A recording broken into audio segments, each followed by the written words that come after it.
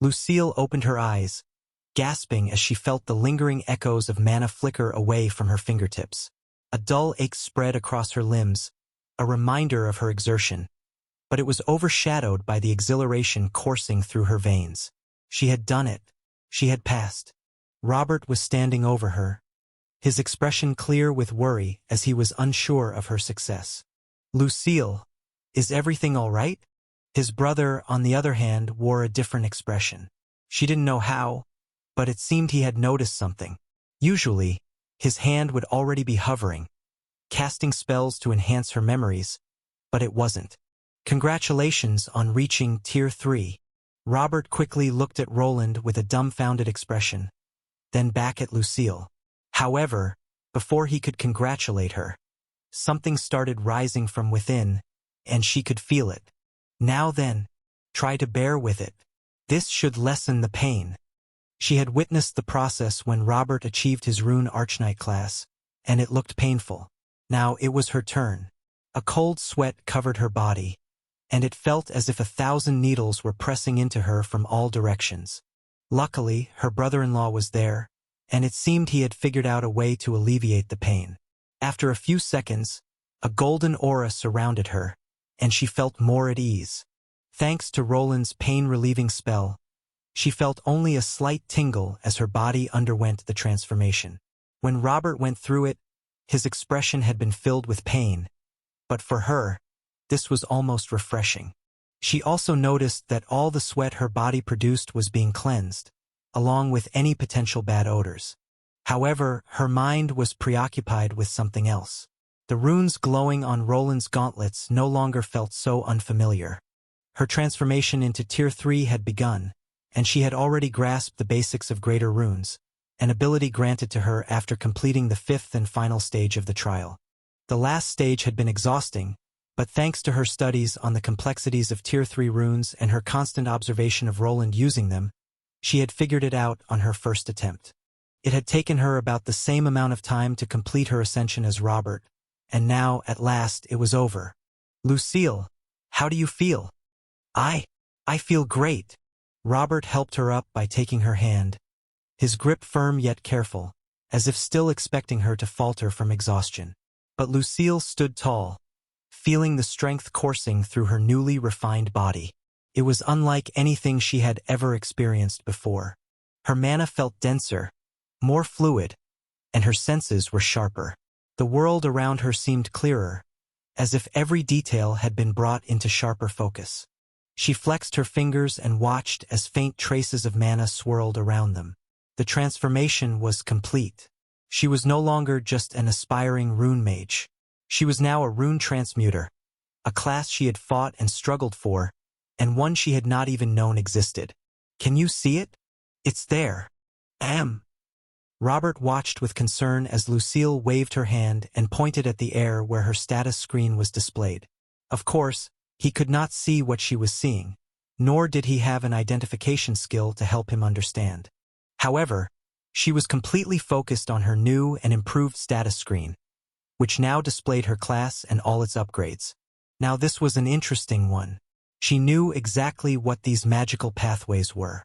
They were essential for almost all high-tier runes since connecting runes through only physical paths was sometimes impossible. With this skill, she would be able to alter their composition, but she was limited to already existing ones, a restriction that runesmiths did not have. This was all she could see of the skills she received from the Rune Transmuter class.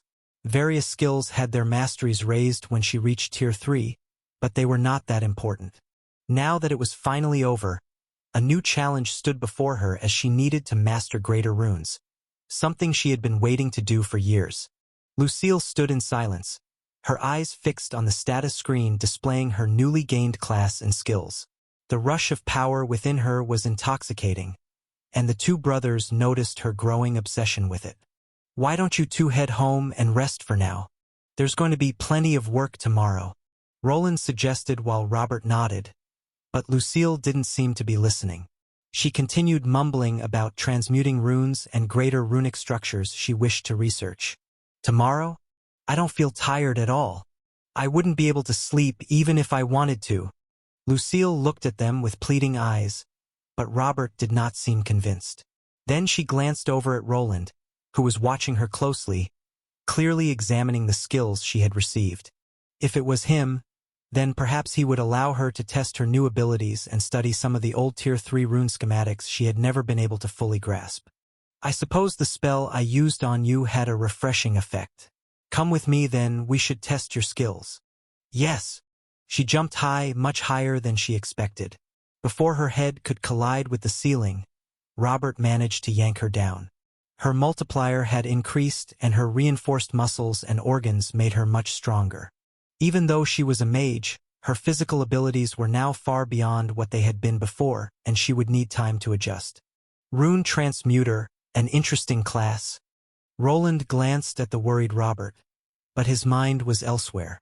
Lucille's new class was intriguing. Though he would have preferred her to have a class that controlled golems on a wider scale, this was not a bad alternative. He already had an idea for a customized weapon she could use, as he had been aware of the Transmute Rune skill beforehand. She still has all the basic control skills, so it should be fine. The three of them walked as Roland analyzed all of Lucille's skills. He was unsure how powerful she could become as a spellcaster, but with a transmuting ability, she was now capable of much more than that. In theory, she could reshape runic constructs to some degree and adapt to many adverse situations, similar to his own runesmithing masteries. The downside of her class was its reliance on external runes, but with him around and his capabilities, he could probably create powerful gear that would make her class shine. His sister-in-law was ecstatic, so he decided to bring her to the training chamber to see what she could do with her new skills. He also wanted to measure her limits. After draining her mana and stamina a few times, she would probably settle down and go home with Robert, who still seemed concerned about her well-being. Fine then. How about you show me exactly how that transmutation skill works? Of course. They set up a series of tests for her. The first involved having her adjust runes on metal plates, changing them into different forms. Roland had Sebastian measure her speed, mana wavelength, and anything else he could with his detection skills. Interesting. In some cases, this skill seems even better than regular runesmithing. As he watched, he could tell that she used less mana to reshape these runes than he would if he attempted the same. Regular runesmithing required a hammer but could also work with direct mana infusion. The drawback of using mana directly was its immense energy cost. Rune transmutation, on the other hand, consumed far less mana but lacked the same level of detail. The runes were weakened to some extent and could not shift beyond their pre-existing internal components, whereas regular runesmithing allowed him to alter them however he wished. Considering these limitations, it was clear that he needed to develop foundational runic structures that Lucille could use as a base to create the most runes possible. I could probably reduce it to a few fundamental rune structures, but it won't be easy. It seemed he had his work cut out for him, but the power she now wielded could not be underestimated. While she was not yet at his level, her mana reserves were high, and her class significantly reduced the mana cost of runes. Combined with a higher-than-normal stat multiplier, she would be a force to be reckoned with. The other interesting aspect was that she could register a limited number of runes for later use. It was somewhat similar to what Robert could do with his Invoke Runes skill. Store could save up to 5 runes for now, while Load could instantly reconfigure a structure for quick casting. That's enough. You should probably rest now. I'm fine. Ha! He sighed, watching her insist on continuing even after having her mana drained several times. Just go back home. You're making Robert anxious. Only when he mentioned Robert and she glanced in his direction did she finally relent. He handed her another notebook with some basic greater rune schematics, and then she was off, heading home. Another Tier 3 class holder was now in the city, and their power had grown even more. One step closer. But if someone finds out, this could get dangerous. While his forces were expanding drastically, this was becoming a problem. The number of Tier 3 class holders had grown to a staggering level, and if outsiders took notice, they would start asking questions. He wanted to push further, but continuing to train people through the divine runes was impossible for fear of church retaliation. It was one thing to help his brother and those closely connected to him, But expanding this training method to outsiders was another matter entirely. He hadn't disclosed it to people like the guild master, even though the man probably suspected something was amiss. I hope this is enough for the culling. Now, what about that weapon? His mind drifted back to the task at hand.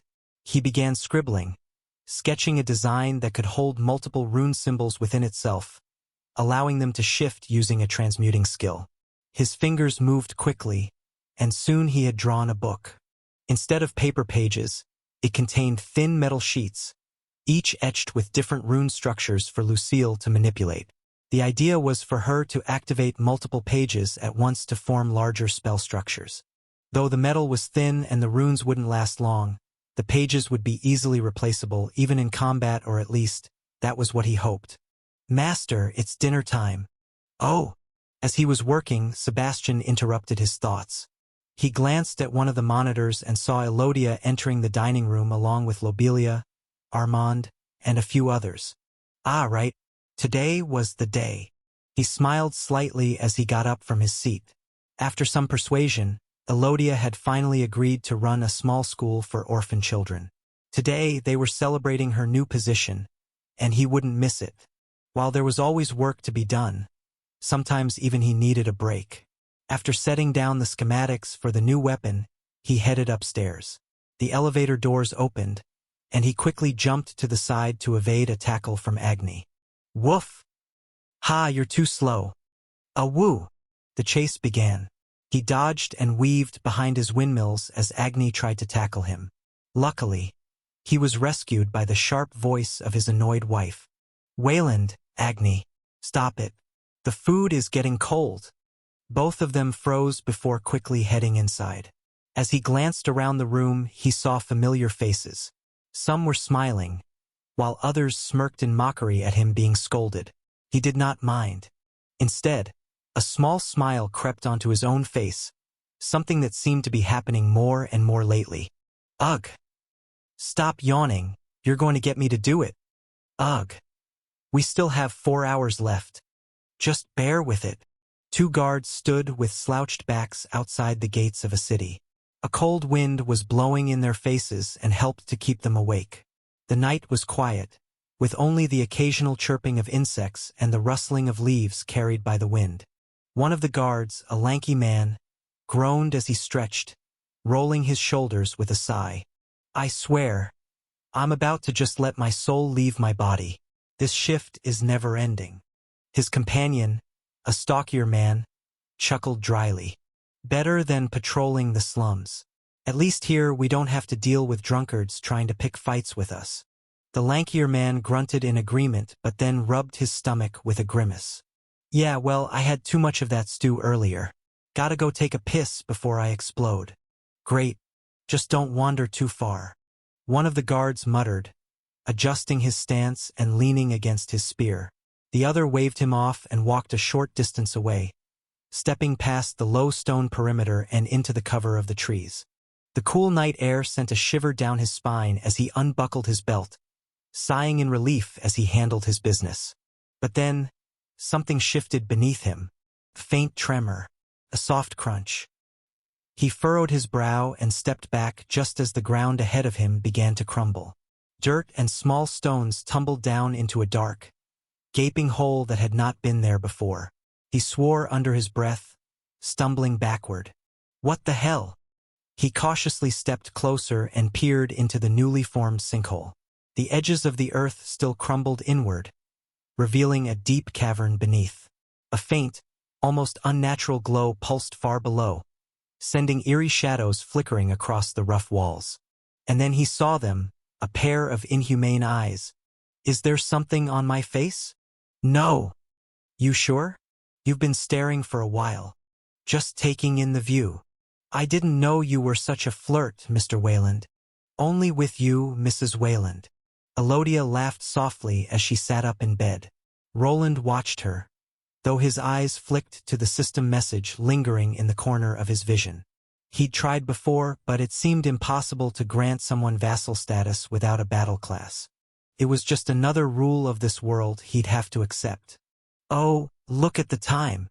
Just as their lips were about to meet, Elodia pulled away, her eyes darting to the clock. There should be some leftovers from yesterday. Just heat them up. I have to go. We're having our first extracurricular activity today. Oh, that was today? MHM. Roland felt a flicker of disappointment, but when he saw the excitement on his wife's face, he held back any complaint. Instead, he got ready to tackle the day himself. A lot had happened recently, and the formation of the school for children was just one part of it. As Elodia stepped outside, 2 guards approached her. A carriage waited nearby to take her back to the city, along with the orphans who were still living at the estate. The scene reminded Roland of his past life, as he also rode the bus to get to school on time, always rushing to avoid being late. Things have been going smoothly lately. With the house now empty, he decided to check on what was happening in the city. Nearly a year had passed since he rescued his brother and Lucille, his brother's wife. It had taken a few months for them to settle in, but now both served as respected knight commanders in the Valerian army. I'll just grab a few sandwiches. Should be enough for now. After grabbing some food from his version of a refrigerator, Roland headed down into his workshop. Rows of screens lit up to greet him, the sterile overhead lighting reminding him of the kind of office spaces people spent their lives trapped in. As he munched on his breakfast, his eyes scanned the screens, monitoring the movements of his allies. Durendal had become one of the leading knight commanders in Arthur's army. Robert now acted as his right-hand man, handling most of the logistics and responsibilities that came with the role. With them managing the military side of things, Roland had been free to focus on leveling his own skills, though progress had slowed lately. While he'd managed to keep leveling, the pace had dropped off sharply.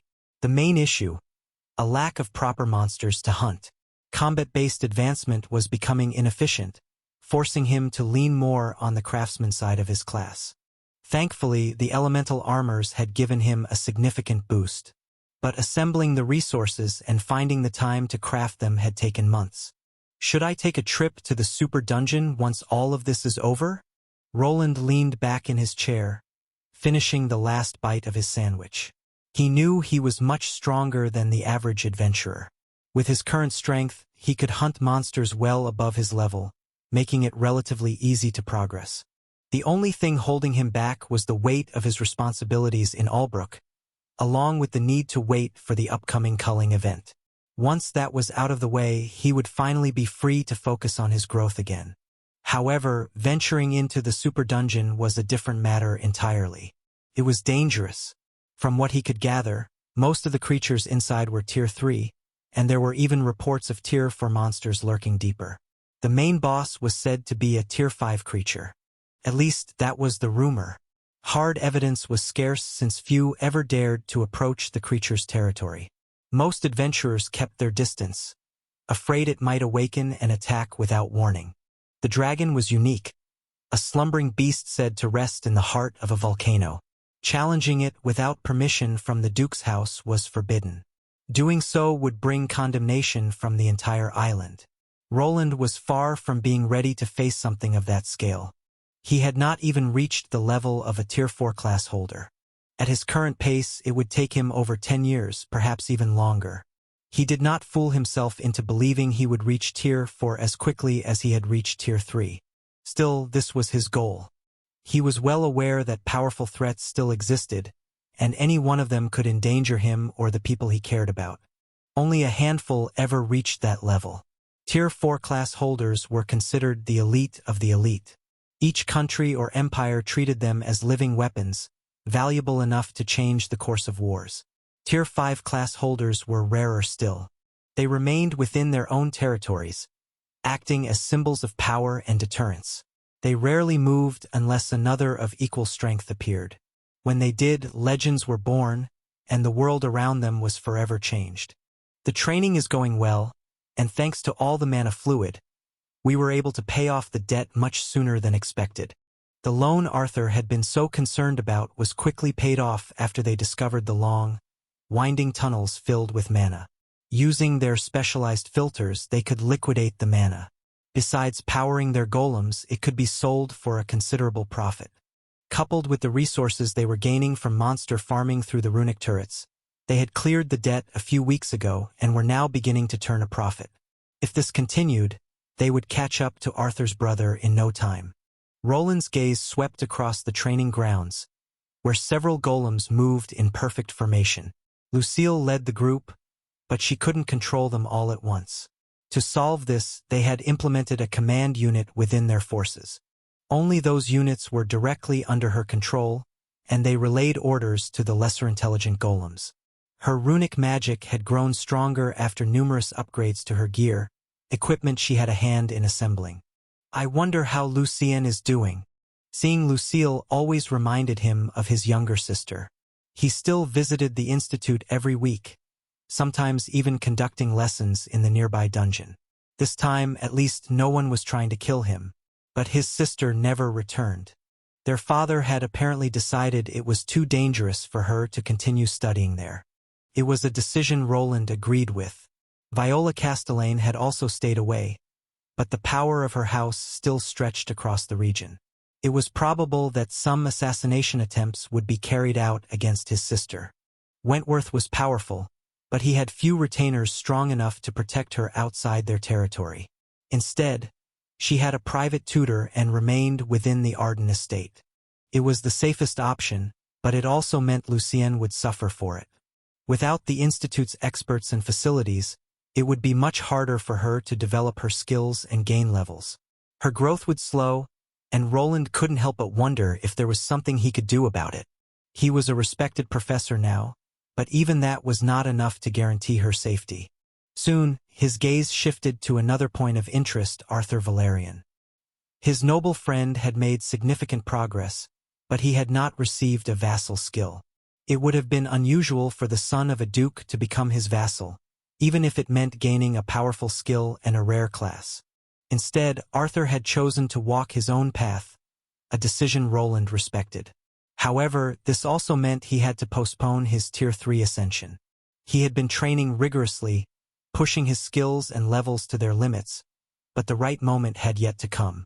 It was unknown to Roland what class Arthur was aiming, but it seemed to require some skill books that were hard to come by.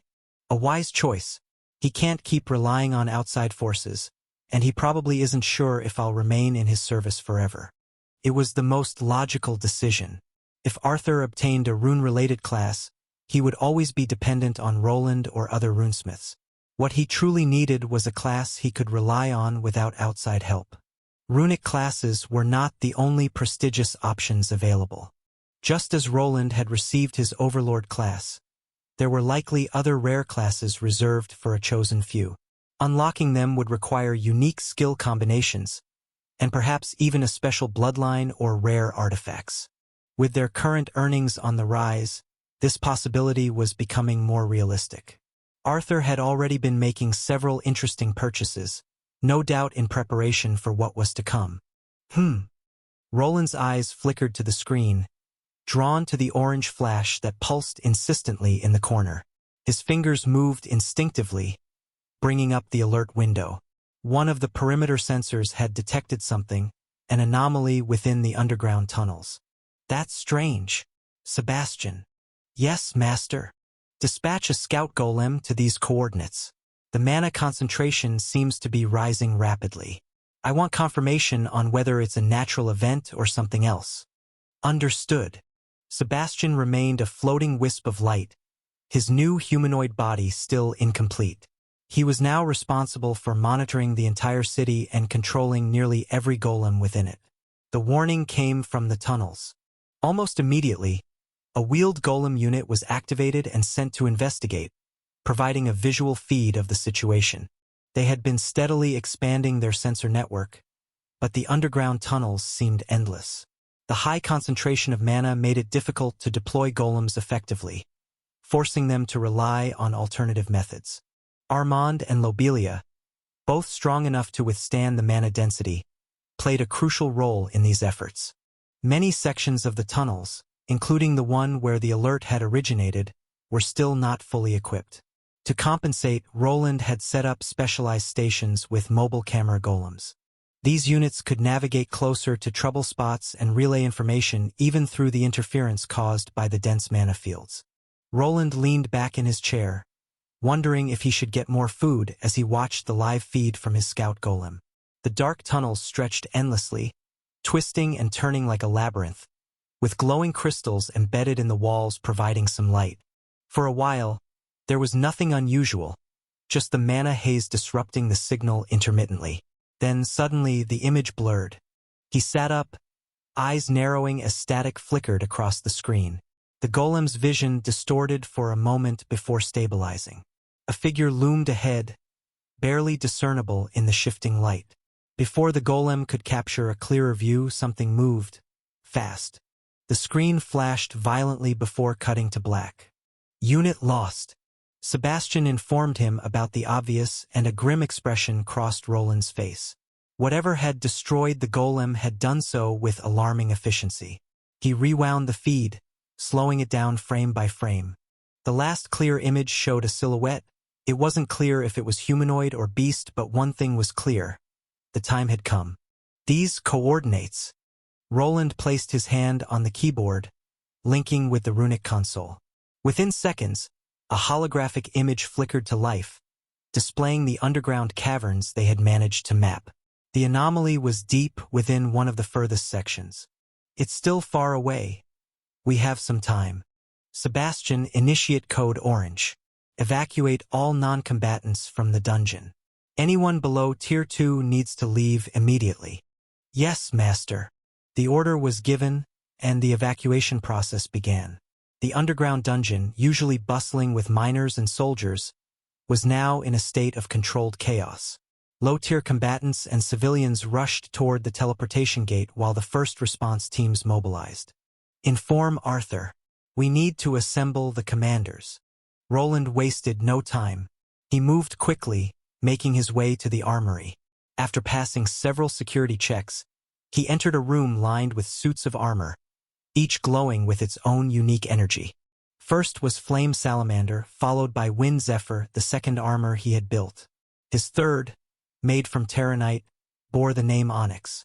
Two more suits stood beside them, each representing another elemental metal he worked on.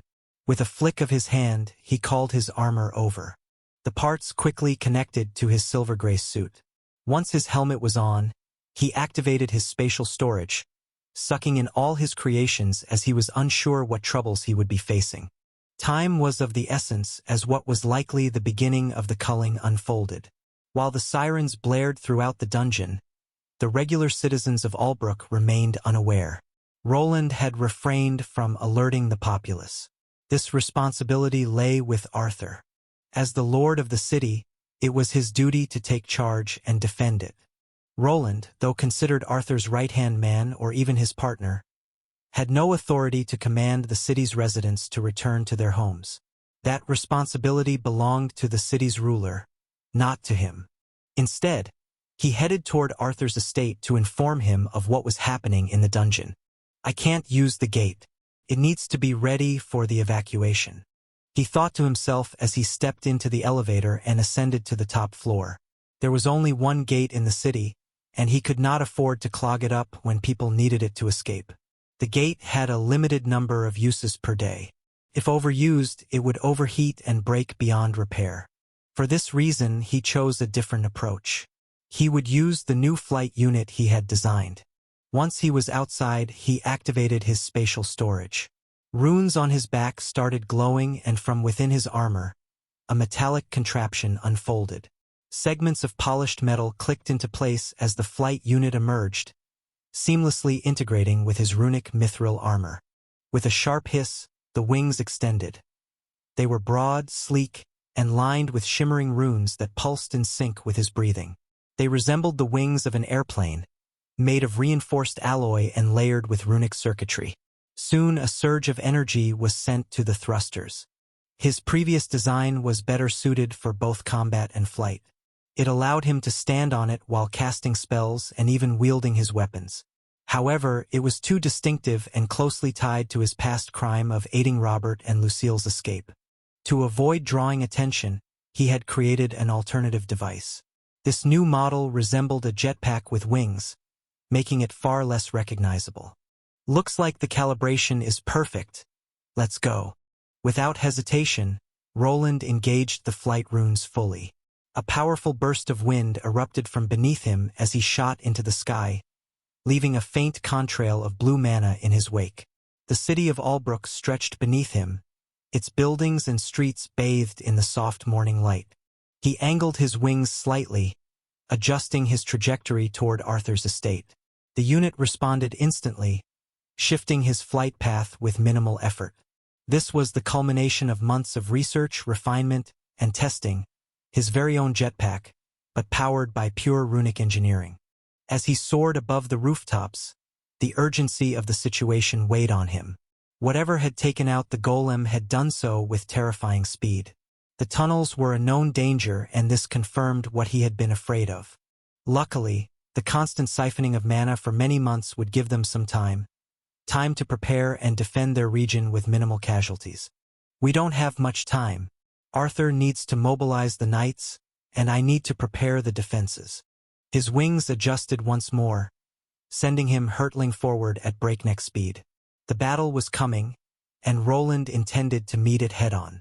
Look up in the sky. Is that a bird? Is it a wyvern? Not it's Lord Wayland. Roland cut through the sky, his runic flight unit muffled by a silencing spell as it propelled him toward Arthur's estate. The people below raised their heads and shouted, many waving energetically. It was still something that he was getting used to, but his reputation with the population was rather good. Many of them attributed the current state of the city to his presence. As he whizzed by, he took a moment to look at Albrook below him. It had been many years since he arrived here, and the city was almost unrecognizable. What was once a settlement devoid of proper infrastructure had transformed into a thriving hub of innovation and prosperity. The roads were paved, the markets bustling, and stone buildings lined the streets, many of them enhanced with runic technology. Defensive walls were lined with automated turrets, all powered by runic generators. On the streets, various golems strolled around, some part of their military unit and others just assisting people with their work. Roland exhaled as he increased his speed. This was his home now, and he wasn't about to let anything threaten it. After around a minute, he reached Arthur's estate, his arrival heralded by a gust of wind as he slowed down and descended. The guards barely had time to react before recognizing him, stepping aside to let him pass. He landed smoothly on the main grounds before Arthur's mansion and deactivated his flight unit, which was retracted back into his spatial storage. Mary along with Arthur were exiting the estate as they had already been alerted of the issues. Sir Wayland.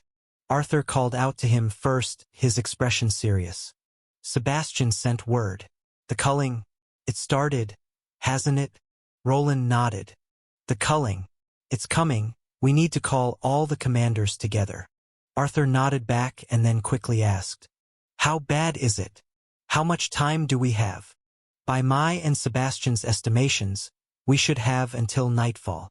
Roland could see Arthur exhale, his shoulders easing slightly, but his expression remained tense. Nightfall gives us some time, but not much. We need to act fast. Yes, we should follow the plan. Indeed. I should go make the speech then. Is that device ready? Roland nodded. Luckily, we managed to assemble it a few weeks ago. It's ready. Great. Gather the commanders then. I will be with you shortly, my friend. Both men nodded at each other and headed in different directions. Arthur moved back into the estate, while Roland headed to a specially prepared war room for such an occasion. With his rank as High Knight Commander, he could call all the officers there and inform them about the current situation. Arthur, on the other hand, needed to inform the populace about what was coming and enforce martial law. Arthur strode through the halls of his estate with purpose, his mind already formulating the words he would need to reassure his people. The device Roland had mentioned was a relatively new addition, something they had been testing in secret. Now it would serve its true purpose, to deliver a message to the entire city at once. As he entered the designated chamber, a team of technicians was already making final adjustments to the runic device. The large, circular platform pulsed with energy, its surface carved with intricate symbols that shimmered as they activated. The device was connected to a large runic console, one that would transmit his image directly to the city square, where a large holographic projection would appear above the fountain dedicated to his family. One of the people, a person wearing a butler uniform, turned to him and nodded. "Lord Valerian, everything is ready. You may begin when you're ready." Arthur inhaled deeply, then stepped onto the platform. As soon as his boots made contact, the runes flared, and a soft light filled the room. The area around him glowed as his body was illuminated by a magical haze.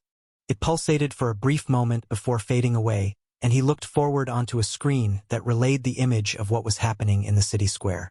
A statue of his father, Duke Alexander Valerian, stood tall, surrounded by the shimmering water of a white marble fountain.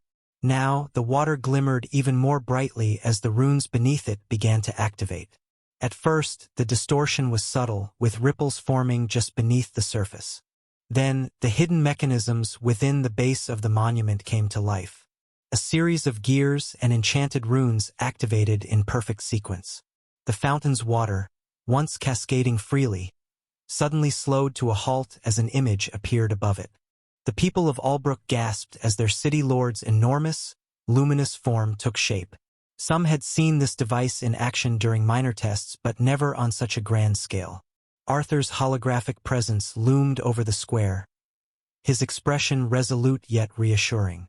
The plaza, once filled with the chatter of merchants and townsfolk, instantly fell silent.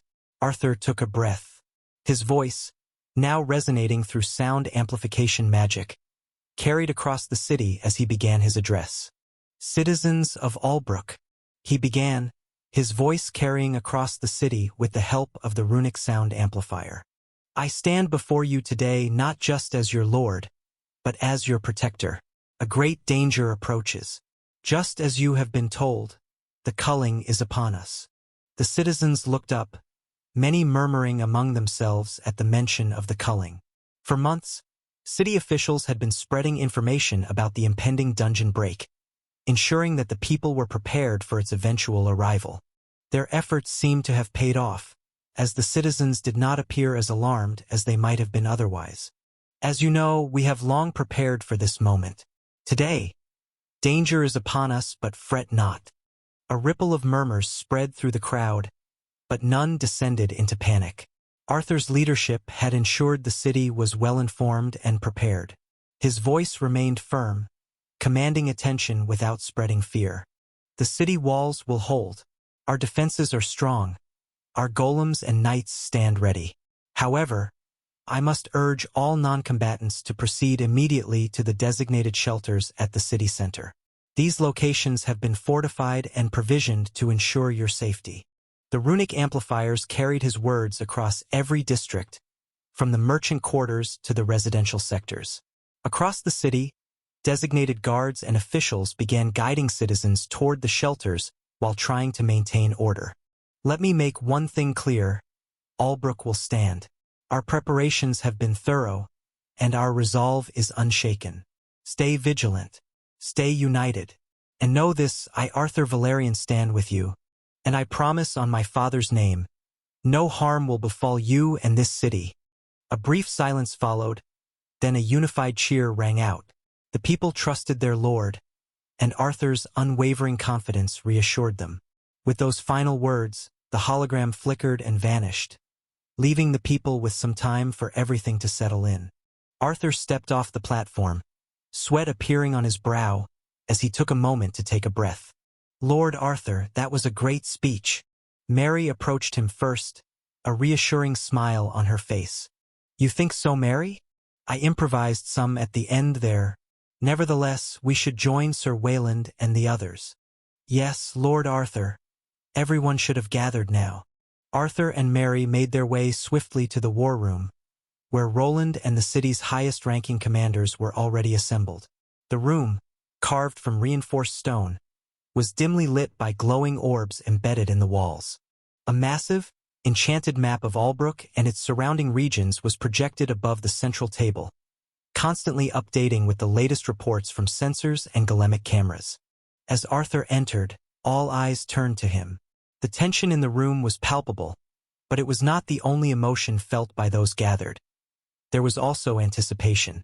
Everyone here had been preparing for months. Their forces had grown steadily over the past year, and now, the time had finally come to reveal what they had been hiding from the world. Roland and the others knew that once the culling was over, Albrook would finally be recognized. With that recognition, however, would come its own set of problems. All the knight commanders from Albrook were here. Just as we predicted, the monsters are beginning to form. Roland, standing at the head of the table, wasted no time. Durendal and Kurt Anna stood beside him, both glancing at the magical representation of the city. Their armor bore clear signs of runic enchantments.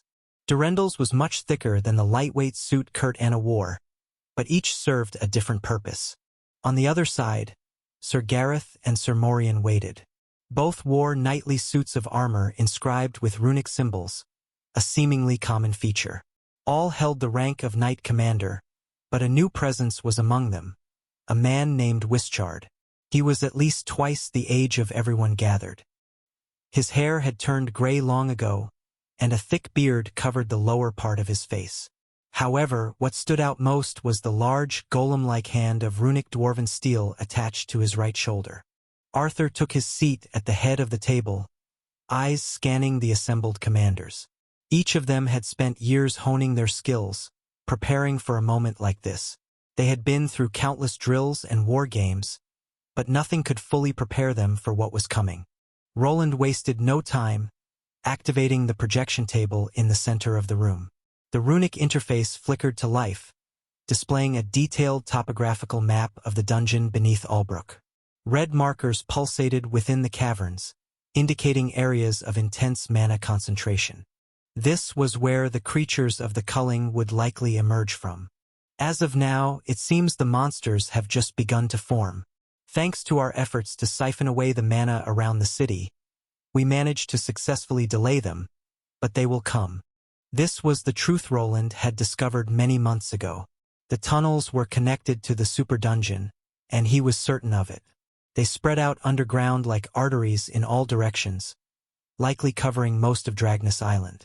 It had been a shocking discovery, but after further investigations, it became undeniable. These tunnels had not formed overnight. They had been systematically created by the dungeon over many years, perhaps even centuries.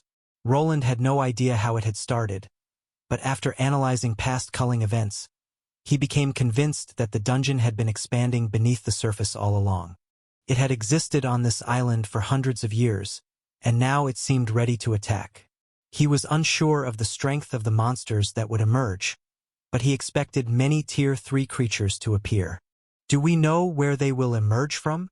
Arthur posed the question, and Roland was quick to reply. There are a few points, here, and here. As he pointed out, the map expanded and shifted to a few parts outside of the city. Where Roland pointed, a bright red dot appeared to display areas where the dungeon's mana was at its highest concentration. These would be the primary emergence points for the large dungeon break that was called the culling.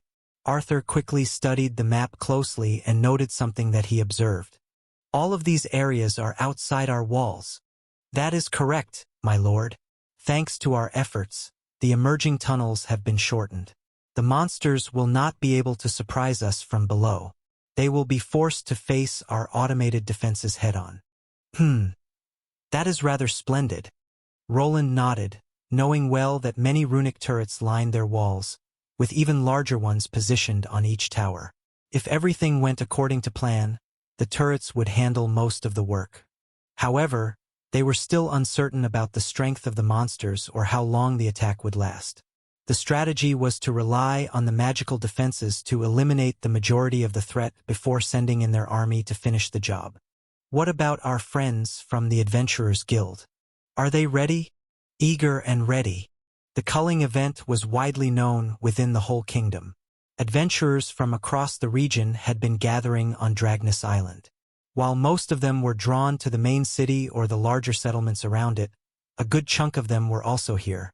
Some came for glory, others for gold, but all knew the stakes. The Adventurers Guild had already set up a command post within the city, working alongside the knight commanders to coordinate their efforts. Orden, the guild master, had been earning quite a fortune this year. A significant amount of coin had found its way into his pockets for withholding information about the last level of the dungeon, which was now under their control. Only those directly approved by him were allowed to venture into that level and face the final boss. Even then, most of the area was used by his people for resource gathering and training, leaving the adventurers with a dungeon that lacked a proper boss. Good. Now let us discuss.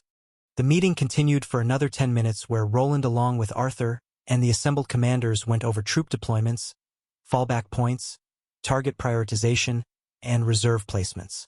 They strategized with brutal efficiency as time was of the essence. As the meeting concluded, the magical map slowly dimmed, retreating into the runic table. People began standing, some exchanging quick nods or final notes before departing to their assigned roles. The mood was tense, but there was no panic instead, only a resolve to achieve victory.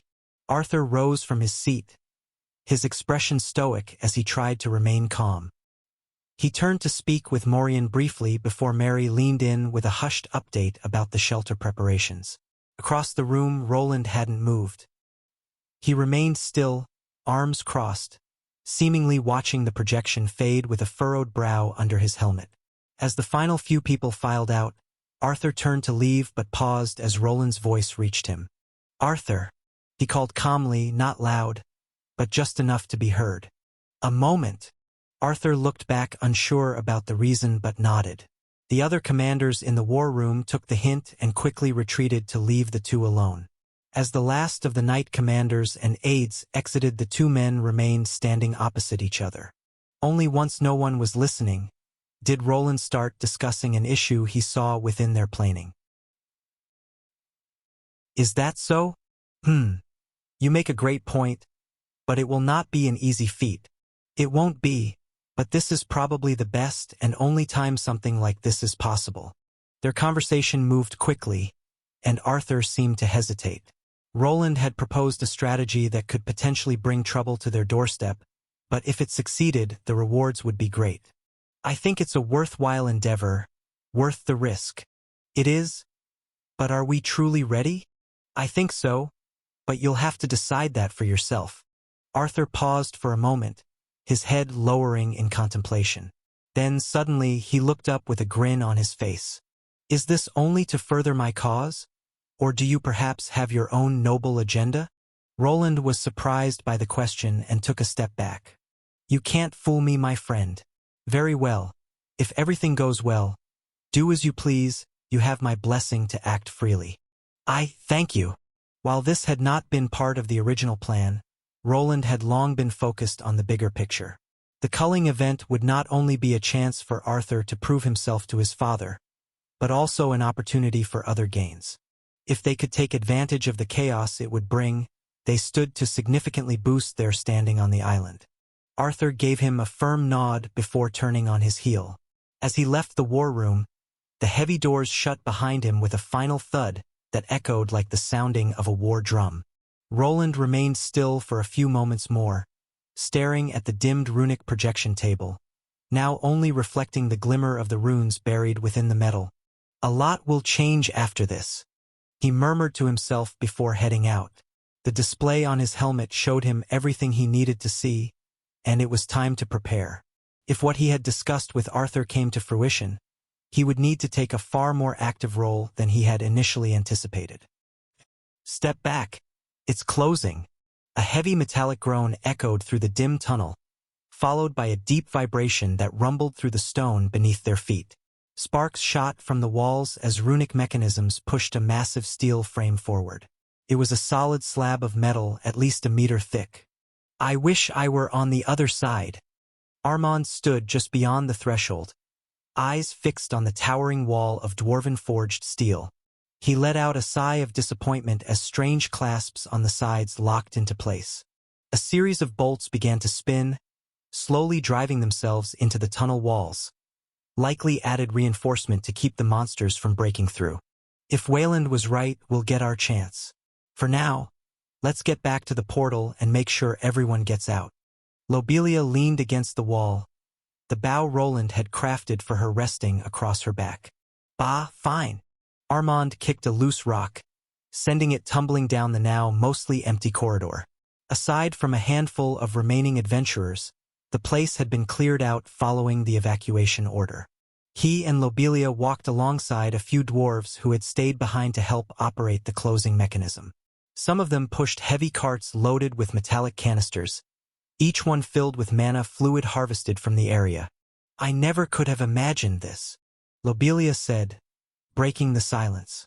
Her voice carried a hint of admiration. "Huh? What do you mean?" Armand, lost in thought about the monsters that might appear, turned to her with a curious glance. "This whole thing," she replied while gesturing around.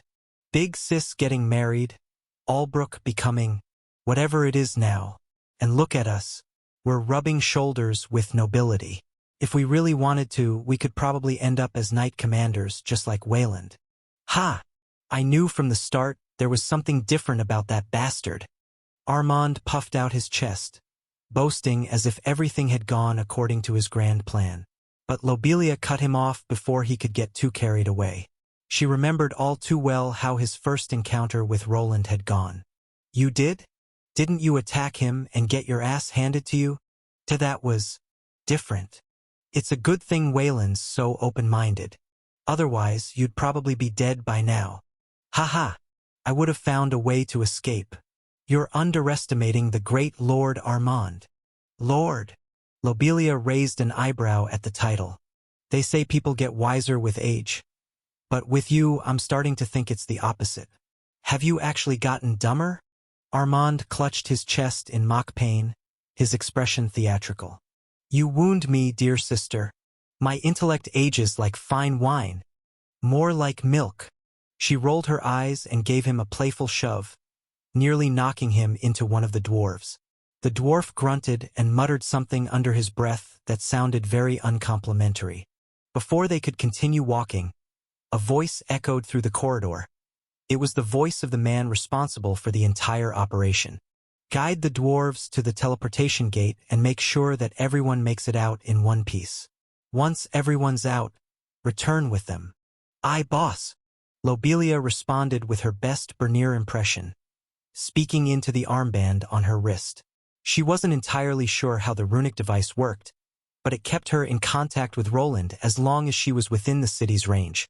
It was both fascinating and a little unsettling how he could keep tabs on them from afar. "Are the monsters coming? Will we get a grand battle?" Armand leaned in close to her wrist, trying to listen in. She immediately kicked him away with an irritated scowl. "You've got your own wrist thing, you big oaf. Don't spit in my ear." Lobelia rolled her eyes again, but a faint smirk tugged at her lips. Despite all his antics, Armand had a way of keeping things light, which was something they all needed now. Even as a Tier 3 archer, she felt the tension creeping in. From what she understood, this dungeon break would not be like the others. It was going to be worse. More powerful monsters, more chaos. Behind them, the corridor groaned once more as the last of the dwarves hauled their carts past the second reinforced door. "Is everyone out? Great! Close it. Hey, what about that thing? Are we just leaving it in there?" Armand pointed toward a strange contraption hidden beneath a heavy cloth. Something dark stuck out from under the covering, its surface marked with a zigzag pattern he did not recognize. "I guess so. If it wasn't supposed to stay, he would have said something. Let's just go." The massive door slammed shut with a thunderous clang, followed by the familiar hiss of the locking mechanisms they had seen previously. With the task complete, the group began making their way out. The monsters inside the dungeon had already been eliminated by the automated turret systems, leaving the area temporarily secure. In time, Armand, Lobelia, and the remaining adventurers reached the teleportation gate.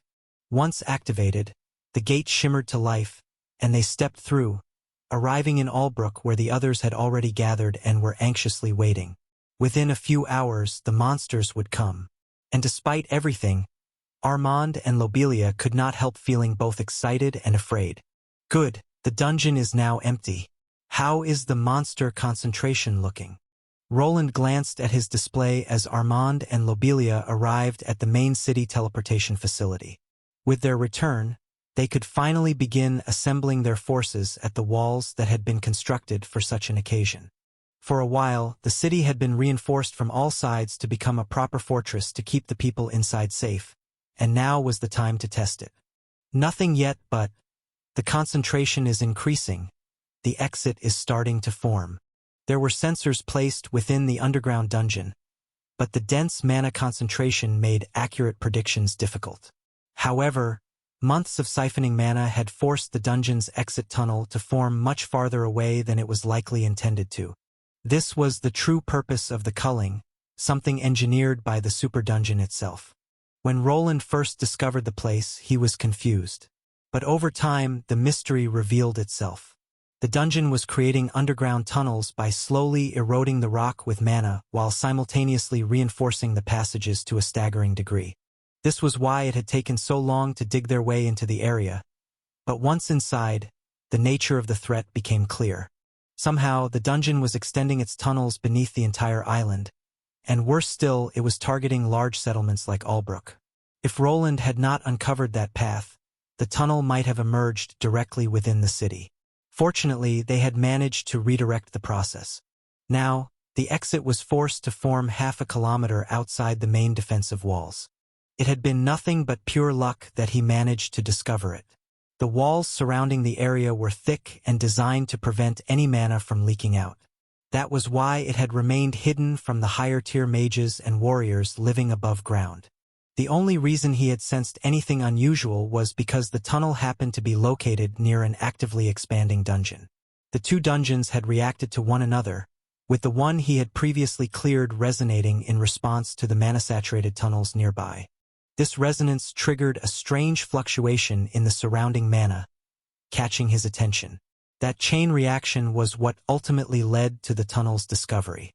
Are the entrance points designed to collapse after the last monsters make it out? Is this really something planned by a dungeon core? Roland pondered the question as he made his way toward the main command tower, where Arthur had already arrived. He had only interacted with a single dungeon core before, and that one had shown no sign of being capable of such complex strategies. What he was facing now felt entirely different. This dungeon had crafted a plan so elaborate that it had fooled everyone for hundreds of years. And the worst part was, he still was not sure if this was the final stage or just another part of a larger test. Perhaps the true goal was not just this island. Maybe the dungeon was preparing to expand across the entire continent. And if that were true, then perhaps the whole world was next. A gold coin for your thoughts. Roland's thoughts were interrupted by Arthur, who now stood beside him clad in a fully enchanted suit of armor. At his side was Mary, his ever-loyal guard and the leader of their information-gathering network. He looked quite royal. The suit was made out of pure mithril and had blue accents. When this is over, we might have to show the underground to your father. Or at least parts of it. Arthur's eyes widened slightly. His father was still a sensitive subject. Even so, the threat posed by the dungeon was undeniable. If they left it unchecked, it could become a disaster. Still, perhaps they could delay revealing the full truth. It all depended on how far the dungeon had already spread. Might. Yes, perhaps we can postpone it and turn the situation to our advantage. But first, we need to get through this. Indeed. Let us discuss this issue after we get through this. Both men nodded to each other, then turned their attention to an interactive magical map. It resembled the one in the Valerian estate, but featured an additional function. It could project troop placements in real time. Their soldiers were marked by green spheres, while any detected monsters appeared as red. To make things even clearer, commanders were represented by blue markers, allowing for quick and efficient coordination on the battlefield. Now then, I hope our friends from the church don't cause us too much trouble. Did they complain about their arrangements? Somewhat. The new paladin leader isn't as easy to talk to as those gentlemen from the Inquisition, Arthur replied as Roland studied the interactive map. In addition to the standard colors, there were two others displayed. Gray indicated common civilians, while yellow represented individuals affiliated with the Solarian Church. After the wedding night incident, the church had taken up residence in Albrook. They had established a small training facility for their holy warriors within the city. The members of the Inquisition who had been present at first had departed to respond to cult activity reported elsewhere in the kingdom. In their place, a new leader had taken command of the paladins, someone far less cooperative. I see. So what did they decide? Roland's gaze lingered on the yellow markers glowing faintly on the map. His research into elemental mana had made it relatively easy to detect individuals with priestly or divine energy-based classes. Most of the yellow orbs were gathered at the church inside the city, while only a few were gathering with their forces. They agreed to heal our soldiers if they get injured, but they refused to participate. Roland nodded and quickly asked a follow-up question. What if the monsters make it into the city? The same, all they care about is their precious church and followers. They will defend anyone that gathers there, but they won't lift a finger beyond that unless they absolutely have to. Arthur's voice was laced with quiet frustration, but not surprise. Roland exhaled, his eyes narrowing slightly as he studied the yellow markers clustered like a shield around the central church building. Typical, Roland muttered. They always protect their own first. Can't say I blame them, but I think we can make them move if we have to. Roland expected this behavior, but he had an ace up his sleeve. Your wolf. Precisely. If they see their holy beast in trouble, even those paladins will act. Thanks to Agni's existence, they had an ace up their sleeve. If the monsters breached the city walls, Roland could rely on Agni, who was currently stationed at the church, to move in and intercept them. The holy warriors would be forced to defend him, even if they didn't want to. Agni's level had surpassed 200 and now far exceeded most Tier 3 paladins. Only the leader of the paladins could match his strength. I just hope he follows the plan, Roland muttered under his breath, remembering the annoyed expression on Agni's face when he told him to stay with the fanatical clergyman. It was clear his partner had no love for their company, but for now, they still needed the church's support. Their presence remained the best defense against cultist activity, which had quieted down since their last encounter. What was that? It's nothing. I'll head out then. Go ahead. I'll be here. Arthur suddenly fell silent, his eyes fixed on the map with an intense focus. Roland wasn't entirely sure what the young noble was thinking, but he could tell that he was nervous. This culling event was Arthur's opportunity to prove himself.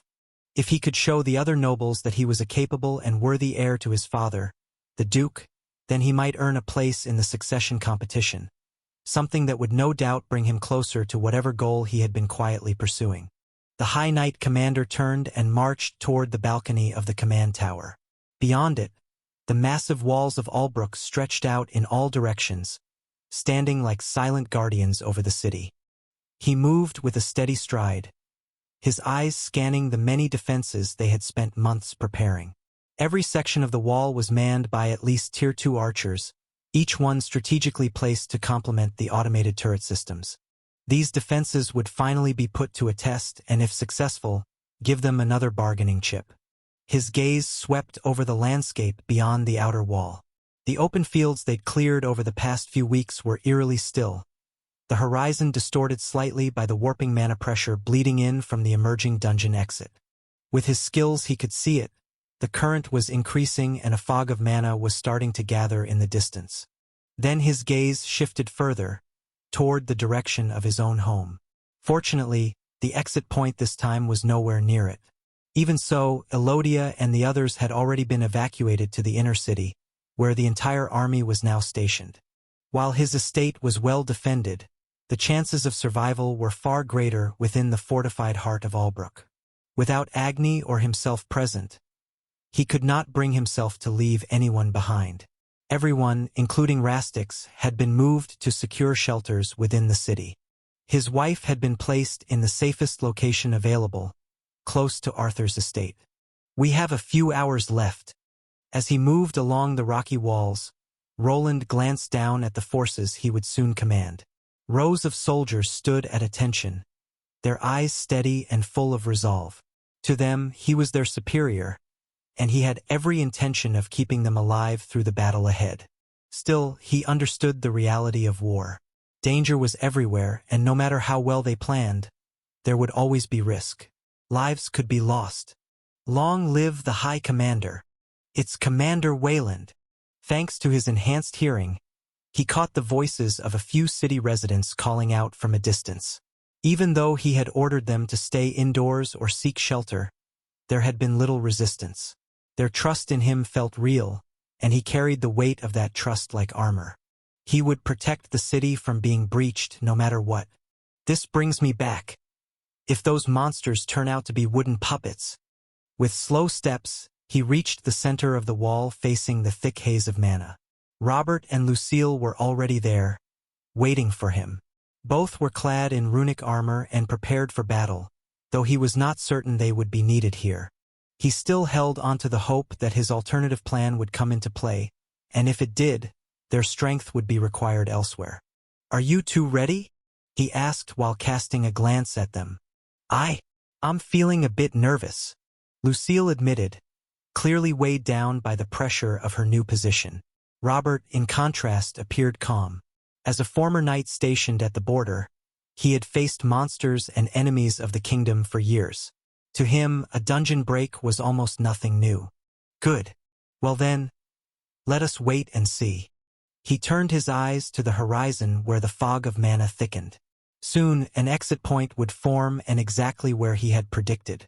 If everything went according to plan, those monsters would not stand a chance. The sun sank low over the horizon, painting the sky with hues of deep purple and fiery red. The last rays of light moved over the battlements and the weary faces of those gathered. Some of the soldiers and civilians began to murmur in soft, anxious tones. Their voices blended with the rustling wind as one of them whispered, "Maybe the High Knight Commander was wrong. Maybe those creatures aren't coming." Has the High Commander ever been wrong before? No, but what if this is just a drill? Some kind of test? They shifted uneasily. They had been standing there for hours. The threat of a dungeon break had loomed for some time, but no one could ever predict exactly when it would happen. Yet their leader had gathered them here as if they had known almost the precise moment it would begin. As the final sliver of sunlight faded, a heavy silence settled over the defenders. Then, suddenly, strange and distant sounds broke through the still air. A low, rumbling vibration trembled beneath the ground and rippled along the fortified walls. Hesitation turned to alertness as the watchman strained to identify the source. *CRK. RK. SHHHK. Asterisk. A sound like bones splintering echoed across the open field, followed by a piercing wail that brought every soldier to a standstill. The fog beyond the walls churned as if something massive moved within it. Something's coming. Look! Scouts in the towers pointed toward the distance. The magical haze, once invisible, shimmered into view for all to see. A burst of blue light surged from the mist as the ground cracked and heaved. Roars filled the air. Some were deep and menacing, others high and piercing. Some figures were vaguely human in shape. Others resembled beasts. The dungeon break had begun. And in that moment, no one doubted the High Commander ever again. For a heartbeat, silence returned. Then came the footsteps. Not from a single creature, but from hundreds. The sound echoed further with each passing moment. As the monsters emerged, their growls rose, growing louder with every second. Soldiers along the wall instinctively raised their weapons. Automated turrets stirred to life, their cannons swiveling toward the distance from where the creatures advanced. The fog parted slowly, revealing the first wave. Large beasts made of twisted stone and chitin stomped forward, their limbs bent at unnatural angles. Their eyes glowed faintly with nothing but malice. Behind them, skittering shapes crawled like giant insects, forming a grotesque carpet of armored bodies that stretched in all directions. Robert was the first one to step forward. His hand rested on the pommel of his runic blade, which he was eager to use. "They've started to emerge. Just give the order, and my troops will make short work of them." His voice brimmed with confidence, but Roland stepped in quickly, cutting him off before he did anything reckless. "There's no need. We'll let the automated turrets handle it for now." These monsters shouldn't be a problem. Most people wouldn't be able to gauge the strength of such creatures, but for Roland, it was simple. The larger ones were a type of golem, crudely formed from a mix of insect parts and stone. They looked like something cobbled together by a deranged scientist, a patchwork of chitin and rock. Behind them came a swarm of smaller creatures, scarabs, centipedes, and beetles, insectoid monsters not commonly found within the Albrook dungeon. Still, they shared one notable trait. None of them were above level 100. Roland raised his hand. The moment had come. Activate the runic turret systems. While he could have done this task by himself, he wished to give the people here a chance to learn how the defenses worked. A few people were operating a console hidden in one of the nearby towers. Once he gave the command, they activated the turrets through a series of commands. Gears shifted, runes flared, and barrels began to swivel and lock onto their targets. Then came the roar of arcane-powered destruction. The first volley struck like thunder. Bolts of searing light flew in a straight line to strike a golem straight in its chest. The creature exploded in a shower of stone, its glowing eyes fading into oblivion. Another beam followed, then another, each one striking a monster and devastating it into oblivion. The sky above the city flared with energy as turret after turret discharged volleys of condensed mana at the oncoming horde. The creatures never had a chance. Explosions of light and fire blanketed the battlefield. Stone and insect-bodied abominations shattered like porcelain, their legs buckling as they fell under the relentless fire. The smaller insectoids didn't fare any better as they were incinerated by runic pulses that cleaved through their ranks in blazing arcs.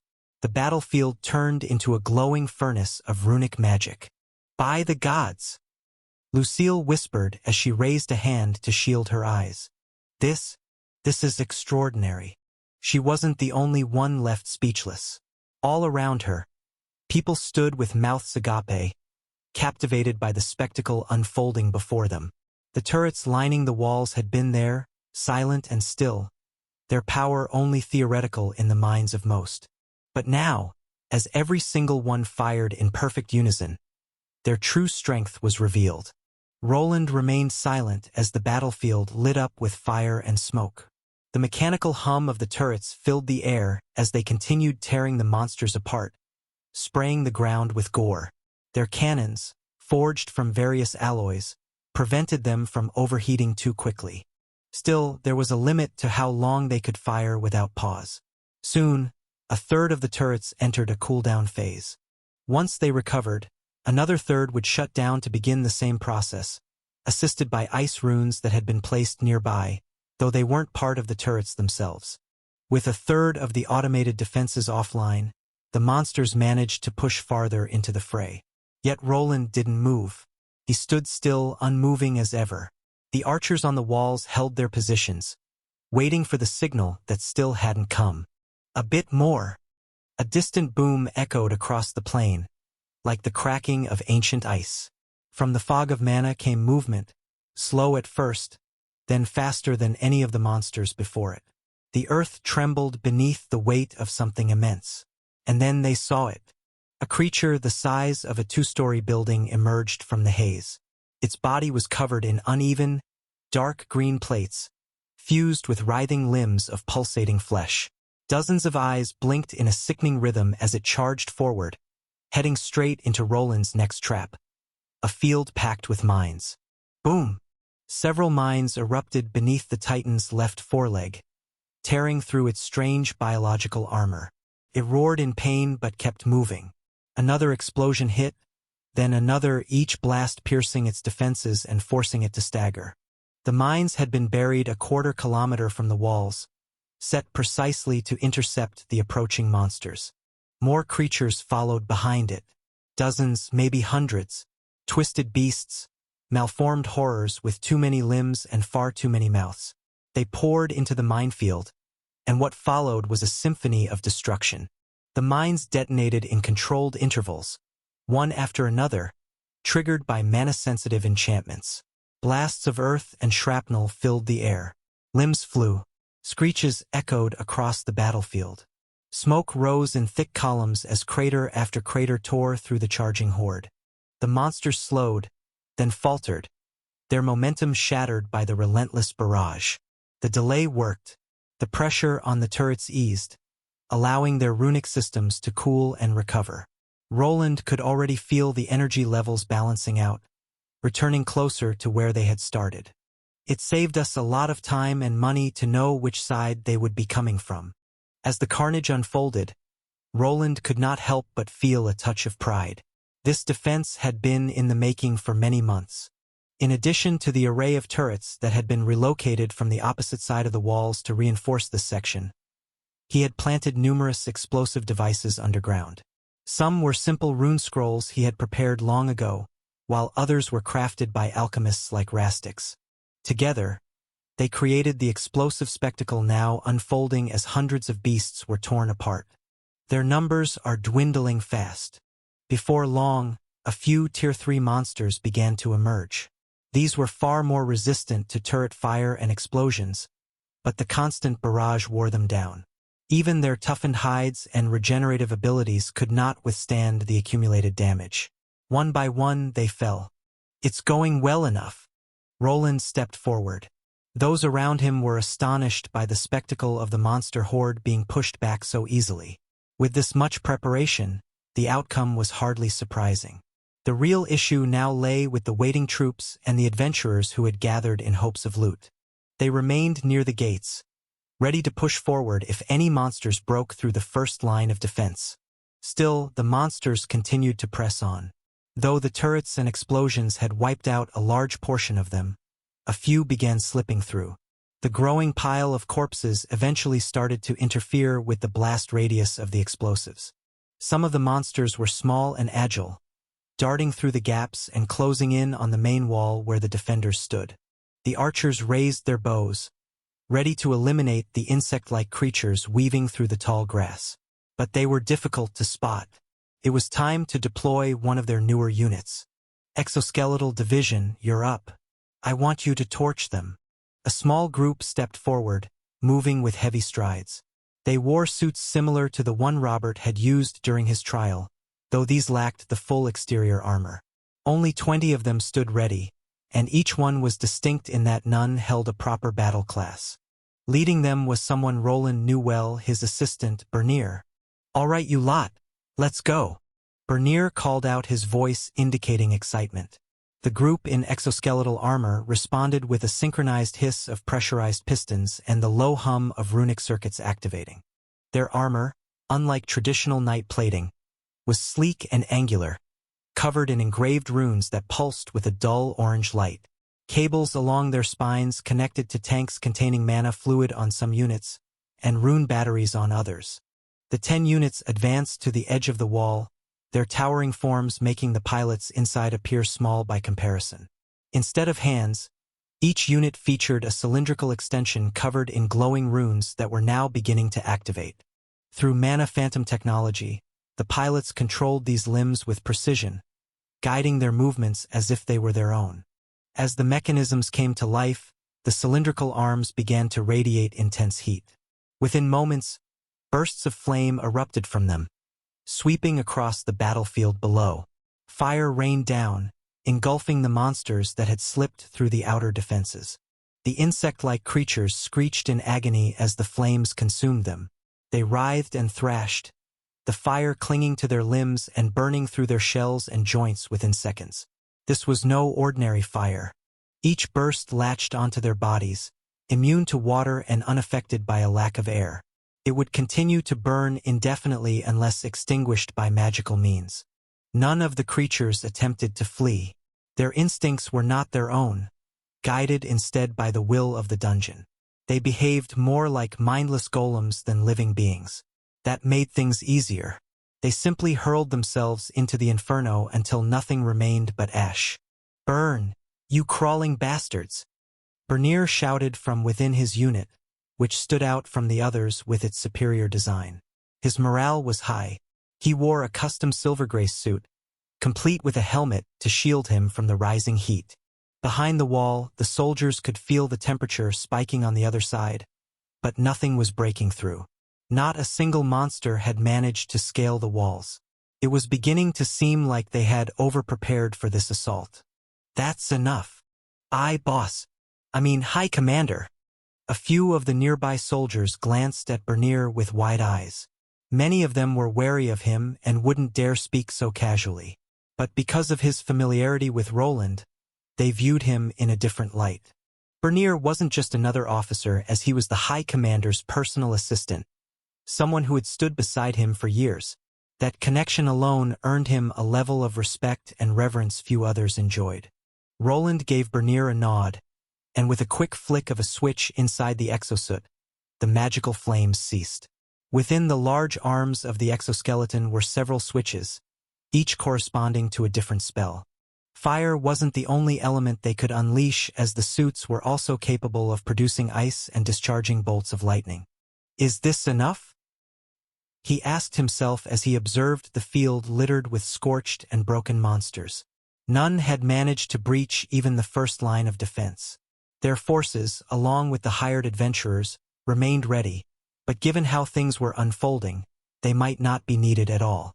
Time was ticking, and Roland had other missions in mind, but the safety of the city and the people close to him took priority. Still, he couldn't help but feel his skills could be put to better use elsewhere. It's the Lord. As he stood deep in thought, Arthur arrived, clad in a full suit of gleaming mithril armor. His long white hair fell over his half-elven ears, and paired with his vivid green eyes, it gave him an ethereal presence.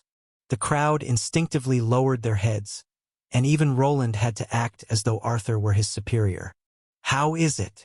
Arthur asked, his gaze fixed on the ongoing spectacle of light and fire.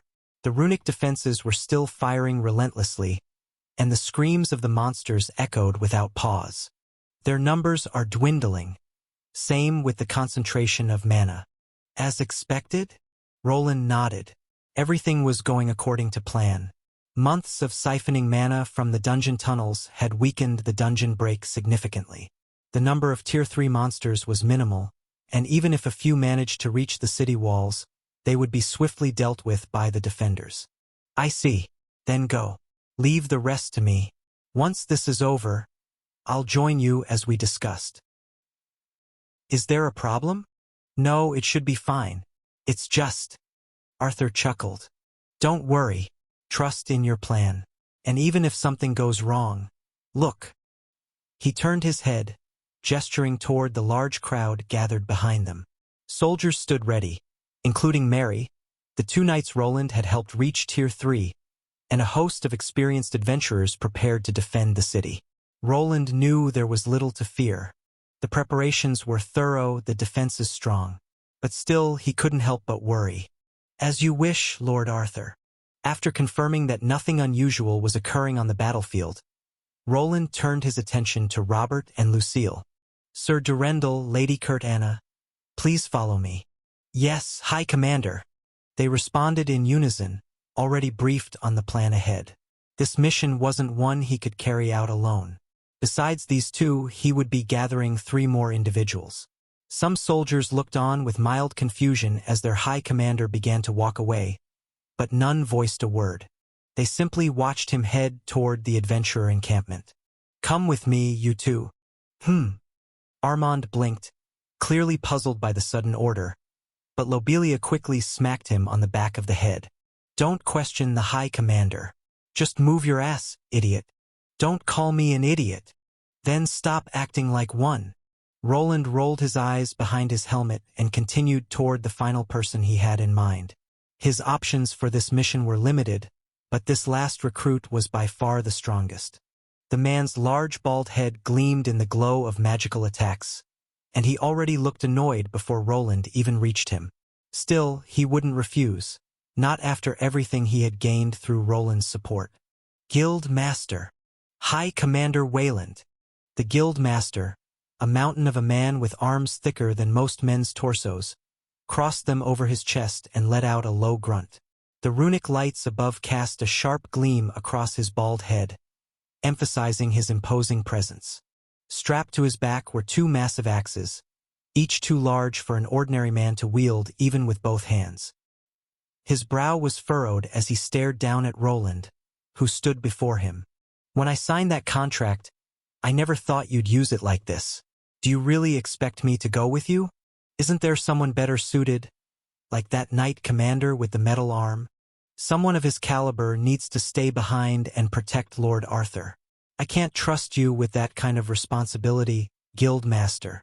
Ha! You think I'm that cold-hearted? Orden asked, barely moving from his stance. Yes. Heh. Well, at least you know me, Orden said, his tone softening slightly. So where are we going? And what about that vixen? Shouldn't she be here too? She was smarter with her contract. Took a bigger pay cut to leave that clause out. Orden went quiet. Roland almost let out a sigh of relief as the guild master's intense stare finally eased. The man had signed several contracts with both him and Arthur. Through them, he had become their partner, not just in moving goods through unsanctioned channels, but in far more delicate matters. Alongside the leader of the Thieves' Guild, Orden had been helping them launder money. Surprisingly, the woman, despite being a known thief, had proven herself less greedy than the guild master of the Adventurers' Guild. Her contract lacked the critical clause that now bound Orden. In exchange for large sums of money, he had agreed to assist them in times of crisis. He couldn't refuse when called upon unless the task was highly unreasonable. This was the easy part. Roland had gathered 5 people so far. Robert and Lucille stood beside him, with Orden now part of the group as well. Armand and Lobelia were already en route, leaving only one person left to recruit. Where they were going demanded highly experienced fighters with powerful abilities. They needed to keep the team small, just a handful of elites as time was critical. Go to the teleportation gate and wait for me inside the dungeon. I'll be there shortly. Yes, High Commander. Robert gave a respectful nod, maintaining the illusion that Roland outranked him. Orden, along with Armand and Lobelia, weren't aware of the truth about Roland's brother, so for now, it was safer to keep up appearances. To them, Robert was just another knight commander serving under Lord Arthur. The group departed quickly, leaving Roland alone. Without wasting time, he turned toward his next destination, the Church of Solaria. They really invested a lot into this church. Can barely recognize it. The grand archway leading into the current Church of Solaria loomed ahead, its ornate structure flanked by towering marble statues. Each one had been painted in gold, reshaped visually to reflect the radiant image of the golden sun goddess. In the distance, a solemn hymn echoed from within as the worshippers remained deep in the middle of Mass. Despite the faint screeches of monsters beyond the city gates, there was no sign of alarm. The congregation seemed undisturbed, likely believing that the armed paladins would shield them from any danger. Halt! Roland was stopped at the entrance by a man clad in gold-colored armor. Although only a Tier 2 class holder, he wore the full plate mail of the Holy Knights, identical to those serving the Church of Solaria. This institution was far more than a place of worship. It was one of the most powerful organizations on the continent, rivaling entire nations in influence and surpassing some in strength. It's the High Commander. As soon as the second guard recognized him, both men simply nodded and stepped aside. Although Roland was not officially part of the church, he was known as the bearer of the Holy Beast, a title that granted him a certain level of reverence and authority within these walls. Once inside, he saw rows of worshippers kneeling in prayer, their eyes closed in devotion. None of them spared him even a glance, completely absorbed in their rituals and hymns. Now then, Agni's shrine should be right there.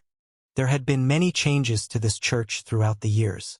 It was not much more than a small cloister when he first arrived in Albrook, but now it was a grand cathedral which had been assembled in only recently.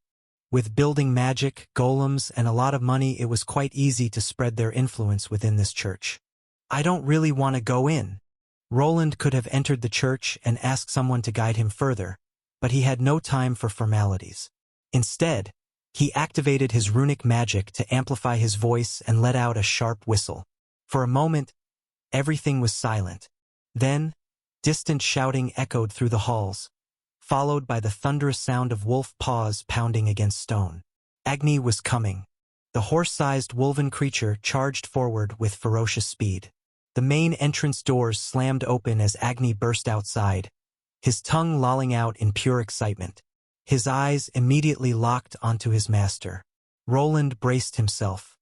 He activated several runes etched into his armor just in time for the impact. Agni collided with him head-on, sending him sliding several meters across the stone floor. "Calm down, Agni." Woof! It must have been a strange sight for the worshippers to witness their so-called holy beast behaving like an overgrown house dog, tail wagging and leaping around with joy at the sight of Roland. Just as Roland was starting to push Agni off him and wiping a bit of slobber from his armor, a heavy clang echoed from within the cathedral. The sacred beast. Where did it go? It just left in the middle of the ceremony and ran outside.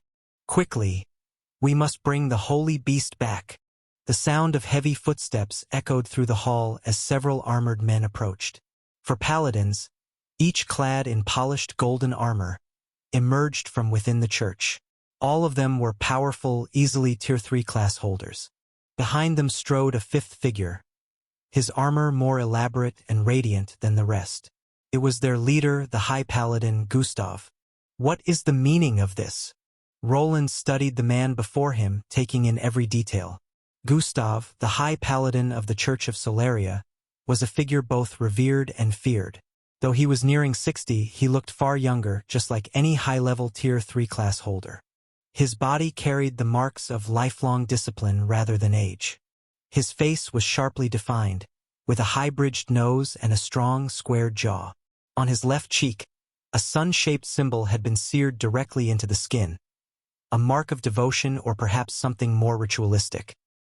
His silver-white hair was cropped short and swept back in precise, orderly rows, matching the gleam of his neatly trimmed beard. But it was his eyes that left the strongest impression. Piercing and golden, as if a fragment of the sun itself burned behind them. His armor was unlike any worn by his fellow paladins. Forged from sanctified alloys created by the church itself. Engraved across his breastplate was the sigil of Solaria. Interwoven into his armor were faint silver runes, pulsing with divine energy and enchantments layered over decades of service. A massive warhammer hung from his back, its handle carved from holy whitewood and wrapped in strips of holy cloth. The head of the weapon, almost absurdly large, bore the etched likeness of the sun, its rays spiraling outward in swirling, flame-like patterns. Despite its weight, Gustav could wield it in a single hand. Those eyes are unsettling. Must be some kind of after-effect of using holy energy. The man radiated authority, and his gaze was sharp enough to make lesser men falter. Still, he was not on the level of the High Inquisitor. To Roland, he was more reminiscent of Gideon, the paladin from the Golden Knight Order who had once served in this region. There was a familiar edge to Gustav's posture and presence, suggesting some connection to Gideon. No doubt, Gideon had already filled his ears with unfavorable opinions. It was clear Gustav did not like him. Even so, at this moment Roland outranked him. Whatever personal grudges the High Paladin held were irrelevant. Agni was his companion, bound to him by the world system, something even the church could not go against. The game-like system was considered a god in itself, a force of nature that dictated how the world operated. "Greetings, High Paladin Gustav. I have come to retrieve my companion." Roland had Agni settle down near his side while he conversed with the man in front of him. Gustav did not respond immediately. Instead, he studied Roland in silence, as if weighing whether it was worth clashing with the High Commander here and now. Around them, the other paladins remained motionless, their gauntlets clenched tightly against the hilts of their weapons. Though none dared act without orders, the tension in the air was thick enough to taste. After a long pause, Gustav finally spoke. "You summoned the sacred beast with a whistle." "I did," Roland replied, brushing a smear of Agni's drool from his chest plate. "There is no time to kneel and pray for half an hour. Lives are at stake." Normally, there was a formal process these fanatics followed to approach Agni.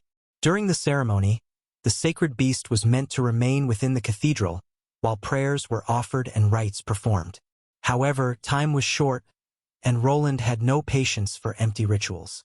He had simply called Agni over, bypassing the entire process. The church members might object to the interruption, but none of them would dare lay a hand on the sacred beast they so deeply revered. Lives? Could you explain? The old man raised an eyebrow, clearly expecting an answer. But Roland had no intention of giving one. Without a word, he turned away. The gesture alone was enough to enrage some of the paladins nearby, who saw it as a blatant insult. 4 of the golden-armored knights reached for their swords, their anger rising. Luckily, Gustav lifted a hand, stopping them with a silent command. "There's no time," Roland said without turning back. "Your sacred beast is needed elsewhere. Once his task is complete, he will return." Agni trotted to Roland's side, letting out a loud snort in the paladin's direction. Then he turned and raised his head high, a motion of proud defiance, as if to remind them exactly who he answered to. Gustav's golden eyes narrowed, but he gave no further protest. There was a long, drawn-out silence as the high paladin's fingers twitched against the head of his massive hammer, considering perhaps a dozen different things he could say. But in the end, he chose to hold himself back. Yet, his gaze remained on the slow-walking beast and remained there until it vanished around the corner. "That went better than I expected." Roland glanced at Agni, who trotted happily beside him, clearly just thrilled to be out for a walk with his master. The creature had no idea how difficult it had been to strong-arm the church into letting this happen. The Church of Solaria held nearly unlimited resources and influence. If they truly wanted to, they could make him disappear under the guise of divine intervention, all to reassign Agni's bond.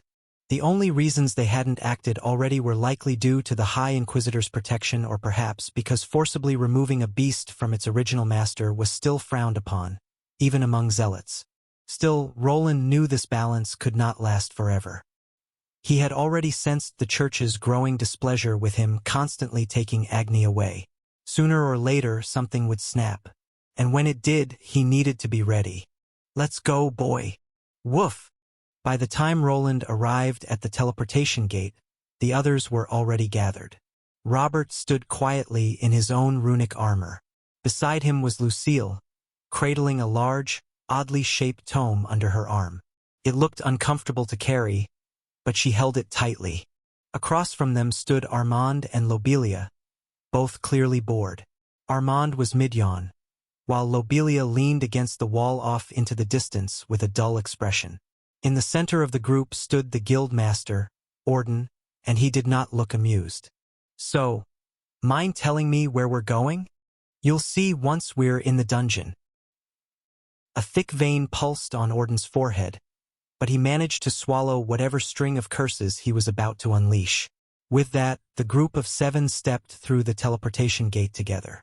In the distance, runic turrets continued to fire relentlessly, cutting down waves of monsters. The screeches of the dying echoed across the battlefield, but it was clear the beasts would not be breaking through anytime soon. They finally arrived inside the dungeon and made their way toward the cleared boss chamber. Only once they were safely within its sealed walls did Roland decide to reveal their destination. Even though the city fell within his sphere of influence, there were still factions, like the church, that had their own methods of acquiring information. It was safer to keep everyone in the dark until the last possible moment. Every minute of the plan mattered. "We're going to Aldbourne?" Orden asked, furrowing his brow as he walked beside Roland. Armand, on the other hand, didn't seem to care. He barely even seemed to remember the name as he strolled along with casual disinterest. The others, however, exchanged knowing looks as they had already been briefed on the preliminary details. "Yes, but through here?" Orden asked, glancing around the dungeon chamber with visible skepticism. Before long, they reached the once-sealed entrance to the deeper, excavated part. "Guild Master," Roland said, turning to him, "you're already familiar with the tunnels beneath this place, right?" "Yes, I am, but what about them?" "Wait." Orden's eyes widened as realization hit. "You want to enter them now? While a massive dungeon break is happening above us? Are you insane?" The large man looked genuinely stunned, his voice echoing in the chamber. His reaction stood in stark contrast to the rest of the group. The other 5 didn't flinch. No one looked nervous. They were calm, composed, and even ready. Something like that, now let's go. The runes etched into the entrance door began to glow, pulsing softly with energy. Slowly, the mechanisms securing the door started to shift, and the bolts turned in reverse. Within a minute, the door creaked open, revealing the path ahead. The group moved forward toward a large device tucked away beneath a heavy cloth. As they approached the long object, Orden's scowl deepened. With each step into the tunnels, his muttering grew louder. I swear, Wayland, if this goes south. Relax, Guild Master. Roland replied calmly. Everything's under control. The outer tunnel hasn't filled with monsters. The constant siphoning of mana down here prevents them from forming anything too hazardous. Orden didn't look too convinced. But why use these tunnels at all? Because it gets us to our destination faster, Roland said, glancing over his shoulder as they conversed. And more importantly, no one will know we went there until we complete our mission. If Theodore notices and sends out troops before we can finish, it will be all for nothing. The large man still didn't understand what any of this was about, and once Theodore Valerian's name was mentioned, he wanted nothing more than to run away. However, he had already signed a contract, and if he left now, he would lose more than he was willing to risk. Roland quickly stepped forward, grasped the edge of the cloth, and gave it a single, firm pull. The cover fell away, revealing something quite strange. At first glance, it looked like a kind of metallic carriage or chariot, but it had 6 wheels along the sides, wheels unlike anything he had ever seen before.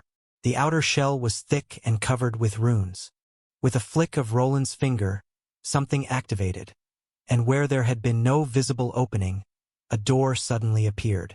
Now then, get in. Lord Valerian. Speak. A man with a large metal arm knelt before Arthur Valerian. As he rose, another oddity came into view. A glowing artificial eye, its surface laced with fine runes that pulsed in a slow, steady rhythm. Was it wise to let the High Commander leave? What if the monsters break through? If that happens, Sir Wishart, Arthur replied calmly, you'll finally get a chance to test that new arm of yours. But even if not now, be ready. The real battle is coming soon. Yes, Lord Valerian. Sir Wishart gave a short bow and turned to leave, his face without emotion. All around him, controlled chaos unfolded. Runic turrets fired in carefully measured bursts, cutting down waves of monsters as they surged toward the outer defenses. Mines detonated with fiery violence, shaking the ground with every explosion. The exoskeletal units bathed enemies in flame, clearing entire clusters in moments. The archers had yet to be called, waiting patiently on the walls, and despite the monsters' advances, the tide seemed to be slowing. If things go as Roland predicted, it shouldn't take more than a few hours. Arthur's gaze wasn't on the battlefield anymore. He looked far beyond the dying monsters toward a distant city, a place that would become his next opportunity to prove himself. You want me to get in that? Yes. The large, bald man rubbed the back of his head as he stared at the strange mechanical contraption in front of him. His expression made it clear he wasn't exactly thrilled. It looks like a coffin with legs. Roland didn't bother to argue. The prototype was rough and bulky. The angular armor plating gave it a crude, blocky silhouette, somewhere between a box and a wedge. 6 thick, black wheels lined its sides, each crafted to resemble the tires he remembered from his original world. They weren't inflated with air. Instead, they were made from a layered rubber-like substance in a flexible pattern designed to compress under pressure. It wasn't perfect, but considering the limitations of this world, it was a remarkable feat. The vehicle ran on a custom-built runic engine, capable of drawing power from either mana fluid or Roland's original runic batteries. Think of it as a mobile golem, he said, stepping toward the open door. It'll get us there a lot faster than walking. Haha. I didn't know you were such a coward, guild master. Before Orden could respond, Armand stepped forward with a smug grin and casually shoved past him. A thick vein on Orden's forehead bulged even more, his jaw tightening as he was brushed aside by his former disciple. Roland watched the exchange with mild curiosity. He wasn't entirely sure, but it seemed Armand still harbored some resentment over the past. After all, Orden had cast him out following his defeat to Roland years ago. Now, having risen to a Tier 3 class, Armand might finally feel bold enough to push back. The fear that once kept him in line seemed to be fading, replaced by something like pride or maybe even spite. "Aren't you overthinking things again, Guild Master? When has our Wayland ever let us down?" Lobelia stepped in right after her brother, tossing a glance over her shoulder with a slight grin.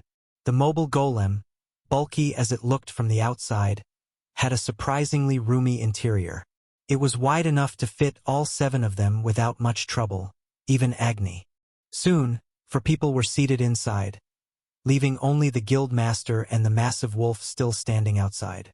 Orden crossed his arms and muttered something under his breath, but in the end, the weight of collective social pressure wore him down. He entered with the others, taking a seat next to Robert, who sat in the middle. Robert acted as a barrier between the guild master and his former disciple, while the 2 women sat opposite them. "Agni, no. You're not sitting there." "Awoo." Agni froze, ears perked, and confused.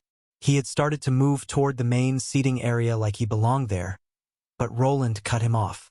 Agni was still as large as a horse. The seats were not made for someone of his size. "You've got your own spot. In the back. Go on." The Sunlight Wolf gave an unhappy snort, clearly unimpressed with being separated from the rest of the group. Roland gave him a few nudges and eventually Agni gave in. With a reluctant shuffle, he climbed into the rear compartment designed specifically for him. A moment later, a pair of wolfen eyes peeked through a small opening between the cabins. Lobelia leaned forward and gave him a scratch behind the ears, which made his ears perk up and his tail thump against the metal floor.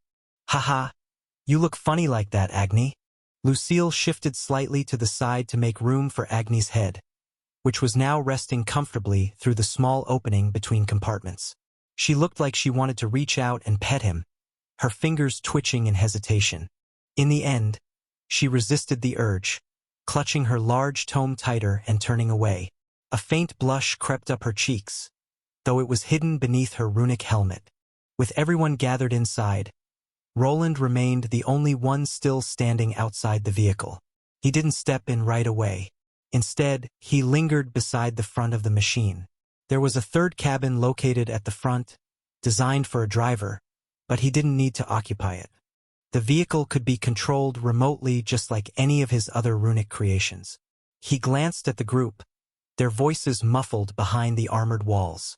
Then he looked ahead, toward the dark path leading through the tunnels. It was time to move and fulfill the next part of the plan of getting to Aldbourne.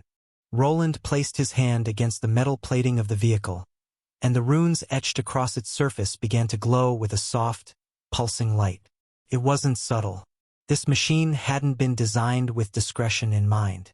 Arcs of magic traced intricate patterns over its frame as power surged through the runic network. The engine came to life with a faint crackling, the sound not unlike static electricity building in the air, until a silencing spell kicked in, muting it entirely. Despite its bulk, the construct now gave off no more noise than a whisper. "Good. Everything seems to be going well. The runes are stable, and the mana is flowing through correctly." Soon, he began walking, his metal boots echoing through the tunnel. The vehicle rolled forward behind him in perfect synchronization, its heavy frame gliding smoothly over the uneven terrain. Dust shifted beneath its wheels as they pushed the dirt aside. The weight was substantial, leaving distinct marks on the hard, rocky ground as the mobile golem and, more precisely, the runic combat transport vehicle moved forward. This book's true home is on another platform. Check it out there for the real experience. After a few minutes, the tunnel began to widen. Up ahead, a second massive door blocked their way. It was identical in construction to the first one they had passed through earlier. Runes sprawled across its surface, flickered faintly as he had already activated the unlocking mechanism. The lock was disengaging, and soon he and his companions would be in the tunnels the dungeon had created for the break. The massive bolts retracted, dirt puffing outward as the door slowly creaked open. Beyond it lay the exit tunnel, long, straight, and quiet. Roland stepped forward, scanning the area. He listened for the telltale growl or clicking of monsters, but there was nothing. Just as expected. It's clear. Hey, Wayland, what's happening out there? Though Roland had stepped through, the people inside the mobile golem couldn't see what was happening outside. The vehicle had been built for maximum protection, heavily armored and sealed against outside disturbances. It had no windows nor a standard ventilation system. Instead, runes etched into its frame slowly produced oxygen and filtered out the used air. Roland waited for the vehicle to pass through the door while he kept watch.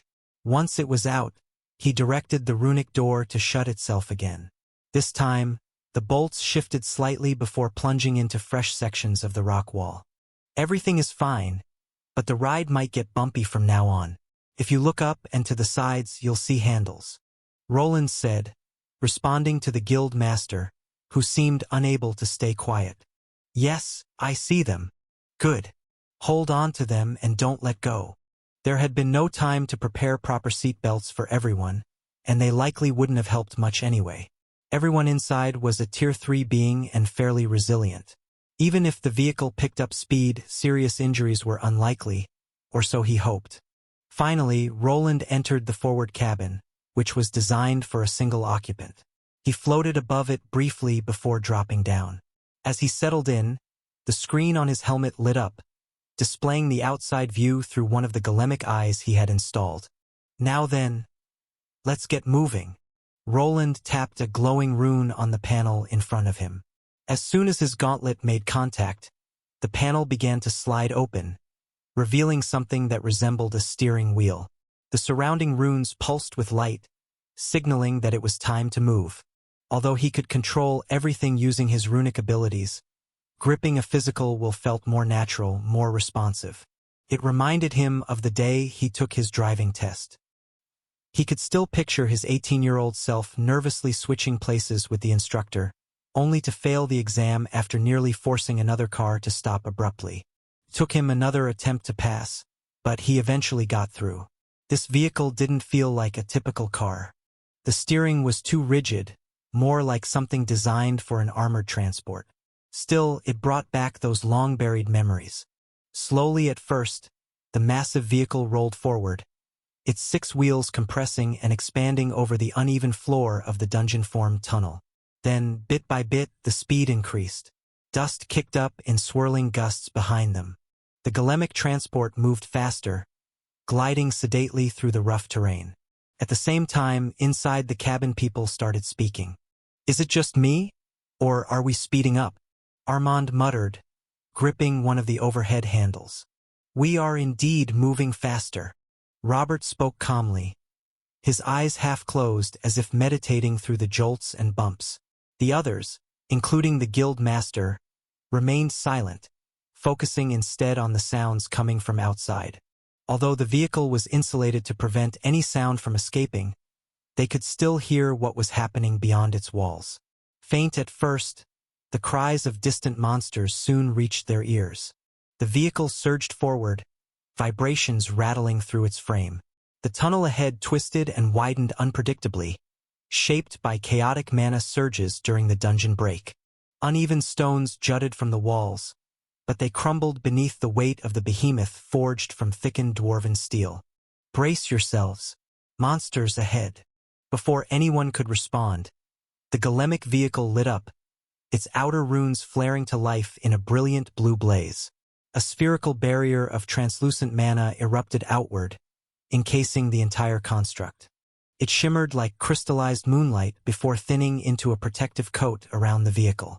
Dozens of monsters poured into the tunnel ahead, twisted, half-formed abominations of flesh and bone, spawned by unstable dungeon magic.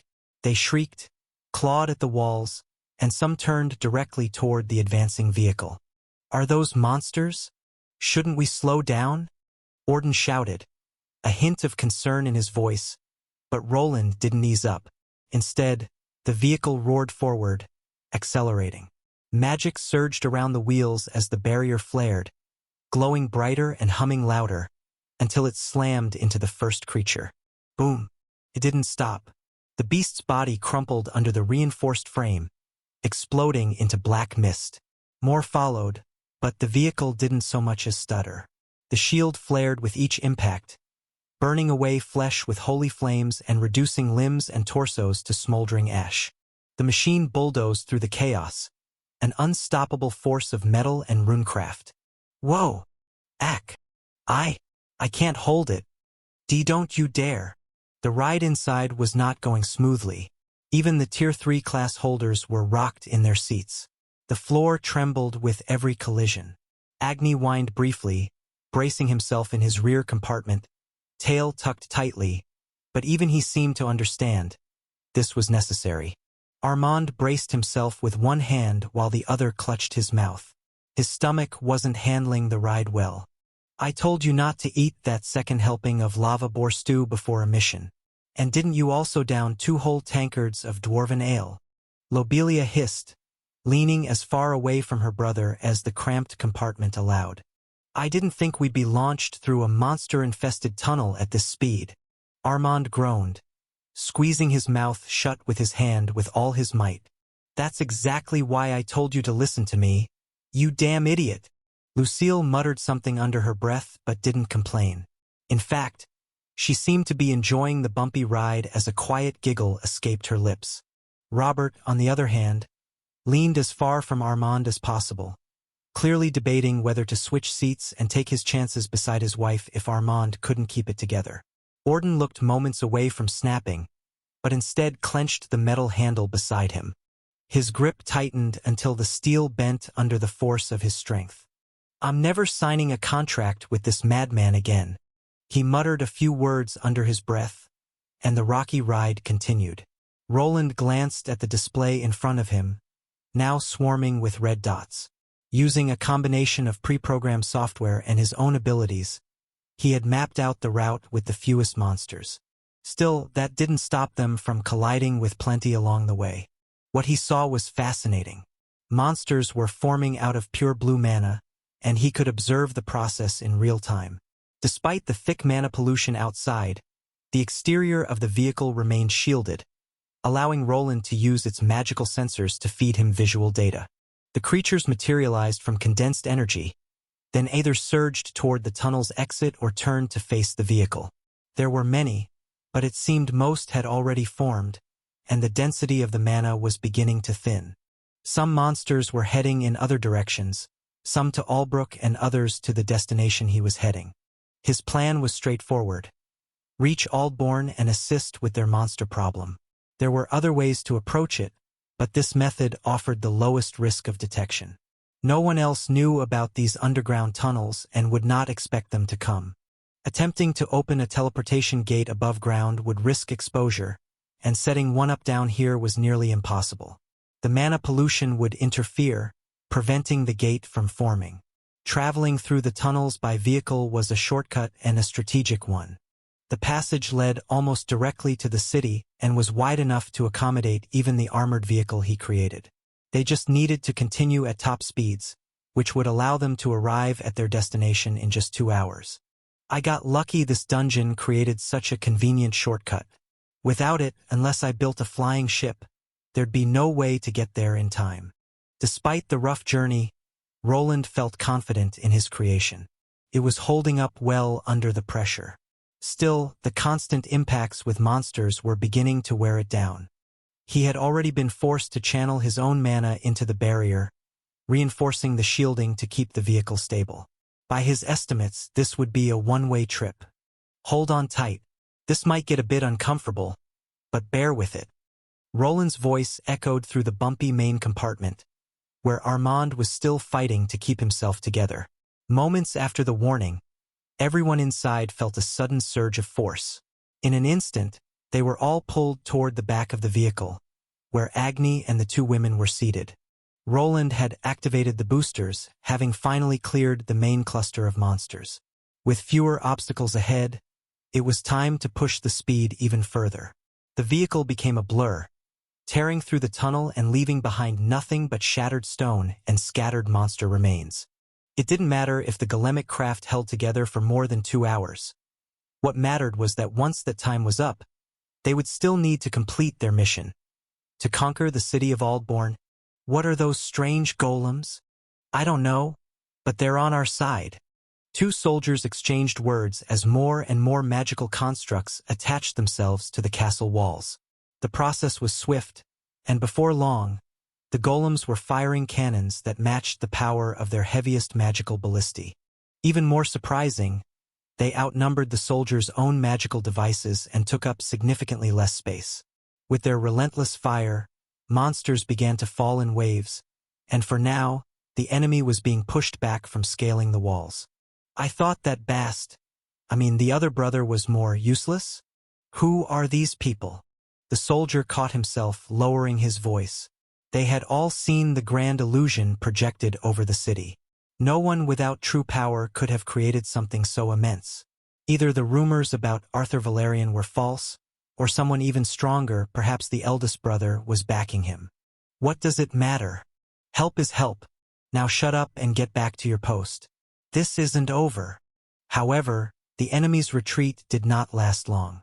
For every monster torn apart by magic cannon fire, 2 more seemed to rise in its place, crawling from the darkness beyond the walls like an endless tide of nightmares. Roland moved quickly, hands crackling with magic, restoring more defenses and positioning his golems along key weak points. His mind calculated distance, angle, magical drain, and structural stress all at once. He had no time to waste. It's going well for now, but Roland analyzed the situation from a distance. His golems were performing well, but they could not match the finely tuned defenses of Albrook, which had been engineered to be the best. In terms of power and effectiveness, these temporary golemic turrets were, on average, 30% weaker than their stationary counterparts. To make matters worse, they also overheated and burned through magical energy quickly. Fortunately, Roland had anticipated this problem and prepared a portable charging station to counter it.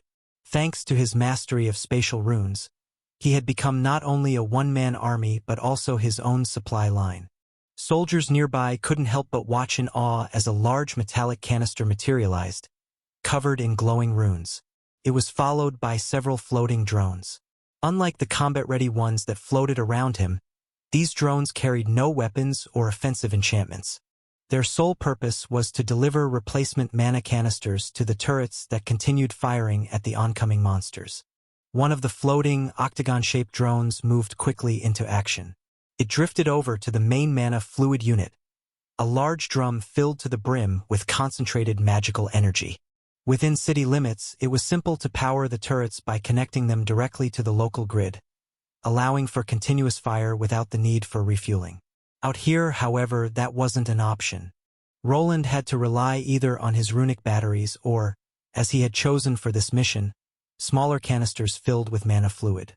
Although the runic batteries were capable, they had a major drawback. They took hours or even days to fully recharge. In a field environment where constructing a generator was impractical, it was far more efficient to use the mana fluid they had harvested from the dungeon. In a poetic twist, he was now fighting the monsters born of the dungeon using its own stolen energy against them. The drum stood nearly as tall as a man, reinforced with thick plating etched in runes to contain the magical essence sealed within. As the charging process began, a nozzle extended from the drum's circumference, aligning with a rotating circular bracket that held several empty canisters.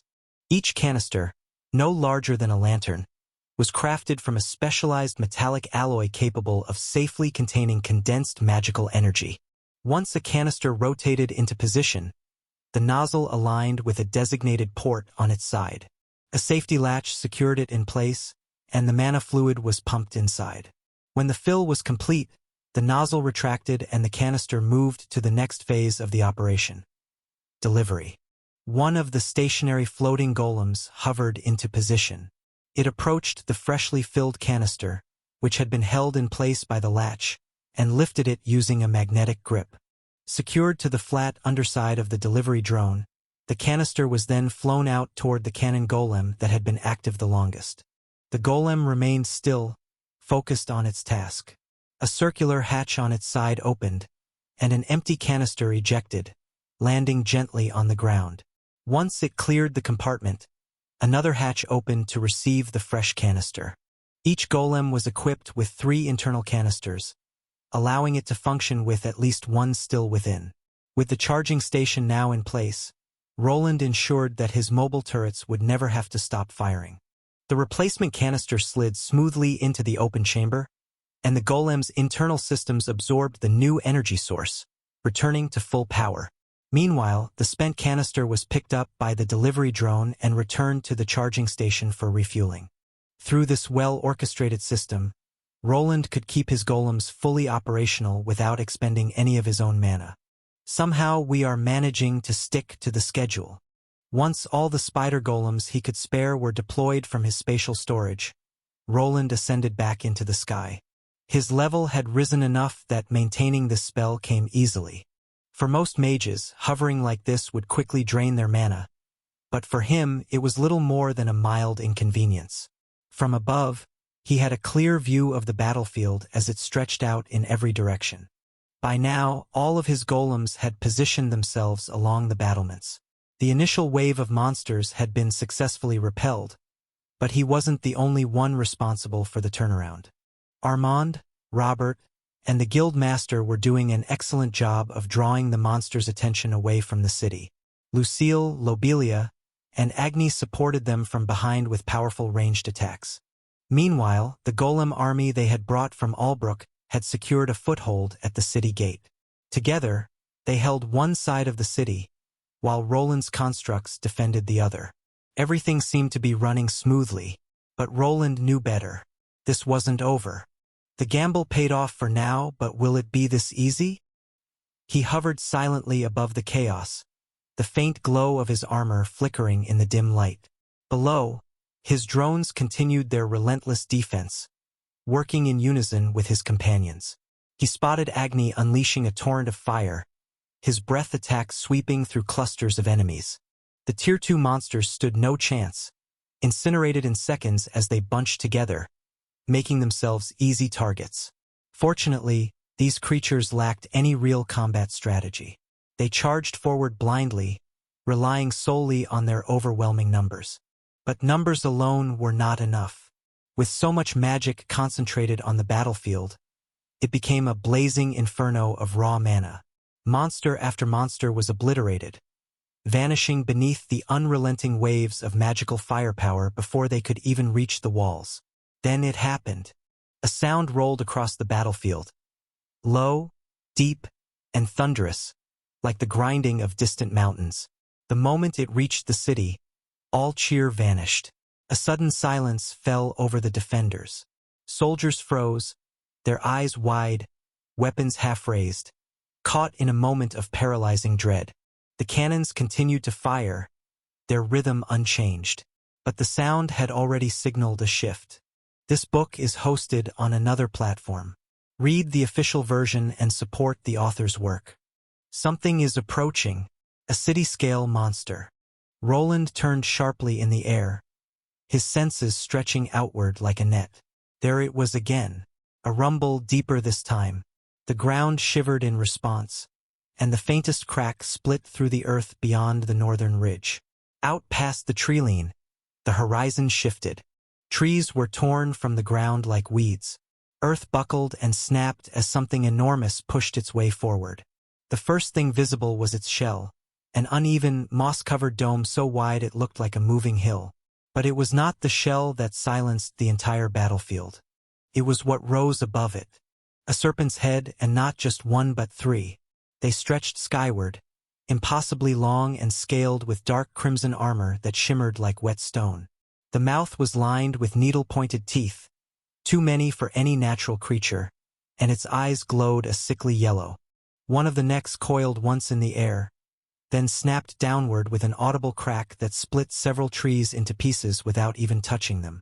If I'm not mistaken, that thing is a Hydra tortoise. Volcanic Hydra Tortoise Titan L252. It was quite the mouthful of a name, but it suited the creature perfectly. The volcanic hydra tortoise titan. It towered over the forest with ease. Its shell alone rose nearly 20 meters high, and the writhing hydra heads extending from it added another 20 on top of that. But even more terrifying than its height was its sheer bulk. The creature was massive, wide enough to flatten trees in every direction as it advanced. Each step it took sent tremors through the earth, the ground quivering beneath its weight. It moved slowly, but there was an unstoppable momentum behind it, like a mountain deciding to walk. To make matters worse, the creature's massive shell was covered in small, cone-shaped openings that looked eerily like miniature volcanoes. From within these vents, smoke billowed in thick plumes, glowing with the heat of red-hot magma. The smoke pulsed in sync with the creature's slow, rumbling breaths, as though each time it inhaled it built pressure within its armored body. Then, with a loud growl that rippled across the battlefield, the volcanoes erupted. A storm of molten fire shot into the sky, arcing high above the treetops before crashing down in wide, indiscriminate bursts. Entire sections of the forest were consumed in flame. Nothing was spared. Smaller monsters were either trampled beneath the beast's colossal feet or incinerated in the blazing downpour. The titan moved at a crawling pace, but its presence alone brought devastation. Its 3 hydra heads twisted and turned, each moving with eerie independence, scanning the battlefield with a predatory awareness. They had not attacked yet, but they were watching. One of the heads turned slightly, its gaze settling on the city walls with what could only be described as curiosity. If that thing reaches the city, hundreds will die. To Roland, the creature looked like a living siege engine. Although it was not classified as a Tier 4 monster, it was clearly an elite variant. Most would call it a boss entity. It was far stronger than others of its class, likely enhanced by the same kind of stat multipliers that made Roland himself so dangerous. And worst of all, this was not their only problem. While the initial waves had been repelled, more Tier 3 monsters were beginning to rise and press forward. As Roland had feared, the attacks were coming in waves. They had arrived during the second one, and this was the third one. This was very different from what he had witnessed during the attack on Albrook. Based on the data he was receiving from his external sensors, no creature of this scale had appeared there. It was clear that the mana siphoning process had ensured their victory in that battle. However, this city and many others would not be so fortunate. If monsters like this one are beginning to form, the island is in more trouble than I anticipated. Roland bit his lower lip. He had not foreseen such a massive assault. When he had made his preparations, he had never expected a dungeon break of this magnitude. The situation was rapidly escalating beyond the scope of his original predictions. It was becoming clear that many of the lesser defended cities would likely fall. The thought weighed heavily on Roland. Perhaps he should have revealed the existence of the underground tunnel system he had discovered. But out of fear for his own safety, he had chosen to remain silent. Now he was beginning to regret that choice. Still, there was a more immediate threat that demanded his attention. The situation before him could not be ignored. There were not many cities on the island, and it seemed the dungeon prioritized its attacks based on population density. Smaller villages appeared to be ignored. Only larger settlements, those with at least 1,000 inhabitants, were being targeted. Fortunately, most of those cities had some form of defense and established evacuation protocols. They were not entirely helpless, and adventurers played a critical role in their defense. Even here, many had joined the soldiers on the walls. Arrows flew and spears struck down from above as fighters, driven by coin or duty, helped repel the climbing monsters. This was not the time to doubt himself. He could not protect everyone, and he had long accepted that reality. The people in other cities were the responsibility of their own lords, and Roland had done his part by spreading rumors of increased monster activity. That alone had likely helped some prepare. What reassured him slightly was the fact that the dungeon appeared to be focusing more on this city than any other. He suspected it was reacting to the high number of monster casualties in the area, or perhaps it possessed some mechanism to detect powerful foes. If that was the case, then the dungeon had identified him as the primary threat. The arrival of the giant tortoise-like monster could very well be its attempt to eliminate him. Roland quickly assessed the creature. From its appearance and aura, it was clearly attuned to the fire element. Its body radiated heat, glowing with unstable fire mana, and the volcanic structures on its back erupted rhythmically with bursts of molten energy. In this world, the natural counter to fire was water. The creature's true weakness was not its heads or massive limbs, but the volcano-like vents scattered across its shell. Those openings were constantly active, spewing smoke and fire without pause. Targeting them would likely yield the greatest results. I suppose it's time to test the transformation system in battle. He had spent months developing and testing his elemental suits. This would be the first time he used them in actual combat. The volcanic tortoise was the perfect target to test how effectively he could fight while shifting between elemental modes. Listen up, everyone. I'll handle that massive monster. The rest of you focus on the targets I assign. Before taking off, he sent a voice message to each of his companions. With the help of his mapping system, he could pinpoint the locations of the most dangerous enemies among the horde. He also knew which of his allies were best suited to deal with each one. It was a tactical advantage that allowed him to coordinate the battlefield with precision. Without another word, Roland drew a deep breath and activated the spatial runes embedded in the back of his armor. They flared to life, summoning several armor components he had spent weeks perfecting. The pieces were forged from tide metal, a metal known for its softness and malleability. Only through rigorous testing and the careful bonding of other elements could it be transformed into a hardened shell, one that rivaled mithril and, in some cases, even surpassed it in durability. People noticed strange energies gathering around him and couldn't help but point and stare. However, Roland had foreseen this reaction. Before allowing his regular armor to separate from his body, he used the elemental energies from the replacement, set to form a shimmering barrier that surrounded him like a swirling orb of water. Roland stood at the center of it all, spreading his arms to the sides to allow the outer shell of his runic armor to detach from the silver-gray suit beneath. The position was awkward, and it was one of the main reasons he preferred to use concealment whenever he switched armor elements. His body formed an X shape, limbs fully extended as he braced himself for the next pieces to attach. First came the greaves, locking onto his legs with a deep clunk. Their design was smooth yet scaled, resembling the pattern of his salamander variant. Next, the bracers wrapped around his forearms, inlaid with fine conduits for mana flow. The chest plate followed, forming around his torso in a series of interlocking segments. Finally, the helmet encased his head, its design inspired by ancient ocean kings. The visor, shaped like the gaping maw of a great leviathan, gave its name to the entire set. As the armor sealed into place, Roland dispelled the tide bubble around him, revealing his new azure form. His flight unit connected seamlessly to the new armor set, just as it had with the old one. Without hesitation, he soared into the sky, racing toward his next destination. His goal was clear. He had to stop the monster before it reached the city and harmed even a single resident. HAAA. A punch rocketed toward the ogre's chest with the force of a falling boulder. The massive creature barely had time to lift its club before Armin's fist slammed into its ribs, collapsing its chest with a sickening crunch. It didn't even cry out before it was hurled backward, crashing against a stone outcropping like a puppet with its strings cut. Armand stepped forward, eyes narrowed, blood dripping from his gauntlets. His bare chest, always proudly displayed, was covered only by a runic harness offering minimal protection. As usual, he looked pleased. All around him lay the broken bodies of defeated monsters. Shattered jaws, crushed limbs, torsos caved in like cracked eggshells. It was a graveyard built by sheer strength and unmatched technique. Ha!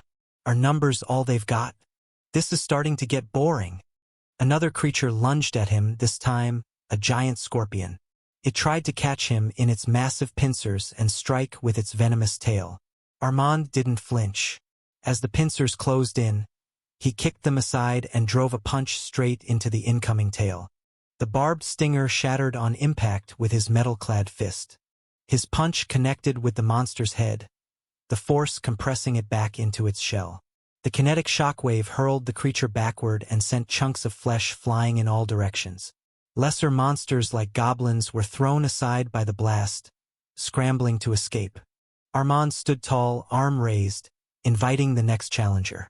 On the nearby wall, soldiers could only watch in awe as the frenzied war monk carved a path through the battlefield with terrifying precision. His punches defied all logic. Monsters dropped like wheat before a scythe, their remains scattered in piles of twitching limbs and shattered bone. Just as he was about to be overwhelmed, a voice crackled through the communication link. "Armand!" It was Roland, his tone sharp with urgency. "Forget the Tier 2 and 1 small fry. There's a lich to the northeast of your location. Kill it first. Don't let it revive the fallen or summon any high-tier skeletons." Armand grinned, teeth bared like a predator. A lich, a Tier 3 monster. Finally, something worthy of his fists. Understood. Northeast. Leave it to this Lord Armand.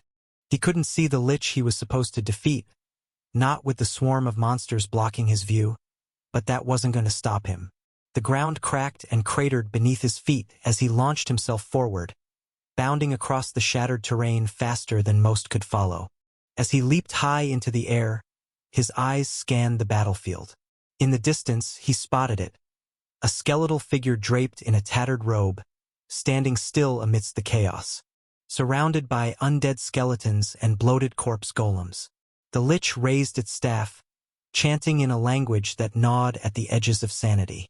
Dark necrotic energy swirled around its bony form as it continued to use the defeated monsters around the battlefield to create its undead army.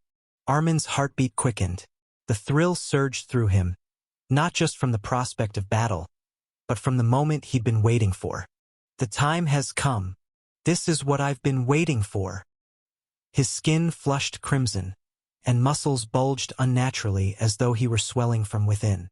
Blackened tattoos erupted across his arms, chest, and face like molten scars carved by infernal fire. Horn-like ridges formed along his brow and jawline, while his eyes burned with a demonic glow. His canines lengthened, his fingers ended in claw-like nails, and his voice dropped as if he had turned into a red ogre himself.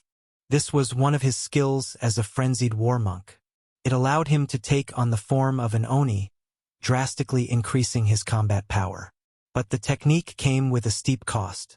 The blank expression in his eyes said it all. His sanity was slipping away. A frenzied roar tore from his throat, sending a shockwave outward that knocked back the monsters closing in around him. For a moment, his gaze drifted from the lich in the distance. His focus shifted to the nearest enemy, instinct taking over. He was ready to charge in another direction when a rune on his harness lit up. The golden symbol pulsed with light, and a radiant glow spread across his body. Tiny golden particles flowed into his reddened form. Moments later, Armand felt his mind clear. His senses were returning. That was close. For a moment he stood still, his mind dazed. He had used this skill a few times before, but the transitional phase always disoriented him. Without the harness and the runic devices Roland had crafted, he would have become a mindless beast, lashing out at anything nearby. Though the power boost was immense, it was completely unsafe around allies. Thankfully, the runic device embedded in his body cleansed the frenzy effect automatically. In time, he might develop a natural resistance to it, but for now, he didn't need to worry. Now, where was I? Ah, yes. The runes embedded in his harness shimmered, locking his consciousness in place. Armand stood straighter now, crimson energy still radiating from his skin. His fists clenched and unclenched with anticipation. The monsters surrounding the lich began to react, forming a defensive line. Bloated corpse golems surged forward, their stitched-together forms reeking of rot and malevolence. Skeletons drew rusted blades and raised cracked shields, but it didn't matter. He launched himself like a cannonball, crashing into the first corpse golem with enough force to vaporize its upper body. The impact left a smear of corrupted flesh and bone on the ground.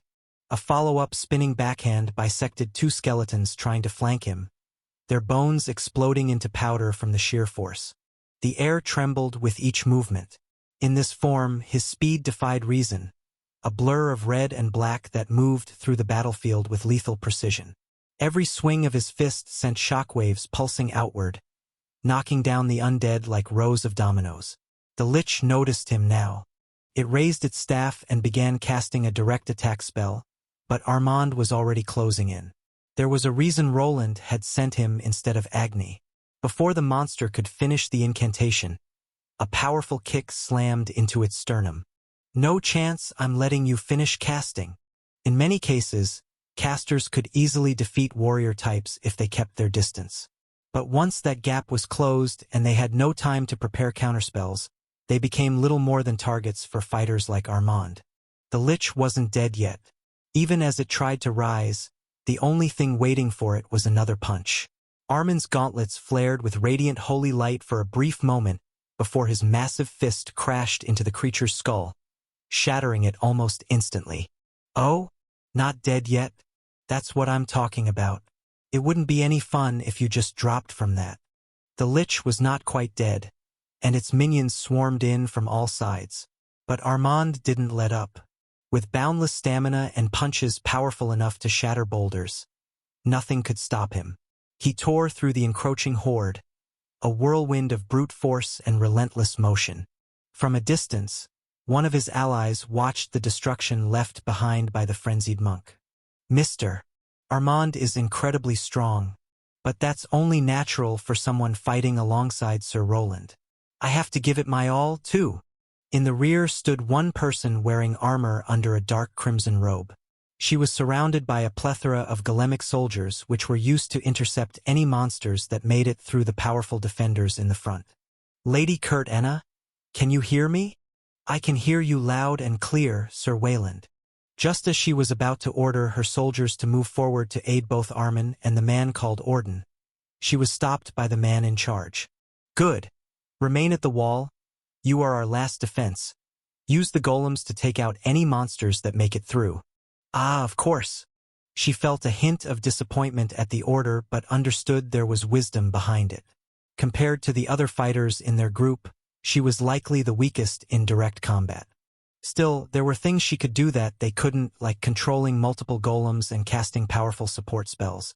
Also, remember, Armand is quite the idiot. He'll probably burn through all his holy charges on that one undead Lich. Restore his gauntlets if you have the time. I told him to run back to you if that happens. I will. Yes, Sir High Commander. Once the call ended, the monsters began moving toward her again. Her golems formed a solid defensive line in front of the gate she was ordered to protect. Her primary task was clear. She could not let a single one through. The golems she commanded were not as advanced as the ones Roland used. These were refurbished dungeon golems, their original control cores replaced so they could follow new commands.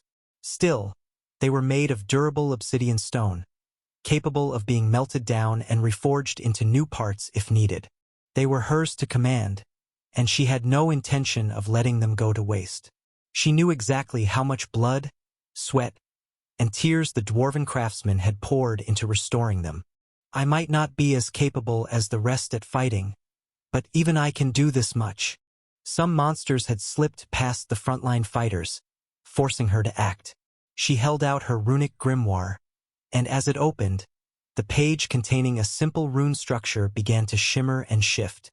It started with a white glow, then pulsed into a deep crimson as a large fireball materialized above her weapon. She pointed forward, and the raging sphere of flame launched toward the approaching monsters, exploding on impact and engulfing them in fire. It was a magnificent sight, watching the creatures burn. Her natural affinities leaned more toward plants and ice, but with this weapon and her current class, she could cast any spell she chose. Within seconds, she had selected the spell and used her transmutation skill to reshape the base runes into the form she needed. Any monsters that slipped past her spells were quickly intercepted by her golems. Their spears struck with precision, dispatching the enemies efficiently. She focused her casting on threats the golems couldn't handle. Fortunately, her allies were holding the line well, and so far no Tier 3 monsters had reached her position. Suddenly, A sharp clang echoed across the battlefield.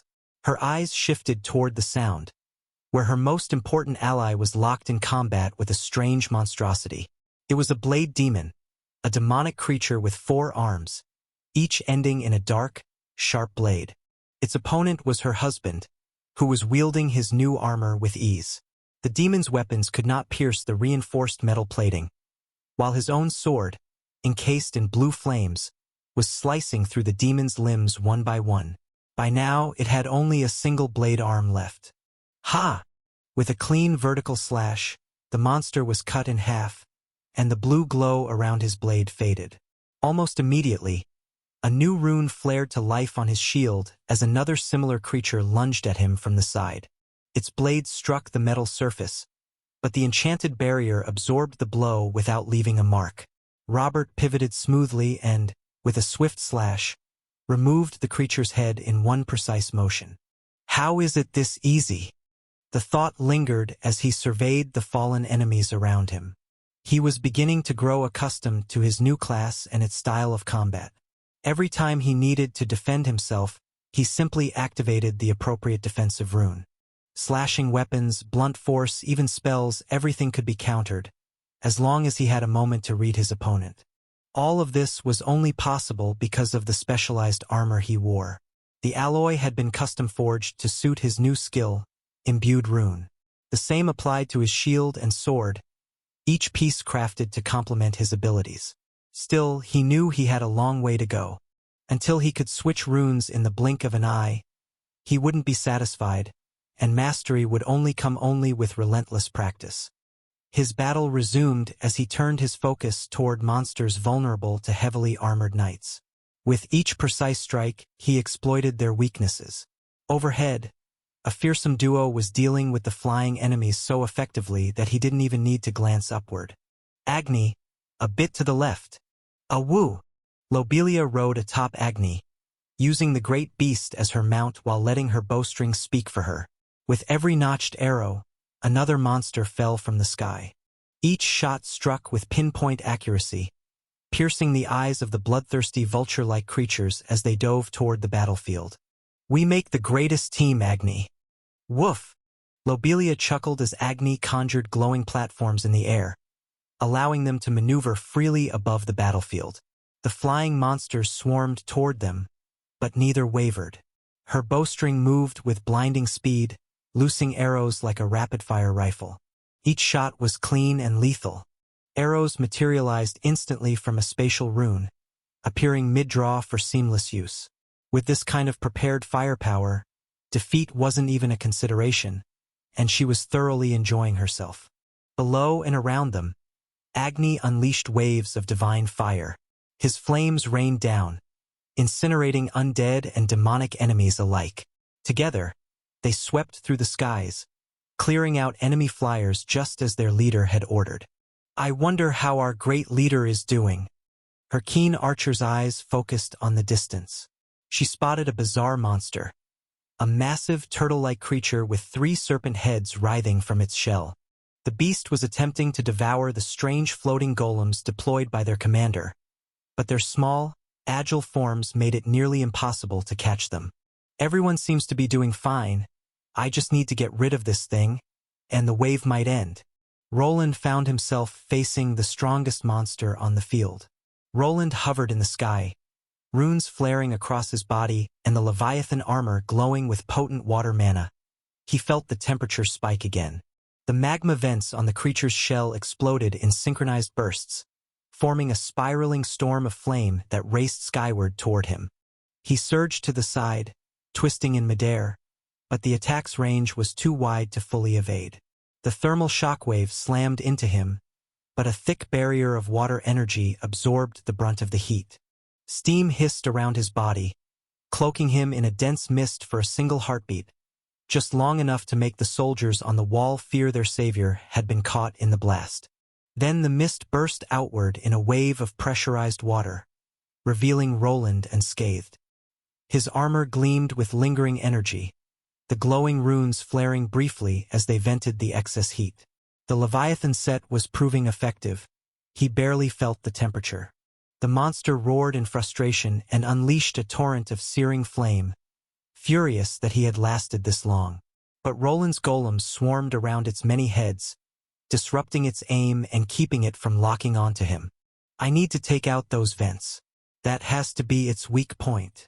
While the monster was vulnerable to water and cold, the real challenge lay in lowering the temperature enough to make a difference. Few could withstand, let alone counter, the overwhelming heat radiating from its body, but Roland was no ordinary mage or craftsman. With his new armor equipped, all water-based spells were enhanced, and even ice magic saw a boost. It was time to start shifting the battlefield in his favor. He would begin with a simple tactic to bring the temperature down, by tossing some water bombs into those volcano openings. Roland dove toward the monstrous turtle, narrowly avoiding another pillar of flame. In his hand materialized a large sphere, a variation of an old signature weapon. Without hesitation, he streaked toward the creature's back, weaving through jets of molten lava and clouds of dark smoke. When he spotted an opening, he hurled the sphere inside. A moment later, it detonated with a watery burst, flooding the interior with a surge of water and glacial energy. The explosion sent a pillar of steam blasting into the air, briefly obscuring the monster as water met molten rock. For a few seconds, it was impossible to see whether Roland had succeeded, but the turtle-like monstrosity answered that question with an earth-shaking roar, stumbling forward as scalding mist poured from its vents. One of the serpent heads writhed in agony, steam rising from its slackening jaws. Roland didn't pause to celebrate.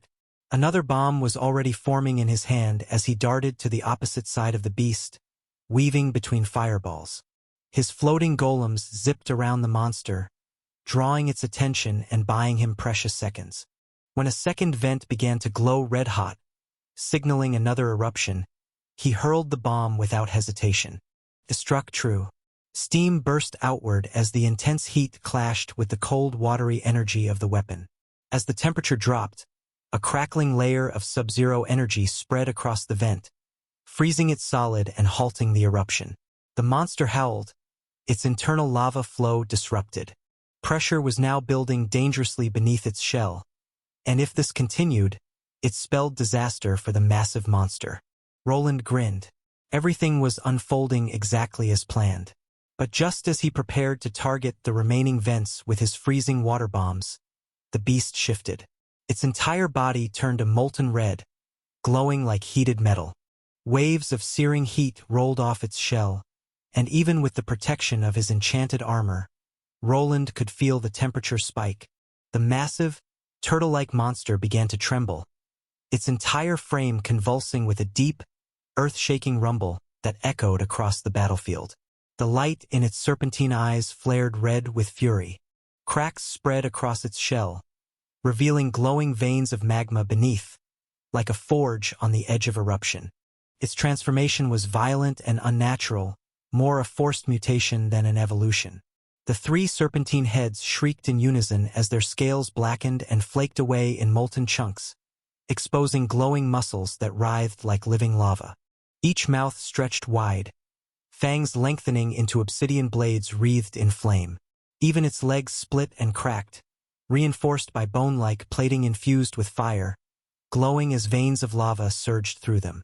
The ground around it began to melt, bubbling into pools of liquid fire. Volcanic vents on its back flared brighter than ever, no longer erupting in bursts but sustaining a constant blaze, like infernal engines. Fire and ash poured from its shell, cloaking it in a storm of destruction.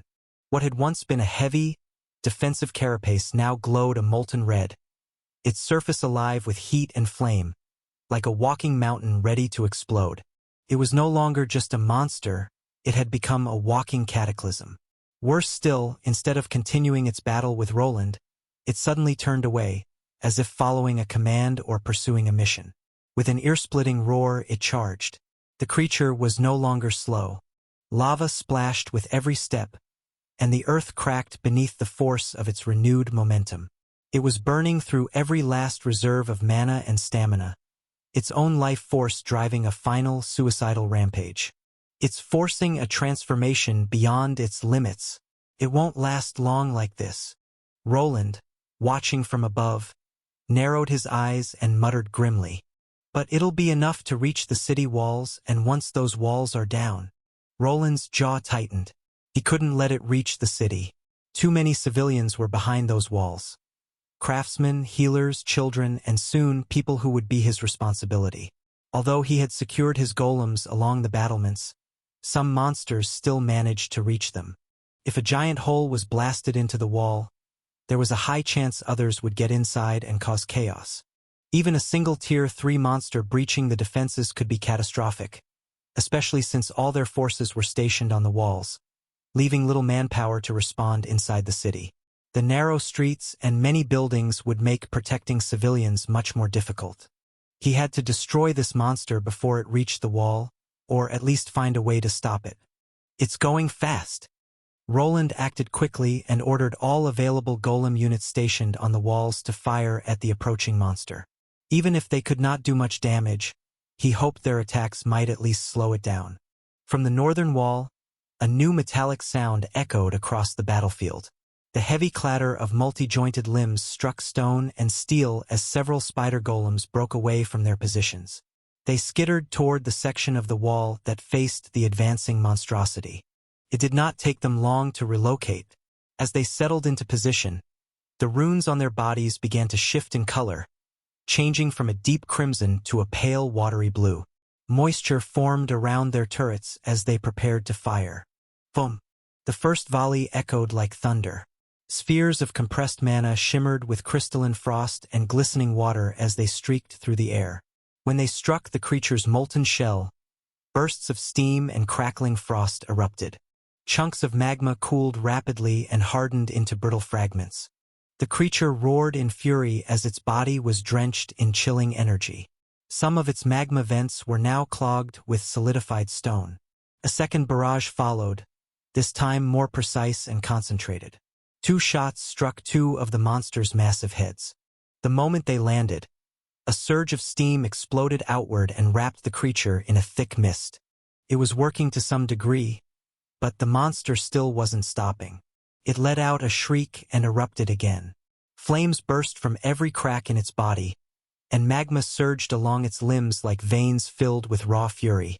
Its momentum had slowed somewhat, but the golems were still not enough to bring it down. For Roland, this was enough.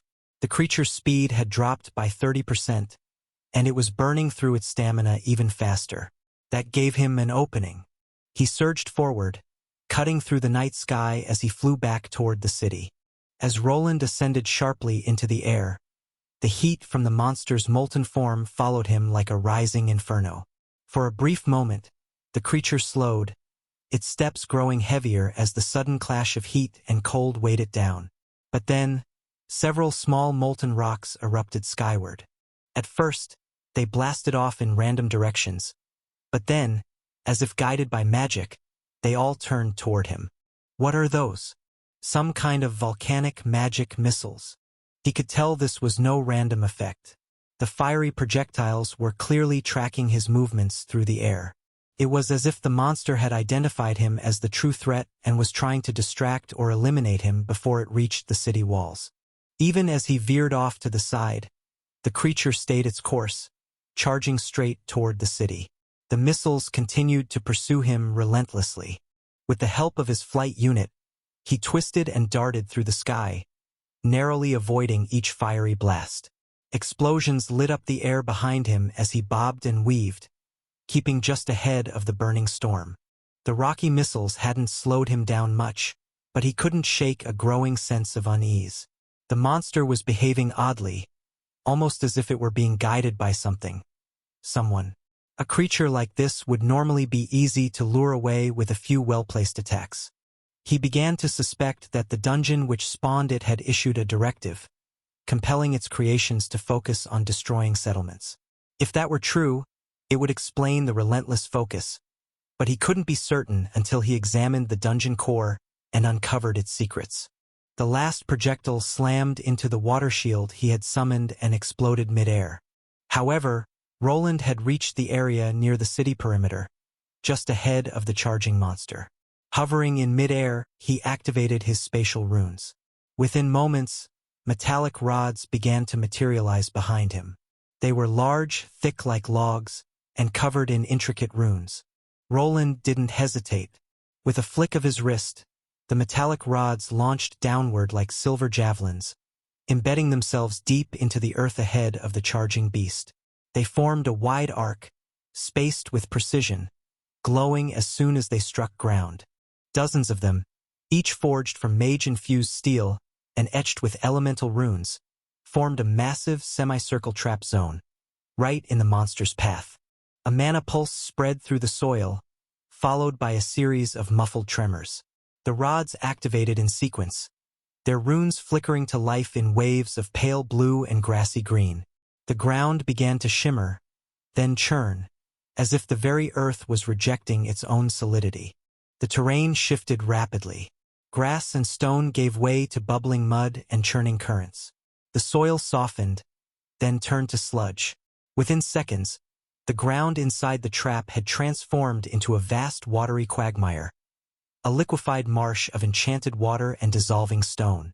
It spread outward like a creeping infection, stretching across the path of the charging monster.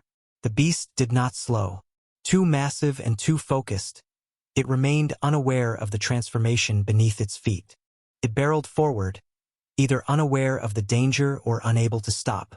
As its massive limbs struck the edge of the trap, the ground collapsed beneath them. One leg plunged knee-deep into the mire, then another. Its own momentum dragged its towering form deeper into the muck. With a pained howl, it thrashed violently, struggling to break free. But the more it fought, the further it sank. It was not yet fully submerged. One leg still found solid ground, and the creature tried to pull itself out. Roland responded immediately. He activated more of the silvery rods, completing the half-circle and unlocking the full potential of his Greater Quagmire spell.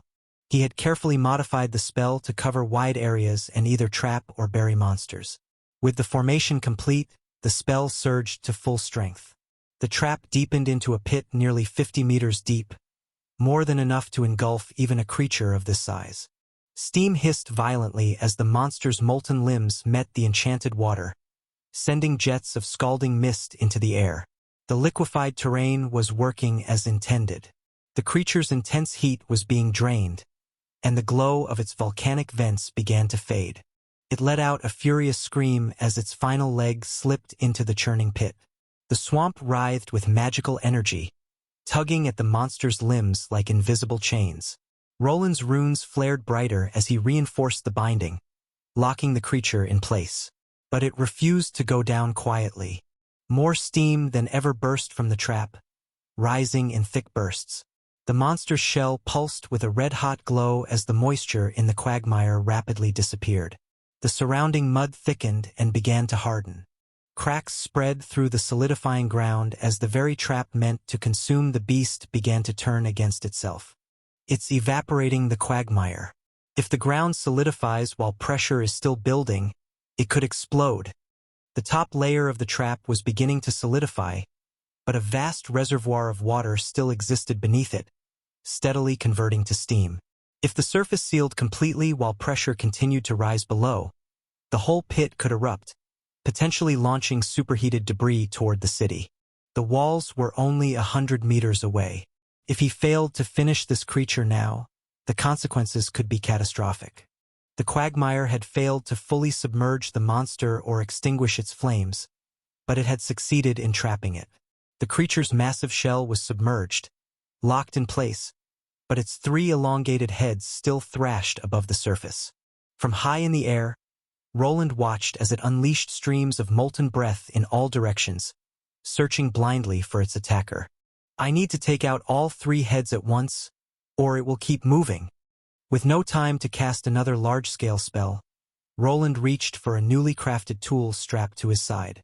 It resembled a large rectangular device, centered around a prominent crystalline orb. Shaped like the hilt of a blade but lacking a physical edge, it was smooth, marked only by enchanted metal. The moment he gripped it, threads of blue mana spiraled from his fingers, intertwining with reddish streams of raw aura. He had tested many energy types in the past, divine, necrotic, and warrior aura among them. While each had proven powerful on its own, he had discovered that certain combinations, especially those involving contrasting forces, could produce far greater effects. Aura, in particular, reached its peak when enhanced by specialized warrior skills. Through careful practice and refinement, Roland had learned how to merge several of these energies into one devastating force. His body was first engulfed in blue light, then red, and within seconds the two merged into a vivid purple as he activated a sequence of powerful skills. Raising the bladeless hilt above his head, he assumed a classic overhead striking stance. A sudden surge of energy erupted from the hilt. Blue and red intertwined to form a blade of pure force, one that pulsed in harmony with his violet aura. But the transformation was not yet complete. A shimmering haze of watery energy flowed over the purple blade, enhancing its power even further. His armor, forged from rare tide metal, amplified all water-based spells and effects, allowing this new infusion to bond seamlessly with the weapon. There were limits to how many energy types and enhancements could be condensed into a single spell effect, but with the right skill and preparation, he could push those boundaries even higher. This was why he had devoted time to mastering physical techniques. Through training and discipline, he had developed a way to merge physical prowess with the magical arts, creating attacks capable of reaching enemies far beyond his own level of power. Roland exhaled slowly, allowing the overwhelming energy to settle into his limbs. The air around him shimmered with raw power, and even the sky seemed to fall silent, as if holding its breath in anticipation. With the force blade humming above his head, he angled his body downward. The runes along the hilt pulsed once more, resonating in perfect harmony with the enhancement crystal at its center. Finally, his flight unit flared, releasing a sudden burst of energy that launched him downward like a falling star. Agni, Armand, Lobelia, and everyone else present paused in their tracks. Even the guards stationed along the city wall stopped fighting, drawn by the immense shift in pressure. No words were exchanged, but everyone on the battlefield felt it. Something immense was about to happen. The very ground seemed to tense in preparation for the blow. The monster's 3 heads reared up at once, sensing the threat. One opened its maw to spew molten flame, another lashed out with sharp teeth, and the last unleashed a concussive roar meant to shatter bones. But they were too slow.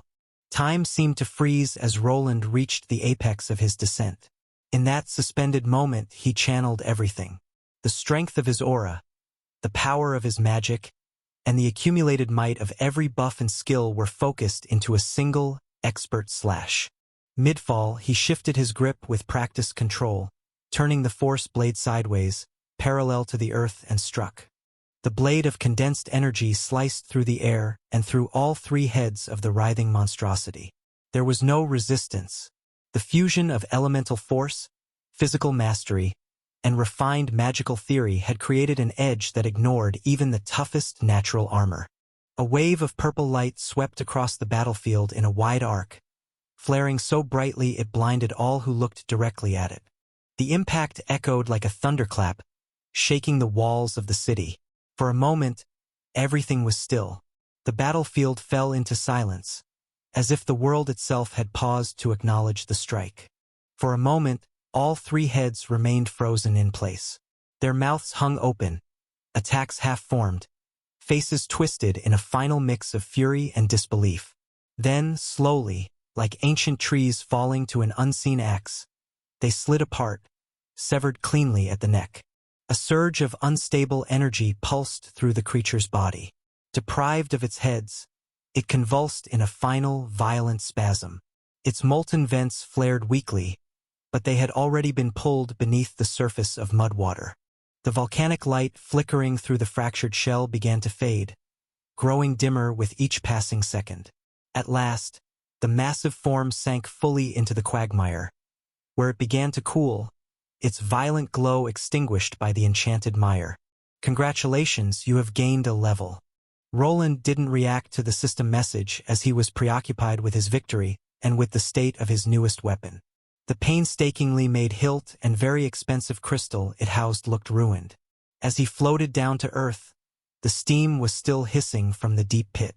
Roland slowly opened his hand and stared at what remained of the weapon he'd poured months into crafting and developing.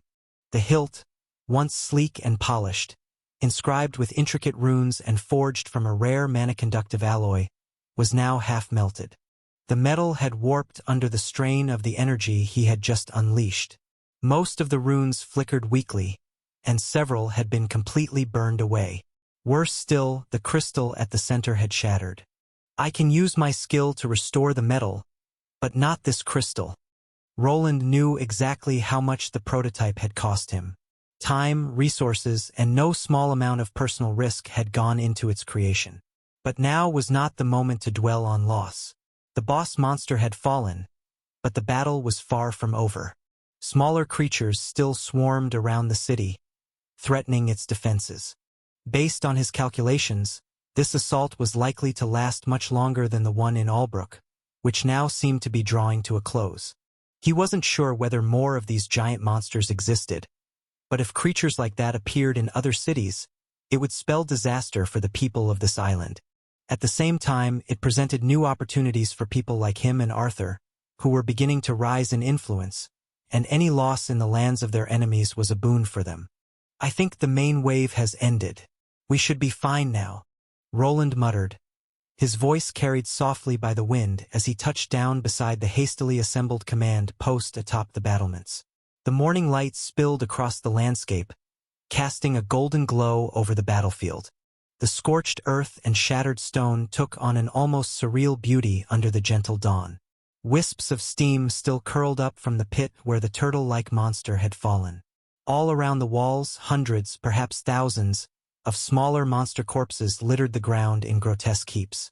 "High Commander, I've spread my golems around the perimeter, just as you ordered," came a voice from behind.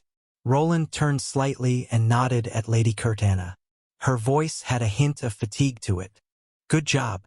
You can rest for now." "Rest? Good. I could use a drink," Armand said, grinning as he wiped monster gore from his arms. Curtana turned slightly, eyeing him with distaste. The man was drenched in fluids of questionable origin, and the stench was overwhelming. She silently thanked her helmet for filtering out most of it. "Not you," Roland said, shaking his head. "We need someone here in case anything goes wrong." "Me? Why do I have to be the one who stays?" Armand protested, his smile fading. "You won't be alone. The guild master and Sir Durendal will be with you." Orden, leaning against the wall nearby, looked visibly annoyed, but he knew better than to complain as he was under contract. Veterans like him had seen worse and gone longer without rest. This was just another long day in a dangerous line of work, and he understood that speaking out now would change nothing. "Sir Durendal, you're in charge now. Report to me immediately if you see anything unusual."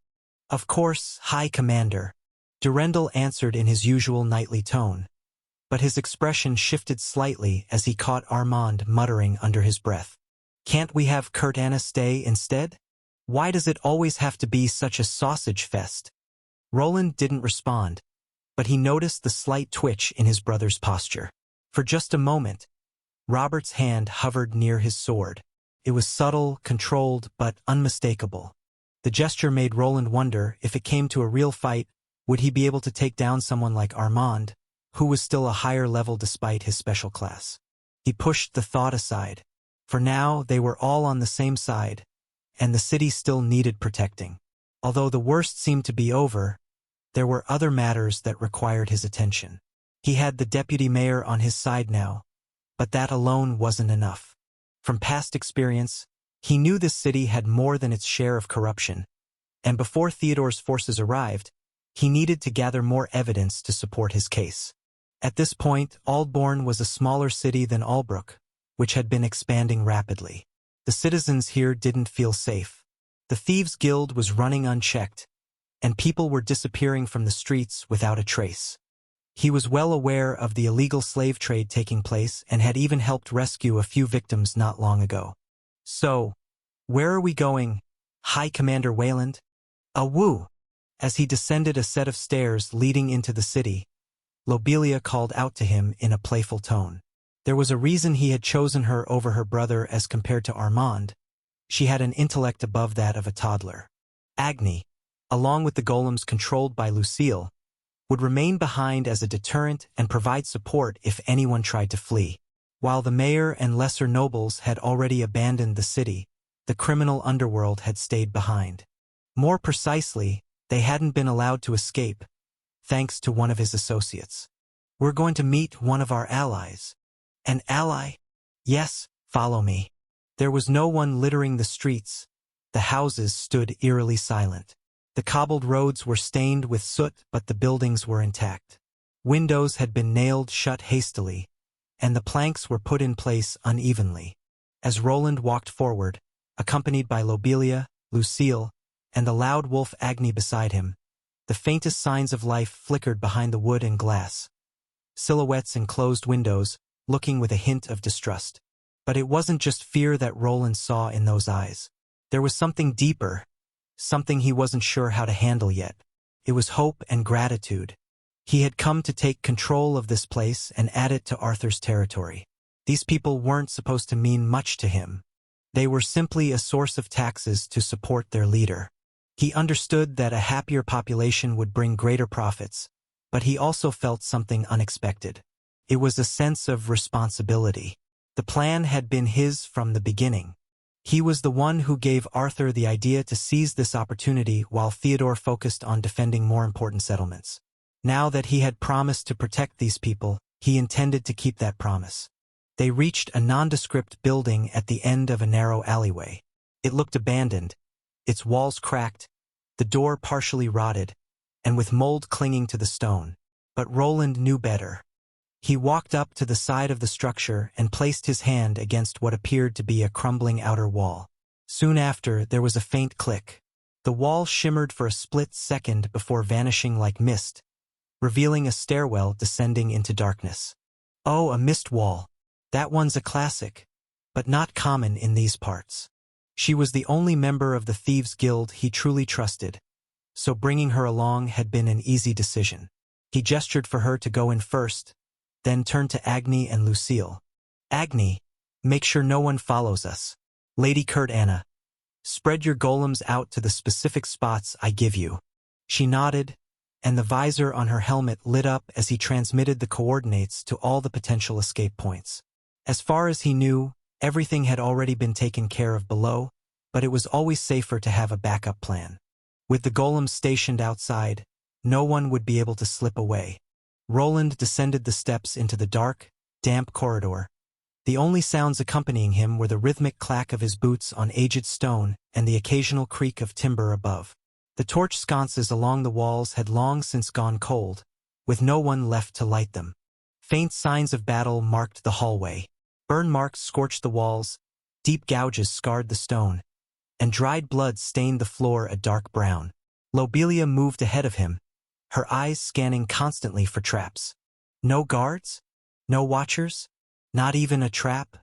That's not like them. It just means our associate kept their end of the deal. But let's move forward. The city isn't secure yet. Once they were deep enough into the tunnels, he allowed his floating golems to emerge. Their runes lit up the passageway, casting a pale glow over the stone walls as they drifted ahead, scanning for traps or anyone lying in wait. He was not expecting much resistance. When he had arrived in the city, he had already been briefed on what had taken place in these tunnels. Now, he was here simply to confirm it with his own eyes. The map on Roland's display pulsed gently, leading them deeper into the subterranean maze of the Thieves' Guild. These tunnels were unlike typical sewers or smuggling routes. They had been built with purpose and precision, reinforced with hidden alcoves, cleverly concealed kill zones, and false walls designed to mislead even experienced intruders. But with the guidance of his map, Roland knew the most direct path to the heart of the guild's hidden den. As they moved forward, signs of conflict became more apparent. Shattered blades lay scattered in dried pools of blood. He paused beside a blackened section of wall, examining the distinctive mark of a magic blast and the unusual scorch pattern left behind. Eventually, the corridor narrowed, ending at a heavy iron door concealed behind a secret panel. After scanning it for traps, he turned to Lobelia. "Stay behind me and keep your bow ready." She gave a quick nod, and he stepped back as the door creaked open, pushed forward by Roland's magic. The metal groaned in protest as it slid inward, its concealed hinges moving only under the force of his spell. A faint breeze greeted them, carrying the scent of blood, sweat, and alcohol. They had arrived. This was Aldbourne's Thieves' Guild. The chamber beyond was dimly lit by enchanted lights, which Roland quickly brought under his control. He made them flare brightly, both to announce his presence and to expose any threats that might be lurking in the shadows. Although the associate stationed here was supposed to be an ally, Roland did not fully trust them. Their capabilities were formidable, likely on par with the Adventurers' Guildmaster. The room bore signs of recent chaos. Tables lay overturned, scorch marks scarred the walls, and tankards of ale were scattered across the stone floor. This chamber served as a tavern for the city's thieves, fulfilling a role similar to that of an adventurer's guild, a gathering place for those who operated in the shadows. Several passages branched off from the main hall, leading deeper into the underground network. One of them likely led to the black market.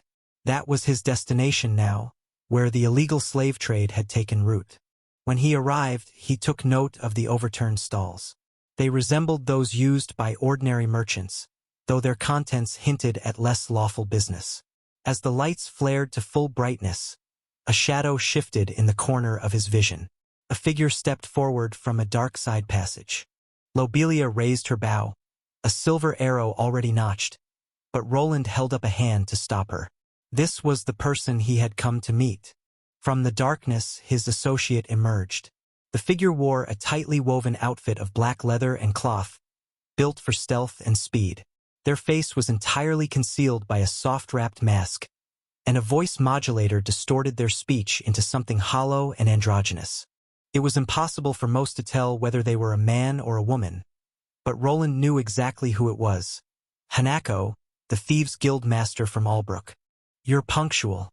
I like that." She called out to him, and Roland gave a brief nod, his eyes scanning the area. His mapping device displayed numerous life signals. People were hiding throughout the space, though a large number were clustered in just a few locations, likely the holding cells where survivors of the hostile takeover had been imprisoned. "You cleaned up well. Do you have what I asked for?" Roland walked toward her, his gaze locked on the monitoring device in his hand. The small dots representing hidden thieves shifted ever so slightly, as if waiting for a signal to strike. His golems had already spread out through the black market area, each one charged with magic and ready to respond if necessary. "Hi, Commander Wayland." The voice that emerged was rasping, steady, and completely neutral in tone. It gave nothing away. "Please follow me. Everything you requested has been prepared." There was no ambush, no sudden movement. Instead, the thieves remained still, and a few stepped into view after Hanako gave a silent nod. She turned sharply and began walking, her steps soundless despite the stone floor beneath her. Roland followed her through an arched passage that curved away from the main chamber of the market. As they moved deeper, the air grew colder. The scent thickened into something more pungent, a mixture of stale sweat and old blood. The walls became rougher and the stone less polished. Whatever care had once been given to this part of the structure had long been abandoned. The deeper they went, the more it felt like a place used for storing people, not goods. The scent was now bordering on putrid, hinting at the conditions of the prison below. "Just as you instructed, we found the slaves and moved them to safety. We also captured the ones responsible. Their leader is among them." This was exactly what he had hoped for. The one they had caught was someone he had dealt with before, someone he had not forgotten. Seeing that person again might bring closure to more than just this mission. As they continued walking, Roland glanced into the iron-barred cells along the corridor. Inside were hardened criminals. Many were known thieves, killers, or traffickers. These were not people he wanted back in the city. Still, he knew better than to believe the guild could be wiped out completely. A figure like Hanako, though shadowy and secretive, at least maintained a level of order. Under her rule, the worst crimes were forbidden. Murder, forced slavery, and other atrocities were not tolerated. And most importantly, she answered to him. Finally, they arrived at a thick, reinforced door guarded by two individuals in similar black garb to Hanako's. They said nothing, only stepped aside at her approach. She gestured to the door and then it opened. Inside, there were a couple individuals waiting for them, slave traders, and among them, one person in particular, Albert Abrams, the merchant who had dealings with Theodore and ran this whole operation. We have stored all the ledgers, correspondence, and identifying marks on the merchandise. Everything ties Abrams to that bastard Theodore's network. You'll find it all inside. She handed him a spatial pouch, heavy with its contents. Inside was a collection of evidence, not only detailing Abrams' crimes but also containing anything that could be used to damage Theodore's reputation. This was all part of Roland's larger plan to take control of the city. Before the conflict began, they had slowly embedded members of Hanako's guild within Aldbourne. A few weeks before the actual outbreak, Hanako herself arrived under the guise of routine business. That gave her enough time to investigate thoroughly, uncover hidden operations, and secure critical information. She had even captured the wealthy merchant Abrams and his accomplices before they could flee beyond the city's walls. Roland's expression remained unreadable beneath his helmet. This was exactly what he needed. Not just prisoners in chains or vague accusations whispered in back rooms, but concrete evidence. Tangible and damning proof. If Abrams' involvement could be exposed through documentation, it would do more than discredit one man. It would weaken Theodore's circle of influence and, more importantly, bring scorn from his father, Alexander Valerian. You did well, Roland said with a nod. Thank you, High Commander. It's a pleasure doing business with you. Hanako replied, her voice ever shifting in tones. It would be best if you remain in the city for now. We still do not know how this will end. I will, but do not expect my guild to face the Valerian Knights in open battle. No amount of gold will protect anyone from Valerian steel. Roland gave a small nod. Arthur's noble house was infamous for responding swiftly and without hesitation to opposition. Most people avoided becoming entangled in their affairs if they could help it. While they were safe under Arthur's protection for the moment, if Theodore were to win the contest and claim the title of Duke, everything could change. He would likely seek out those who had stood against him during the trials and make examples of them. I understand. We will not need your help with that. Just remain here and prepare these people for transport. Once this is over, we might need them to testify. With everything in order, he turned to leave. Albert Abrams began thrashing against his bindings, groaning through a bloodied gag. Roland took no pleasure in putting others in these situations, but this man was no good Samaritan. He had ruined countless lives and would continue to do so if left unchecked. He had nearly forced his own younger brother out of the family and had orchestrated multiple assassination attempts. With so much blood on his hands, it was difficult for Roland to feel any sympathy. Once this was all over, the only fate awaiting Albert would likely be death. Or perhaps something more poetic, becoming a criminal slave and living a life that he forced on others. With all of this, just one more thing remained to do, to face Theodore Valerian and finally take over this city. The great stone towers of Valewatch keep pierced the afternoon sky, the Valerian banners fluttering in the highland winds. From the highest balcony of the inner keep, the sweeping view extended far over the green plains and hills that formed the core of Theodore Valerian's lands. The city below bustled with activity. Civilians rebuilding walls, knights tending to their wounds, and smoke rising steadily from smithies and workshops. Despite the scars left by the recent dungeon break, Valewatch remained standing with minimal damage. Inside the fortress, torches cast long shadows across the arched ceilings of the war room, a circular chamber built deep into the heart of the castle. Maps and ledgers covered the long table at its center, weighed down by steel markers denoting troop placements and city conditions. A scent of iron, sweat, and parchment hung in the air. The doors opened with a heavy groan. A knight in full plate, burnished and bearing fresh battle scratches, strode inside. He said nothing, moving directly toward the man seated on a large throne before a map of Dragnus Island. At the center of the map rose a towering volcano with a figure of a dragon on top. "My Lord Valerian," he said. His voice was steady, though a trace of fatigue lingered beneath the surface. "We've completed the sweep of the southern pass. The dungeon's corruption has faded. Most of the surviving monsters have been purged." Theodore sat back on his throne as if he were already a duke. He didn't rise. He didn't need to. Instead, he rested the side of his head on his hand and waited. His armor remained pristine despite the chaos of recent days, polished to a mirror shine, gilded along the seams, and marked by the stag-engraved pauldron that signified his authority as the Duke's son and acting commander. His gaze was sharp, with auburn eyes framed by a hawkish nose and arched brows. Unlike his younger brother Arthur, his hair held no hint of white. It was pitch black, slicked back to reveal a high and wide forehead. He looked like a man nearing his 30s, someone who had little patience for opposition. His focus remained fixed on the knight who had delivered the report, and finally he spoke. "Tell me, what of the casualties?" "Hi, my lord. Many of the commoners have perished." Before the knight could finish, Theodore raised a hand to silence him. His expression darkened. "Our soldiers." "Ah, yes, of course, my lord. Our forces suffered only minimal casualties, and we managed to defend most of our settlements." But, the knight hesitated. Though he had faced monsters and horrors from the dungeon itself, it was the weight of Theodore Valerian's gaze that made him falter. The silence in the war room became oppressive, like a blade pressed lightly against the neck.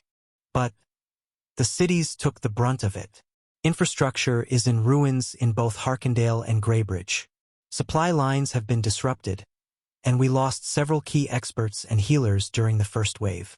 He paused before adding, "We also have refugees, thousands, and not all of them are from our domain. We must be careful of spies.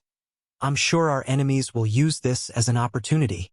Another voice entered the conversation. It belonged to an older man and was rather dry. "Velen brings up a good point." Theodore nodded, already deep in thought. In his mind, this was the perfect chance for his eldest brother to expand his influence. Sending people into the cities during reconstruction would be easy. They could lie in wait and disrupt operations later. Now was not the time to worry about refugees or a few injured commoners. He had to protect his power base and prepare to strike back. If his brothers could benefit from the chaos, so could he. "Focus on repairing our defenses. Any refugees can wait outside the city walls. Send our agents into Julius's lands. There's no way they handled the dungeon break better than we did." As the orders were being handed down and scribes rushed to record Theodore's commands, the discussion shifted to less significant locations. His domain included a mix of major and minor settlements, but his eyes lingered on one spot near the city of Albrook. Just as he was about to ask about the city closest to it, the doors to the war room flew open. "My lord, news from Aldbourne." "Aldbourne? What about it?" Velen, his chief advisor, turned to the man who had stormed in. He was a member of their intelligence unit, authorized to deliver sensitive reports in times of crisis. Judging by the sweat on his brow, Theodore was already expecting the worst. "We've lost contact with our forces stationed there. No signals have come through for 2 days." The man handed over a sealed report. Velen took it and scanned the contents quickly, his expression tightening with concern. They've been rejecting our magical queries. The chances of foreign interference are high. But from Albrook, of all places? That doesn't make sense." Theodore listened intently, his mind already racing through possible scenarios. When the report was handed to him, he read it swiftly and thoroughly. Aldbourne had requested reinforcements, but the plea had been dismissed. Command believed the threat had been exaggerated, so troops were diverted to areas considered more critical. Now it appeared that a foreign force had moved into the area. According to intelligence, that force operated under the banner of his younger brother, Arthur. What is that bastard doing? Do they take me for a fool? He wouldn't be deceived. It was clear to him that Arthur was not acting alone. Someone else was pulling the strings, most likely Julius, the most powerful and dangerous of his brothers. Theodore saw through the ploy. This wasn't about Aldbourne. That city was the distraction. He would not take the bait. He would not waste his forces trying to reclaim a city already lost. Instead, he would reinforce the other flank where the mines, grain stores, and key trade routes lay. That was where the real prize was, and he was certain Julius knew it too. Aldbourne was not the goal. It was the opening move in a larger game, and Theodore had no intention of playing it on someone else's terms. Alphonse. Yes, Lord Valerian? The knight commander stepped forward and knelt before his lord. Theodore's eyes narrowed as he studied the man. Aldbourne had fallen under Alphonse's area of command. While it reeked of a distraction, Theodore couldn't afford to leave the city in enemy hands. It was too exposed, too close to his borders, and letting it remain under foreign control would send the wrong message. He would not commit to a full campaign. That was exactly what Julius wanted. But he also would not sit idle. A measured response was necessary. Gather a detachment, a modest force, enough to retake the city and reestablish control, nothing more. We are not walking into their trap. Alphonse bowed his head in acknowledgement. The situation is manageable. Albrook has been expanding, but they still lack the strength to challenge us directly. The recent dungeon break will keep most of their forces occupied. Theodore nodded as he thought to himself. He knew Julius was behind this. It was a tactic meant to stretch him thin, to force him to divide his forces. But he would not fall for it. He was well aware of the slavery taking place in that city, but even if it were exposed, nothing could be traced back to him. He had prepared scapegoats for exactly this kind of situation. He had to give his older brother credit for being clever enough to see through it, but he would not be fooled. He was smarter than Julius, more cunning than anyone, and he would be the one to become duke. Is it over? I don't see any more. It has to be. The sound of clashing steel, monstrous howls, and explosive magic had faded, replaced by cheering. On the battered walls of Aldbourne, soldiers raised their weapons high, their dirt-covered faces split with tired grins. Victory songs echoed across the ramparts. Hoarse, uncoordinated, but joyful. The dungeon break was over. The last of the aberrations had fallen, their bodies joining the others that were shot down by magical golem blasts from afar. Among the soldiers, cries of relief and laughter rose into the air. Some dropped to their knees in prayer, others wept openly for the comrades they had lost. In the distance, the bells of the Solarian church began to ring. 3 long tolls echoed through the streets, a signal that it was over, that the city was safe, and its people could finally breathe. Hugs were exchanged, voices lifted in joy, and for a moment, the weight of the situation began to lift. But not for Roland. He stood motionless among the celebrating crowd, his expression hidden behind his rune helmet. He didn't smile. His eyes were fixed on the horizon and beyond it. The monsters were gone, the dungeon break was ending, but this wasn't over. Not yet. Will they make it in time? He mumbled to himself while surveying the battlefield, his eyes drifting over the bodies of nearly 1,000 monsters that now lay scattered around the city's outer walls. The giant turtle-like beast had been the greatest threat, and though he had managed to hold the others back, that didn't mean the city had gone unscathed. Even before he arrived, people had died. Some had been killed by monsters. Others had fallen victim to panic and desperation, murdered during the chaos as looters broke into homes and violence spread unchecked. There simply hadn't been enough soldiers to protect everyone. Still, in the grander scheme, it was a victory. A hard-fought one, but a victory nonetheless. The gates still stood. The people were alive, but Roland's gaze never left the horizon. What's wrong? Are there more monsters coming? Roland's thoughts were broken by the voice of Armand. The man was soaked in blood and brown liquids, A mixture of fluids from the dozens of monsters he had helped slay clung to his body, making him reek. Though after some cleaning magic it was soon fixed. The harness made to control his battle frenzy had worked well, though Roland knew it still needed refinement. Monsters? No, those are gone, but something worse is coming. Get some rest while you can. Something worse. Armand tilted his head and then smirked. Oh, that sounds great. More things to punch. He actually looked excited. His level had increased several times since they arrived, and judging by his grin, he was eager to climb even higher. Roland had gained power too. With a slight jerk, he glanced at his status screen, confirming his new level. The numbers had gone up, his strength had grown, but in his mind, it still wasn't enough. Name: Roland Arden L219. Classes: T3 Runesmith Overlord L44. Primary. T2 Runesmith Lord L50. Tertiary. T2 Runic Engineer L50 Secondary. T1 Mage L25X. T1 Runic Mana Scribe L25X. T1 Runic Blacksmith L25X. Don't tell me. Could those enemies be ones flying a stag banner? Armin's grin faltered as someone else approached. Before Roland could answer, another voice joined them. Orden, the guild master, approached with his massive axe slung over one shoulder. His expression was grim, his tone far from amused.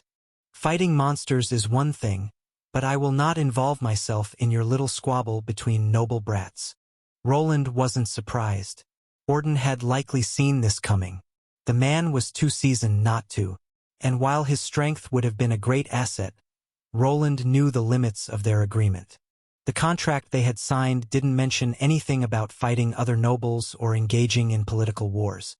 At best, Orden could be asked to defend Albrook if it came under direct attack. But this city wasn't even officially theirs.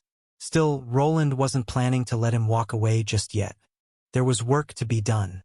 Don't worry, I have a different task for you. He gestured toward the field of monster corpses that surrounded the city. See all of that? Orden glanced over and gave a tired nod. Yeah? What about it? There are still plenty of adventurers in the city. Take them. Gather every monster body out there. We need the crystals and parts. This was still part of the culling event. Most of the danger had passed, but there were quotas to meet. Every monster part mattered. Mana crystals, monster cores, claws, hides. All of it would be counted toward their final score. And with monsters still roaming the outlands, especially near abandoned villages, there was no shortage of work left. You want me to do grunt work? Orden raised an eyebrow, but Roland didn't flinch. Do you have anything better to do? Orden grunted, then gave a sharp exhale that might have been a laugh. Fine, but I expect a very generous cut of the rewards. Of course, Roland replied without missing a beat. Just make sure everything is documented and secured. If we're going to get credit for clearing the dungeon break, we need to submit. I know. You don't need to explain. Before he could finish, Orden was already turning away with a grunt. It might have seemed disrespectful to wave off the High Knight commander like that, but Roland didn't mind. The guild master wasn't one for ceremony, and right now, efficiency mattered more than etiquette. These monster parts weren't ordinary. Every creature from this dungeon break carried a unique mana signature, impossible to replicate or forge. The loot would be tallied and verified by mages from the Valerian household, a rare but strictly enforced process. The more they secured before reinforcements arrived, the more credit Albrook would receive and the stronger their position would be in the aftermath. Theodore's troops were likely already on the move. Roland estimated they would arrive within a day or two at most. That meant time was short. He had no doubt they already knew of his involvement, but how large their force would be or whether it would lead to an actual battle remained uncertain. Fighting monsters was one thing. Facing soldiers under a noble banner was something else entirely. Roland turned away from the ramparts. His armor clinked softly with each step as he descended the crumbling stairway into the city proper. All around him, the people of Aldbourne were emerging from shelters, peering cautiously at the sunlight as if expecting another wave of monsters to come charging through the gates. He passed mothers clutching children, elderly folk kneeling in silent prayer, and battered soldiers leaning against broken walls with expressions of exhaustion etched deep into their faces. This was the reality of the situation. These people had been abandoned and would have died if not for him. Yet, if he asked them to fight for him and for Arthur, he was not certain they would follow. He was beginning to move into unfamiliar territory, and the Tier 3 Ascension ritual was the closest thing he had experienced to actual war training. The aftermath of the dungeon break had left the city hollowed but still standing. The monsters had not managed to breach the walls, and most of the houses remained intact, suffering only minor damage. A few monsters had used ranged attacks, causing some internal destruction, but nothing that couldn't be repaired within a week or two. As he moved through the city to inspect the damage, people cheered for him and his companions. They saw them as heroes walking among them, unaware of what was about to unfold. He ordered everyone to take a break. They had been fighting monsters for 2 full days without any sleep. Lucille was the most affected among them, and Robert had to support her as they walked. Agni stayed close by. His energy was still high, but he needed rest too. The next battle could begin at any moment, and they had to be ready. The city was still under lockdown, and everyone from his group had gone to get some rest. But he stayed alert, returning to one of the gate towers to use as his temporary station. There he remained with Agni, keeping watch, waiting and planning. Soon, in the distance, he heard the sound of hooves. The sound of hooves grew louder, rhythmic and deep like thunder rolling over the plains. Dust curled up behind a great column of cavalry and foot soldiers clad in blue and silver. Banners bearing the stag of House Valerian rippled in the wind as Alphonse, knight commander of Theodore Valerian, rode at the front of a force nearly 3,000 strong. They came in orderly lines, disciplined and deadly. Their armor gleamed, untouched by battle, and their mounts were well-groomed. At the center of the formation marched a trio of siege towers and enchanted rams, prepared to tear down walls if necessary. But as the army scaled the final hill overlooking Aldbourne, a ripple of confusion passed through the ranks.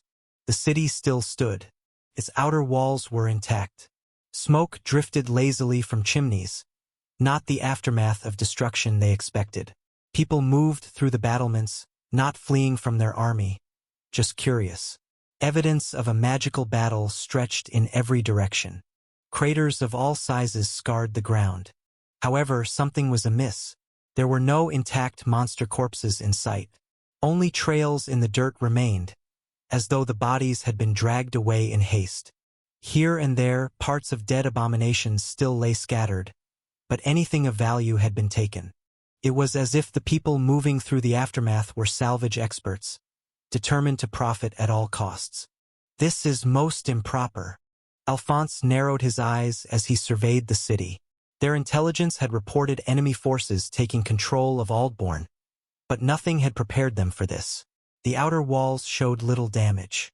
Claw marks covered much of the surface, yet most of the stone fortifications had held firm. He had expected the gates to be breached and the battle to spill into the streets. He had assumed the city was only captured after the monsters had forced their way inside. But no such breach had occurred. To make matters worse, strange metallic contraptions were now attached to the walls, their purpose unclear and unsettling. The strange metallic contraptions clicked and buzzed, their movements accompanied by a silent mechanical noise and bright flashing runes. From within their metal frames, tube-shaped appendages extended, resembling cannons. One by one, they shifted their aim, as if they had been waiting for someone to come within range. Alphonse sensed that something was wrong and immediately raised his hand in a clear signal. "Raise thine shields." The front ranks complied at once, raising enchanted tower shields as the constructs began to glow. A heartbeat later, beams of concentrated mana shoot out from the walls, slamming into the shields with explosive force. Soldiers staggered. One unlucky group failed to raise protections in time and was blown off their feet, their armor scorched by heated mana. "Fall back. Withdraw. Beyond their reach. Immediately, I say." Alphonse barked out orders while pulling his mount to a halt. The troops quickly retreated to a safer distance, shields raised and mages casting defensive barriers as the constructs paused, their mechanisms stopping as they recharged. Alphonse cursed under his breath and scanned the walls once more. Then, without warning, a figure rose into the air. It was a man clad in ornate, unfamiliar armor. He hovered effortlessly, as if the sky itself welcomed him, and a moment later, his voice carried across the entire field. "I am High Commander Wayland of Albrook." "It's him." Alphonse looked to his side, where one of his men shouted in indignation. The man floating above the city was the one responsible for this night's downfall. Not long ago, he had been a promising knight commander, but after suffering a crushing defeat, he was demoted. Despite the disgrace, his strength as a Tier 3 class holder remained unquestioned. He had been given another chance to prove himself, now serving as a knight captain. Yet he had never forgotten the humiliation that Commander Wayland had dealt him. "Steady thyself, Emerson. Let not thy heart betray thee." Emerson gritted his teeth but listened. Alphonse's eyes stayed locked on the floating figure. He knew who Roland was, and he had met the man before. His strength had been confirmed with his victory over Emerson, but he didn't believe that he would lose himself if it came to a proper fair battle. By request of Aldbourne's acting mayor, we responded to the dungeon break. The local forces abandoned the city. Under noble law and the crisis edict, this territory is now under the protection of Arthur Valerian. A stunned silence fell over the soldiers behind Alphonse. Even Emerson, who seethed with unspoken fury, paused at the boldness of the declaration. "This city did not fall because of our efforts. Theodore Valerian abandoned it. He has no right to claim it. That is why you should all leave now. You are not welcome in these lands. If you do not retreat, we will see this as an act of war." Alphonse sneered. It was clear the man had come prepared, perhaps even expecting this confrontation. Still, this was not how the world worked. The strong always rose to the top, and from what Alphonse could see, their opposition lacked a proper army. Most likely, their own city had been struck hard by the dungeon break, and they could only spare a handful of soldiers to defend Aldbourne. This was the difference between the man he served, Theodore, and the upstart named Arthur. Theodore's forces had been gathering for years, backed by superior resources and planning. Taking this city would not be difficult. "Speak not thy justifications to mine ears. I care naught for twisted laws nor borrowed banners. This soil is sworn to Lord Theodore Valerian, by blood, by bond, and by birthright. Thou art trespassers all." He raised his arm, signaling to his officers.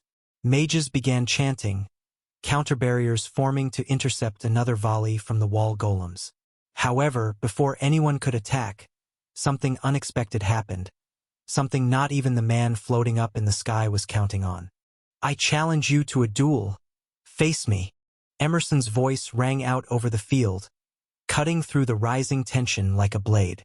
All eyes turned to him, his steely gaze locked onto Roland, and his voice was filled with barely contained rage.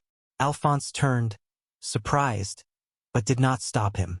"I'll settle this with him here and now." Roland's eyes narrowed behind his rune-etched helm.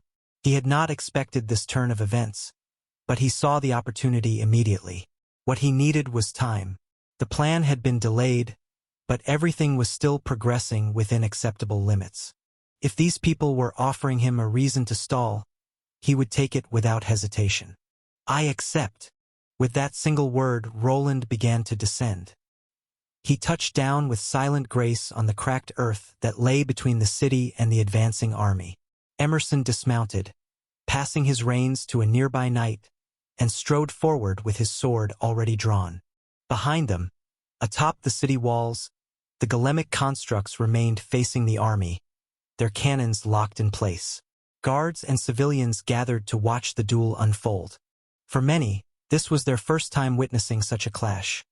2 Tier 3 knights, one a former knight commander who had lost his honor, the other a high knight commander serving a rising young noble. To the onlookers, it was a spectacle of legend. But to the man clad in runic armor, it was nothing extraordinary. "I will be victorious." I will reclaim my honor. Roland gave no reply. Instead, he summoned a large tower shield from his spatial storage, followed by his refined warhammer. His armor gleamed with deep crimson hues, designed to channel flame magic and crafted to resemble the scales of a salamander. He had chosen a suit built for overwhelming firepower. The flame element was typically used for aggressive combat, but this time he had no intention of ending the fight quickly. What followed was not the explosive clash of titans that many had anticipated, but a strange, one-sided dance. Emerson charged forward, his blade flashing with enchantments, every strike precise and sharpened by years of training. Yet Roland did not strike back. He moved with unexpected fluidity, his heavy armor seeming to glide as he sidestepped and twisted around each blow. He parried only when absolutely necessary. The armor, though designed for offense, was used differently. Roland conjured protective flame shields to block sudden strikes and unleashed bursts of heated air to propel himself out of danger with swift dodges. Most attacks he absorbed with his tower shield, never allowing a single clean hit to land. Minutes passed. The fight dragged on and nothing changed. At times, it even seemed as if Emerson was close to victory. Some in the crowd began to cheer, convinced he was gaining the upper hand. But Alphonse was not so easily deceived. He watched closely, and soon he understood what was really happening.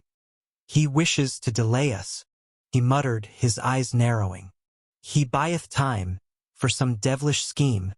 The moment the realization struck, he turned sharply and barked out a new set of orders. The duel no longer mattered to him. Lay siege. Strike upon the gates with fury. Mages bring down their cursed constructs with spell and fire.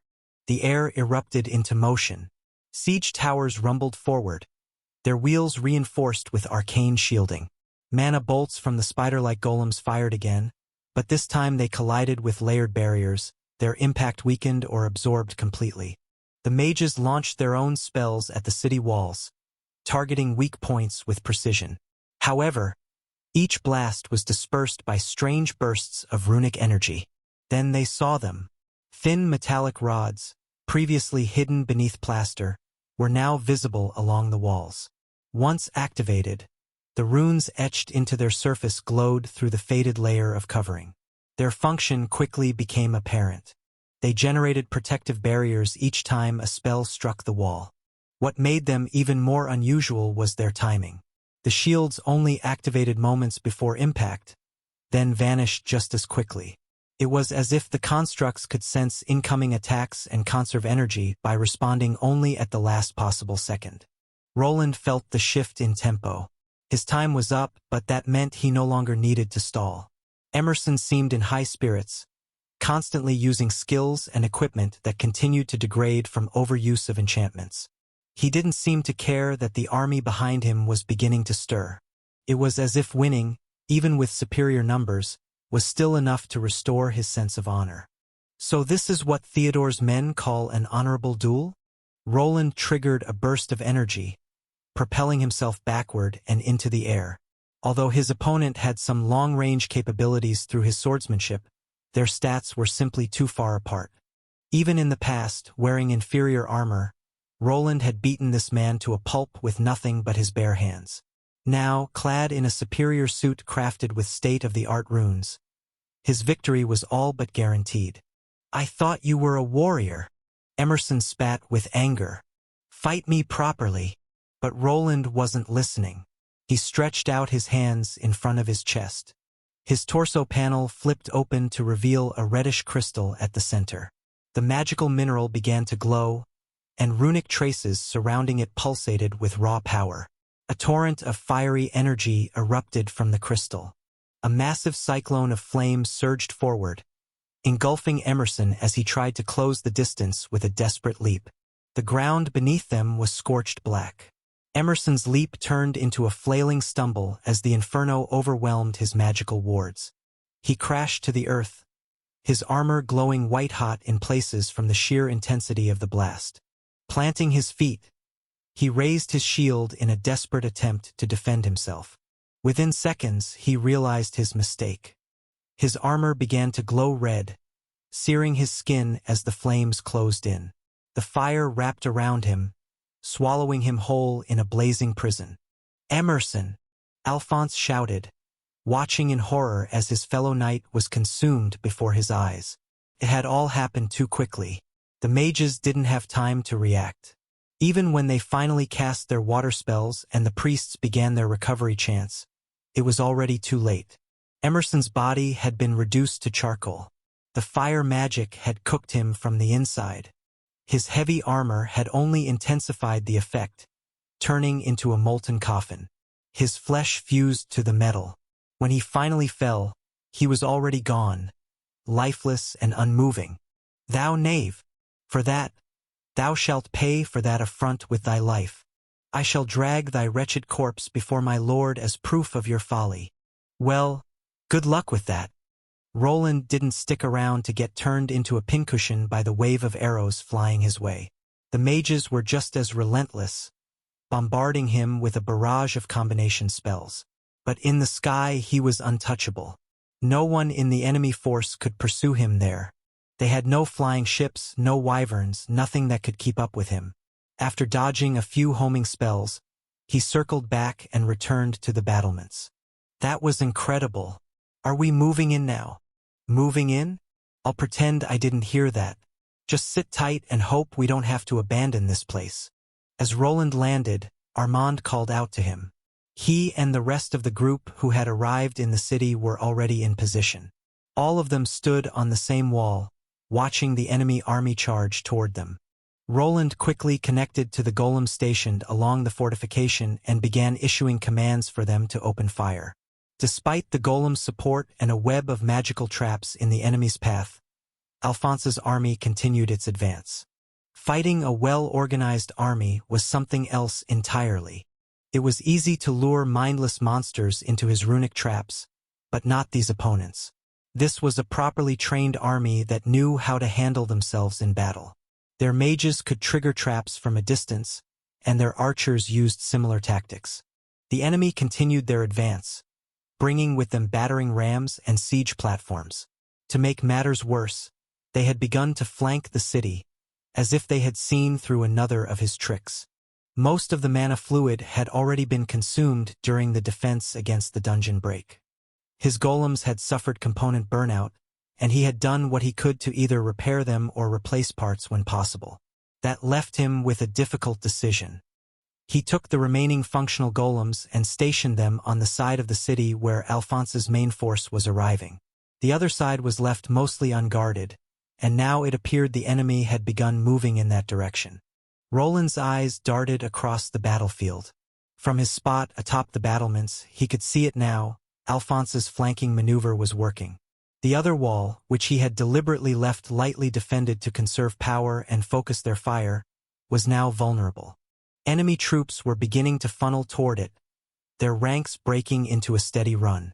"They're going for it. Do it now." Although the area was mostly unguarded, one being still stood watch. A massive wolf engulfed in divine flames. As the enemy advanced, the beast leapt into the air, standing atop a strange glowing platform. With a thunderous roar, it unleashed a wave of fire in every direction. The sky lit up as the flames poured down like a blazing curtain, briefly halting the enemy's momentum. But Roland knew the wolf couldn't hold the line for long. Still, he remained calm. A deep rumble rolled across the hills beyond the eastern ridge. It echoed through the valley like the distant footsteps of giants. Their allies had finally arrived. The sound of rumbling grew louder as something massive approached in the distance. A cloud of dust rose behind a dense column of cavalry and infantry, their armor gleaming beneath the sunlight. Banners bearing the stag of House Valerian rippled in the wind. The sight was unmistakable. It was Arthur, not just the young lord in name, but the true commander. He rode at the head of a force 5,000 strong, his personal guard gleaming in polished mithril, lances held high, cloaks streaming behind them like waves of the sea. Arthur Valerian was finally making his presence known to the world. Roland let out a sigh of relief as he saw the allied army approaching at last. His efforts to stall the enemy had not been in vain. Now, the momentum was shifting back in their favor, and it was time to end this. Alphonse could not believe it. Even as enemy banners rose on the eastern horizon and thousands of mounted warriors charged into view, he refused to retreat. Pride held him fast. His gauntlet clenched around the reins of his warhorse, and his jaw was locked so tightly that it ached. "Commander, we must fall back," one of his captains shouted in alarm. "Their numbers are overwhelming. Thou shalt be silent." Alphonse snapped at the soldier and raised a hand to signal his troops to halt. His eyes locked on Arthur Valerian, the young noble leading the enemy charge. A silver cloak streamed behind him, his face hidden beneath a polished helm. The crest of Valerian gleamed on his chestplate, along with glowing runes that pulsed faintly. 2 swords hung at his sides, and he was flanked by knights clad in armor that shimmered with enchantments. The ornate materials were unlike anything they had expected from his forces. "This alters nothing," Alphonse muttered, more to himself than anyone else. In his mind, the size of the opposing army meant little. Arthur had no reputation for tactics or for combat skill. If Alphonse could reach him and cut him down, the rest would collapse. Even with the odds against them, he remained confident. Strength was not measured by numbers alone. In this world, it was levels that determined the outcome. His army, 3,000 strong, was better trained, better armed, and likely more powerful. Even in a full engagement, he saw only one outcome: victory. The only real threat was a man named Wayland, who had already defeated Emerson twice. But if Alphonse could delay him for just a little while, the battle would be his. He kicked his steed forward, shouting in anger, "Forward, I say! If none shall breach their line, then by mine own hand shall I sunder it." The drums of war thundered again as Theodore's loyal army surged forward, discipline holding firm despite their commander's enraged state. Roland, still atop the walls, didn't move. His eyes tracked Alphonse like a hawk watching a snake. "Is he aiming for Arthur?" he muttered, watching as the enemy forces shifted. The army turned away from the city and redirected its focus toward Arthur, abandoning the siege entirely. He is not even trying to retreat. Does he really believe he can win just by cutting Arthur down? He might. It is a basic tactic they teach at the Knight Academy. Robert answered as he came to stand beside his brother. It was a common tactic to capture or even kill the enemy commander.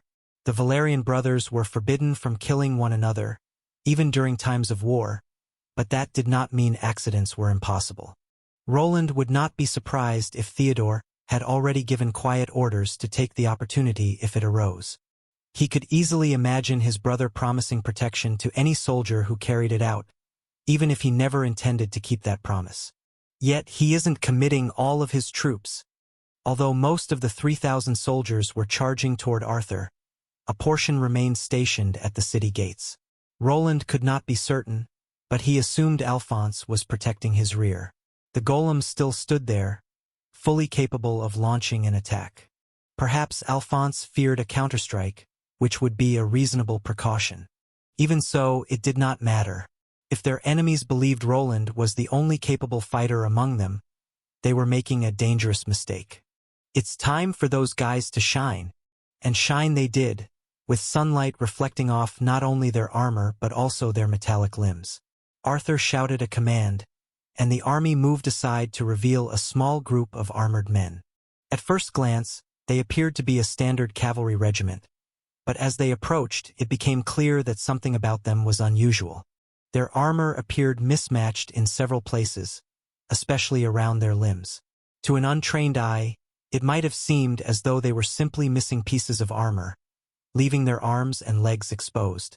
But this was not the case. Their limbs had been replaced with mithril and dwarven steel, forged to endure battle even more effectively than the flesh and bone they once had. These were veterans of wars long past, knights whose bodies had been broken but whose spirits still hungered for the fight. What remained of them had been reforged in Arthur's forges, crafted under Wayland's guidance. Their missing limbs were replaced with prosthetics made of magical alloys and etched with runes of power. Many had been presumed dead, their names lost to time, their graves empty. But they had not fallen. They had returned. A hush settled over both armies as the mounted figures advanced. It was the calm before the storm. Smoke hissed from vents in their backplates, and arcane light shimmered along the seams of their artificial limbs. At the front rode a warrior wielding a massive dark glaive. He held it in his right arm, a prosthetic that pulsed with magical energy. His face was hidden behind a heavy, dark helmet, but from one of its eye slits, a faint and ominous glow shone through. Sir Wishart. Roland stood atop the battlements and watched the old man break from the formation, charging forward alone. He had once been a legend, a commander from the old border wars, the same wars where his father had earned his title. Stories told of him slaying giants and shattering battalions in the years before the Ardens rose to more fame. He had nearly achieved what Roland's father had, yet faltered just before the end. The tale claimed he had died, buried beneath the rubble of a collapsing fortress during a final stand. But that was a convenient fiction meant to preserve his honor. The truth was harsher. He had lost a limb and an eye to an enemy commander in an ambush and barely lived.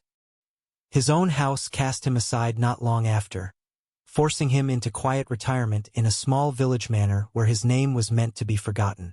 But now he had returned, his body remade in steel and magic.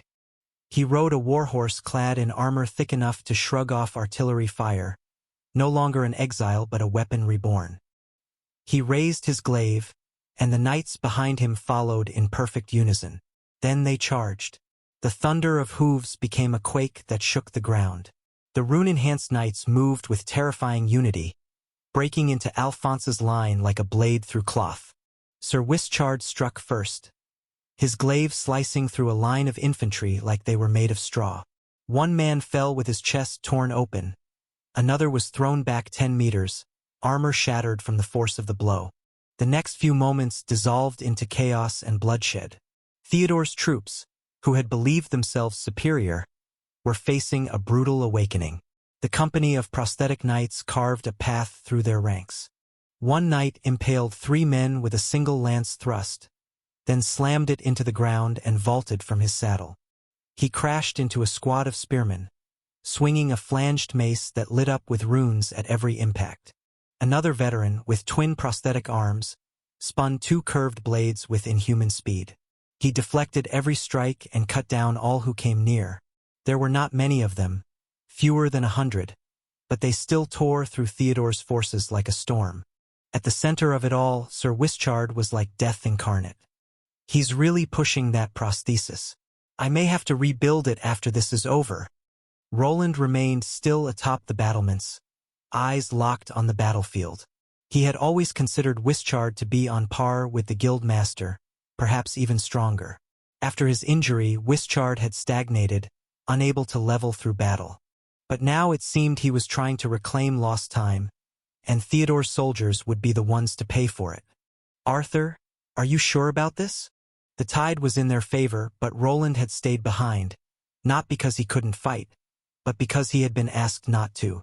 Through his helmet he contacted their leader, Arthur, who was riding together with his troops, something he wished he didn't. Yes, my friend, you have to let me do this, Arthur replied, his voice carrying a hint of strain. This was his first true battle, the first time he would stand as a noble commander in his own right. But Roland understood the reason behind it. By now it was clear. Unless Arthur led this battle to victory himself, he would not meet one of the conditions required to ascend to his next class. If Roland intervened too much, there was a real risk that the achievement or the title that came with it would not be recognized by the system. Arthur had to lead. He had to win.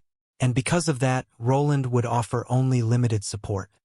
He stretched out his hand and, with a magical signal, ordered his golems to begin firing. Very well. I hope you know what you're doing. I'll keep them away from the city. Just be sure not to overdo it. Don't worry about me, my friend. You've done more than enough already. Leave the rest to me. Ha! Leave it to me, I say. He repeated the words in his mind, second-guessing them almost immediately. A part of him wanted to call Roland back, to ask for help, to admit he wasn't ready. Real war was nothing like the training exercises. He had been given bound monsters to spar with, and his retainers had never even let him visit the dungeon for real combat experience. For over a year, he had been preparing for this moment. He had made up his mind to move forward, to take the next step in his life. But despite all that, he couldn't stop his hands from shaking. This was a real battlefield. Men were dying around him, and if he wasn't careful, he would be next. Arthur tightened his grip on the reins and looked to both sides. Sir Gareth and Sir Morian rode beside him. They were his most trusted protectors, now knight commanders, and they would give their lives for him without hesitation. For a long time, Arthur had been completing achievements in pursuit of a unique class. He already knew about the vassalage skill that his ally Roland possessed, but he could never accept it. The honor of a lord would not allow him to become the servant of another man. His path had to be his own. To walk that path, he needed to fight, he needed to lead, and he needed to emerge victorious as the commander. He was not the greatest warrior on the battlefield, but when it came to strategy, he had studied it since his youth. If there was one area where he should excel, it was in commanding troops and making sound decisions.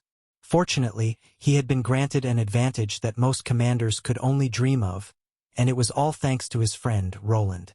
Arthur spurred his horse forward, his eyes focusing on the display inside his runic helmet. While it was not as advanced as the one Roland used, it was still powerful. He had to press a few switches on the side to change between functions, but it gave him a real-time view of the battlefield. High above, several floating drones mapped the terrain and tracked the movements of both armies. He could see everything: the position of the enemy commander, the number of troops they commanded, and their formation. Nothing escaped his notice. Now, all that remained was for him to make the right decisions. If he could competently guide his forces and pressure the enemy into a corner, then victory would be his. 2nd Battalion, break right. Skirmishers, harass their flanks and draw them into range of the golems. Wistard's line will punch through the center. Infantry, follow in their wake and secure the breach. He rode along the front line, his presence steadying his men. The once wavering soldiers drew courage from his command, and the trembling in Arthur's hands faded with each order given, each maneuver executed. The battlefield rippled with movement. Under Arthur's direction, the Allied army adjusted like a single living organism. Every shift was calculated, every step accounted for. It wasn't flawless, as there were still novices among them, and gaps opened when panic set in, but Arthur compensated with the help from Roland's golems and his own golemic armaments that compensated for their lack of battle mages. They came in various shapes and sizes. Some resembled the typical spider golems, while others took the form of more familiar rock constructs. Among Arthur's forces were specialists tasked with controlling these runic machines. With a single order, Arthur could direct them into motion. Thanks to the system they operated under, victory was beginning to slip more easily into his hands than he had anticipated. This is preposterous. How could such a troop exist? None of this makes any sense. The enemy commander, Alphonse, narrowed his eyes as he watched his formation collapse before him. It felt as if his opponent could anticipate his every move and counter it with surgical precision. Every attempt to maneuver his cavalry was thwarted. Arthur always had an answer. Whenever he tried to pressure the flanks, the Allied lines absorbed the assault and then pushed back with twice the strength. And now, his center was starting to collapse. Alphonse had been surrounded before he realized it. Alphonse gritted his teeth, blood already smeared across the side of his jaw from a stray magical blast. Around him, his most loyal knights had fallen or were barely holding back the encroaching tide. Rune-enchanted blades clashed against steel, and the once pristine banners of his house were trampled beneath the boots of enemy infantry. The sky seemed to grow darker, not from storm clouds, but from smoke and ash. Through the chaos, Arthur rode forward alone, his silver cloak fluttering like a banner of judgment. His helmet now off, revealing youthful yet resolute eyes, he raised a hand to halt his own forces. "Knight Commander Alphonse," he called out, his voice ringing across the battlefield. "You are beaten. Your men are dying for pride alone. Yield, and no more blood needs to be spilled." The older knight turned his horse, face twisted in disbelief and fury. "Yield!" he spat, drawing his enchanted sword with trembling hands, not from fear but from rage alone. "To a base-born wretch? Never!" He kicked his horse into a charge, sword raised, a desperate scream tearing from his throat. "Ne'er shall I bend knee to a false noble, draped in gilded trinkets and flanked by curs daring call thyselves knights." Arthur stood still, unmoving, even as Alphonse thundered toward him. He was the leader of this army, the commanding officer, and he did not need to fight this battle himself. "Hold!" Sir Gareth and Sir Morian stepped into the path of the charging knight. Gareth gripped his sword with unwavering focus, and Morian leveled his spear in Alphonse's direction. They would not allow their lord to be touched. They knew they were no match for a knight commander of Alphonse's caliber, but they would rather die than let a single strand of Arthur's hair be harmed. "Stand aside, lest I cast thee down."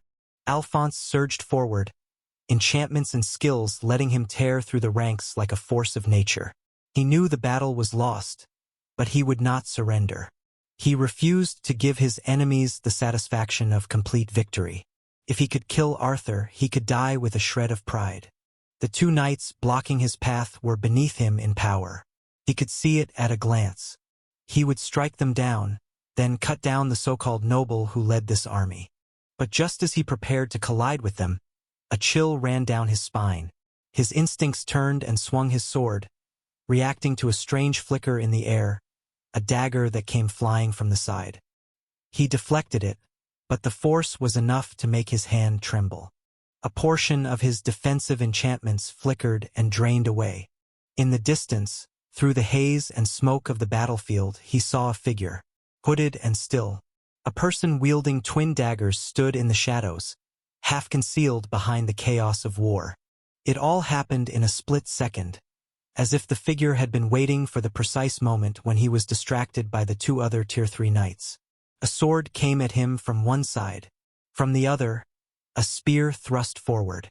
Both weapons gleamed with a strange radiance, their edges glowing with layered enchantments and magical effects. This deadly combination became his downfall.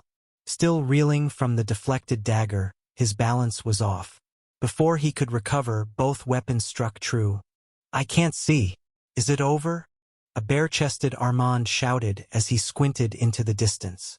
Before him, the soldiers had stopped moving, and the dust began to settle across the battlefield. Beside him stood Roland, clad in armor, his visor glowing as he surveyed the scene. Almost. Roland stood still. There was no more reason to be concerned. The battle had been won. Yet he wasn't looking at the battlefield or the motionless army. His eyes were fixed on a single figure moving carefully through the aftermath, trying not to draw attention.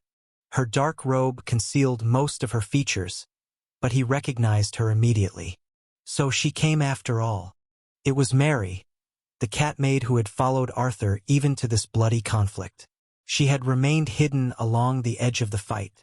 Roland had seen her take down a few enemies and plant explosives that sent horses running to their doom. But more important than any of that was the moment she struck Alphonse. She had thrown one of the runic daggers he had crafted for her. It was a blade designed to dissolve most standard enchantments. That single attack had been the turning point, the move that made their victory possible. The battlefield, once a sea of chaos, was now quiet. The air was thick with the metallic scent of blood with a hint of smoke mixed in. The wounded groaned. Broken weapons and shattered dreams littered the field. But amidst the ruins of battle, a single truth reigned. Arthur Valerian and his forces had emerged victorious. Alphonse lay on the ground, his weapons broken, his armor dented and scorched. His breathing was shallow, and blood seeped from a gash in his side. Gareth, Morian, and Wishart stood over him, the tips of their weapons pointing at his neck. Alphonse's eyes, filled with fury and disbelief, locked onto Arthur as he approached. The young noble dismounted slowly. He was no longer trembling. His face was calm, his stride slow and meaningful. The weight of command, once heavy on his shoulders, now felt natural.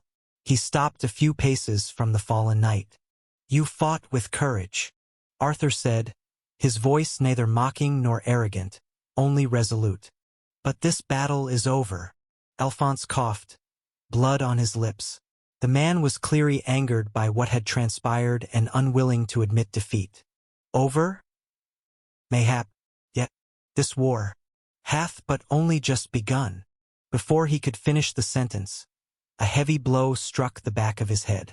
Despite being a Tier 3 knight, he was knocked out instantly by one of Arthur's knights, who didn't appreciate the tone he had taken with their lord. Arthur didn't flinch. He simply nodded, and the man was carried away. His status as a prisoner of war remained unchanged, and the goal was still to earn a reward for turning him in. We made some progress today, but what now? Roland gazed into the distance. The entire scene felt surreal. He had been preparing for the culling for a long time, and now it was finally coming to an end. Yet he couldn't relax.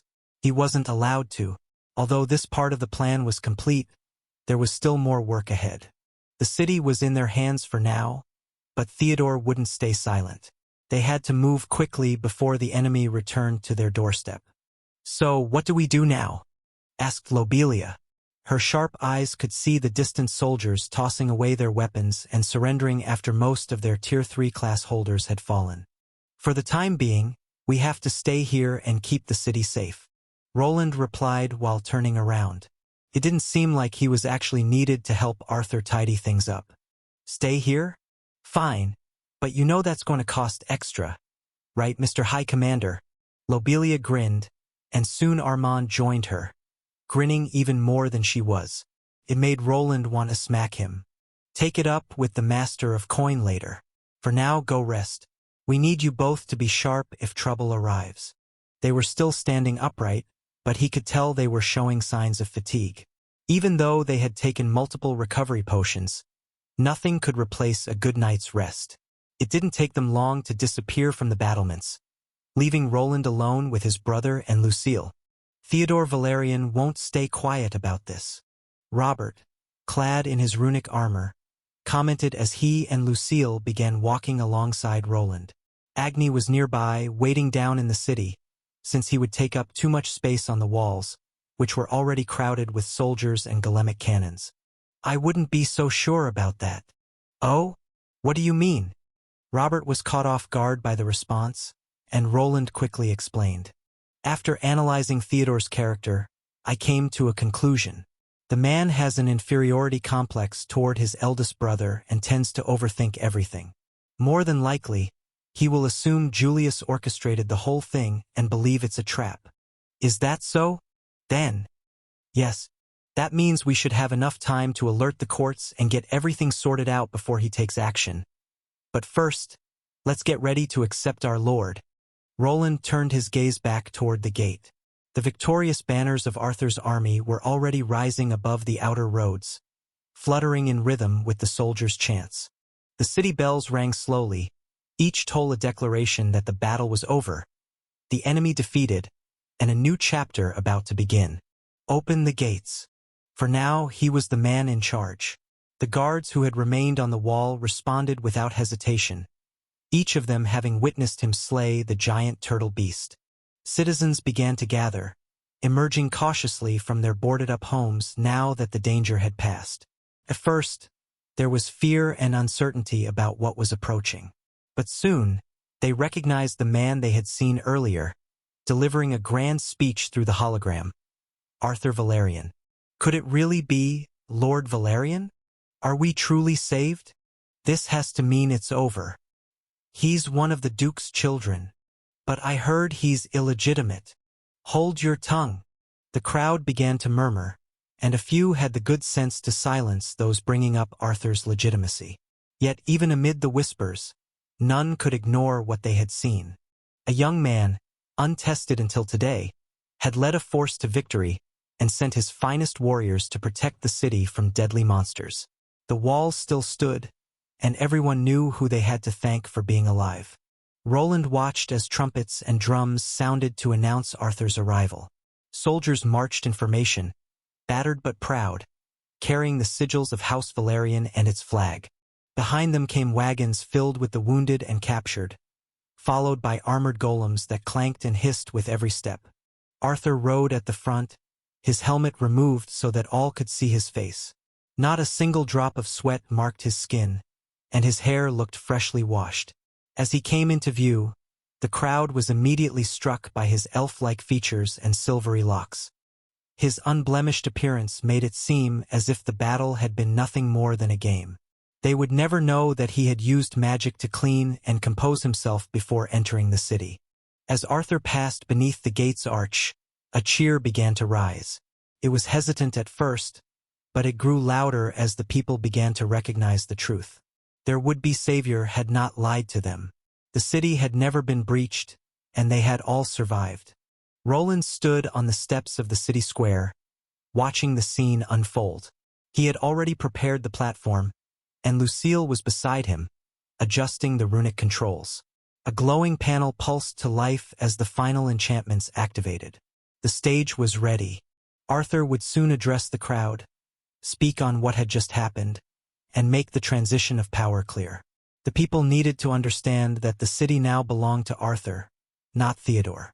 The square, crowded with soldiers and citizens, continued to fill as Arthur stepped into view.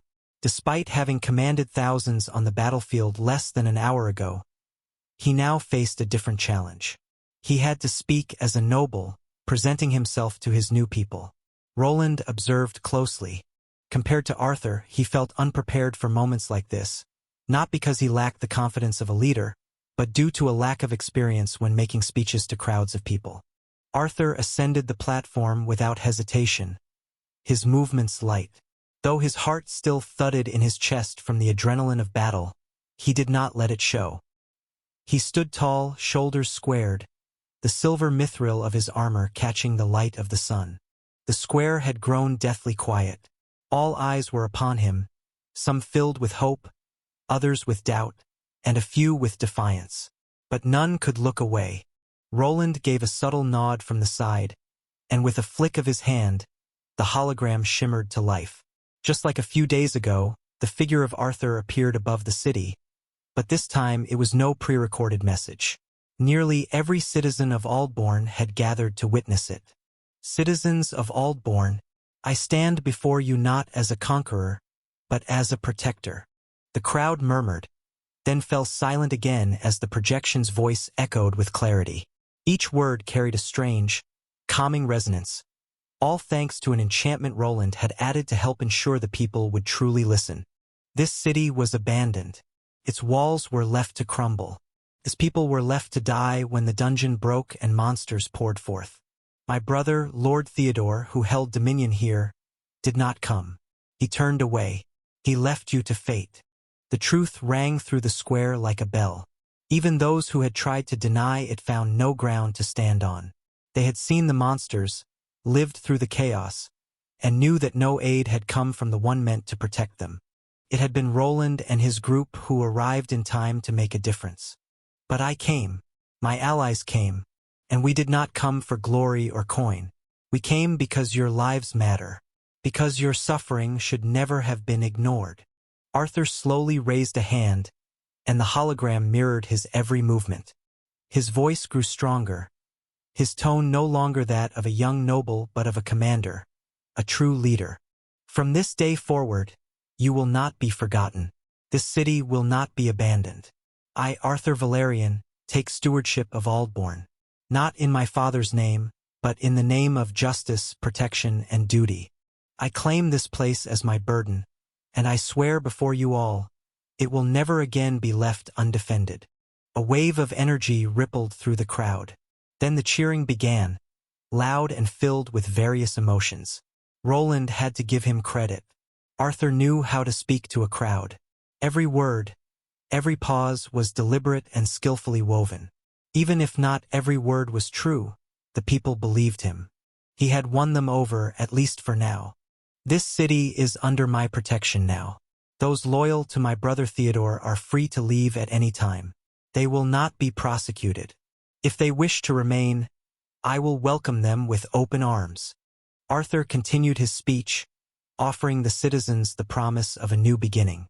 He spoke of future business opportunities and the reduction of taxes until the city walls could be fully restored and improved.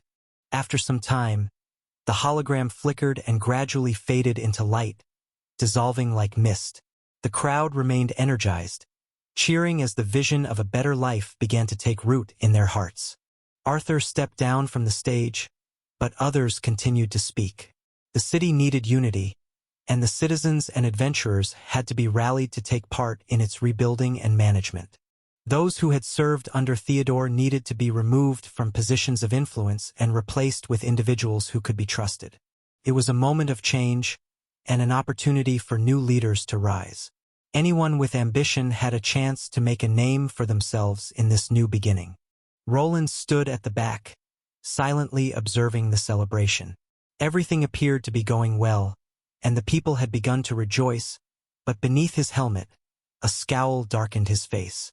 There were aspects of the dungeon break that troubled him deeply.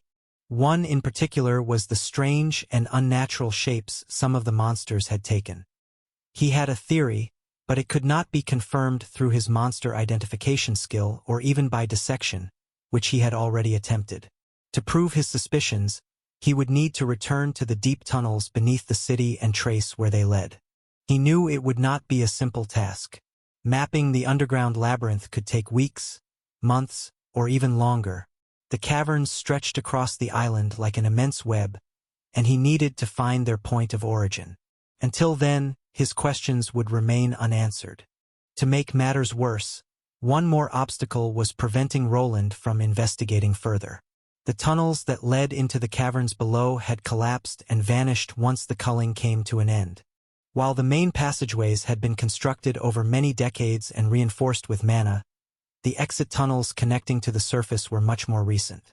Once the flow of mana stopped, they lost their stability and caved in, making it impossible to re-enter from above.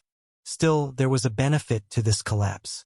With no visible entrances remaining, the existence of the underground network would remain a secret. That gave him the time he needed to study it without interference. Now that the mana pollution had cleared, he would be able to send his golems into the depths to carry out the bulk of the exploration. Before any of that could happen, however, he needed to return home. To do so, he had to assemble a short-range teleportation gate that would allow him to make the journey. Suddenly, a group of knights moved quickly, their armor clinking softly against the stone floor as they hurried through what appeared to be the interior of a castle. At the center of their formation was a lone man, coughing violently and supported by two others. His skin had taken on a ghastly shade of gray-green, as though life itself had been partially drained from his body. Veins like twisted black roots spread beneath the surface, pulsing faintly with an unnatural purplish glow. His breath came in ragged, wheezing gasps, and a foul scent clung to him. It was acidic and pungent, not the smell of blood or rot, but something far worse. It was the stench of corruption, as if a curse had taken root deep within him. "Easy now," one of the knights muttered, adjusting his grip as they passed through a heavy wooden door and into a darkened bedroom. The chamber was dimly lit by a few flickering lanterns hanging from wall sconces. Thick velvet curtains were already drawn tight, and the air smelled faintly of incense. The knights guided the man to the bed, lowering him gently onto the crisp sheets as his body convulsed with another round of harsh, chest-rattling coughs. A stained cloth pressed to his mouth came away black with mucus and streaks of red. "Don't let anyone see me. That is an order. Do you understand?" The man wheezed, forcing the words through clenched teeth. His voice was hoarse, but still bore the commanding tone of someone used to authority. He tried to sit up, but another wave of pain slammed into him, sending tremors through his limbs. "You must keep this hidden. No one can know of this." The man's head turned slowly, revealing his eyes for the first time. The whites had turned a sickly yellow, and his pupils twitched unnaturally wide. Even his once pristine mustache had withered and now trembled over his upper lip. "We will continue as planned." "But your grace," one of the knights finally spoke, his voice filled with concern. The nobleman snapped back immediately, his voice cutting through the chamber like a thunderclap. "Silence. You will do as I tell you. Why, yes, your grace. The knights recoiled in fear. The flickering lanterns dimmed for a moment, and an invisible pressure pressed against their chests. Though the man stood before them in a weakened, sickly state, his authority remained absolute. They could only nod in silence. His word was law, and no one on the island could ever defy him. Back in Aldbourne, the celebrations continued late into the night. Food was handed out from the stores, torches lit the streets, and even the noble quarter was opened for citizens to admire. Despite the festive atmosphere, Arthur remained on edge. He had brought in his own people to serve as the new local leaders, since the previous ones had proven themselves untrustworthy. The only exception was the deputy mayor. Roland had assured Arthur that the man had been successfully persuaded to support their cause. Even so, the city's bureaucracy was in shambles. The tax ledger had gone missing, and most of the treasury had disappeared. This is most displeasing. Please forgive me, my lord. I didn't know. The voice came from the young deputy mayor, who now stood before him. His name was Joseph. He was not even 30, unusually young for his position, and the perfect candidate to take the fall. Arthur suspected that the true mayor was already far away and would never return. Both his personal funds and the city's treasury had likely been emptied and sent to his brother. That was the only way he could escape without being branded a criminal for stealing from a Valerian-controlled city. Sir Gareth, Sir Morin, please give our mayor some room to breathe. Yes, Lord Valerian. Both knights nodded and stepped aside. Joseph was ordered to sit on a chair before Arthur, who had just finished reviewing the last of the documents the city official had managed to produce. Although the treasury was nearly empty, not everything had vanished. There were still reserves of food and medical supplies, along with a few hidden stockpiles of construction materials scattered throughout the noble quarter. We've taken control of the Thieves' Guild and a few other sources. It's not ideal, but it's a start. For now, it would have to suffice. He had spent over a year preparing for this campaign, and the first stage was complete. The next steps were already set in motion. With a quiet nod to himself, he rose and looked down at Joseph. Joseph, he said, his voice softer now but still commanding. You will stay on, not as deputy mayor, but as the new mayor of Aldbourne. No, please, good lord, I will do anything. Joseph dropped to his knees and slammed his forehead against the wooden floor, convinced he was about to be struck down by one of Arthur's rapiers. His voice trailed off as he realized what had been said. You wish me to become the mayor? Yes. We need someone familiar with this city. You'll be assigned an assistant, and we will choose a new deputy mayor for you to mentor. If you prove yourself loyal, you may keep this position permanently. I'll do my best, Lord Valerian. Joseph, who had been terrified just moments before, now seemed to realize the situation might not be as dire as he had feared. He was being promoted to mayor, at least for now, and there was a real possibility it could become permanent. Most importantly, he understood that as long as he remained useful, he would be allowed to live. That, above all else, was his priority. I'm sure you will, that will be all. I understand, my lord. Thank you. I won't fail you. You will not regret this. I will prove myself to be useful. The man continued to bow over and over, like a madman on something far stronger than just fear. Arthur felt a flicker of discomfort at the display. The man's groveling made him seem like some bloodthirsty tyrant tormenting a helpless commoner. He had hoped people would respond to his leadership with respect, or at least cautious trust. Perhaps Joseph's fear had less to do with Arthur himself and more to do with his encounter with Roland. Arthur couldn't help but wonder what exactly his friend had done to convince the man to sign over all the necessary documents. Someone will be waiting outside.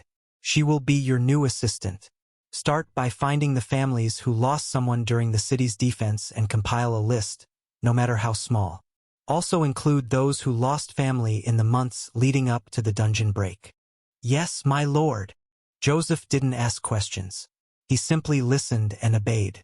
Arthur knew people had been captured and sold into slavery in this city. The more witnesses he could gather to testify against his brother, the stronger his case would be. Moments later, the young mayor exited the room, clutching the ledger Arthur had returned after reviewing its contents. As the door closed behind him, a female voice spoke from the shadows. "I'm not sure we can trust him, Lord Arthur. That's why one of your maids is shadowing his every move." A robed figure stepped forward from the darkness, her voice instantly familiar. As she neared, she lowered her hood, revealing orange cat ears atop her head. Her movements were as silent as ever, so much so that even the 2 Tier 3 knights had failed to notice her presence until she was already inside the room, something that clearly annoyed her. "You two need more training. What if I had been an enemy assassin? My apologies." Both knights lowered their heads like children being scolded by their mother. Arthur couldn't help but chuckle at the sight of his most trusted retainers interacting. He knew it had been Mary who allowed Gareth and Warren to land their blows on Alphonse, the high-ranking knight who had once seemed far beyond their reach. Though their strikes had connected, it was one of the leaders of the prosthetic-using knights who had delivered the final blow. Arthur crossed to the window, hands clasped behind his back as he looked out over Aldbourne. The city glowed softly under the moonlight. It was quiet now, though far from still. Somewhere below, plans were already unfolding. Some were his, others were not. Alphonse's fall had been swift and public. Thanks to Roland's recording, there was no ambiguity about the legality of Arthur's takeover. The recording clearly showed Alphonse rejecting Arthur's claim and refusing to recognize the charter that granted him the lawful right to assume leadership. This technology, the ability to record and replay the past, was both powerful and unsettling.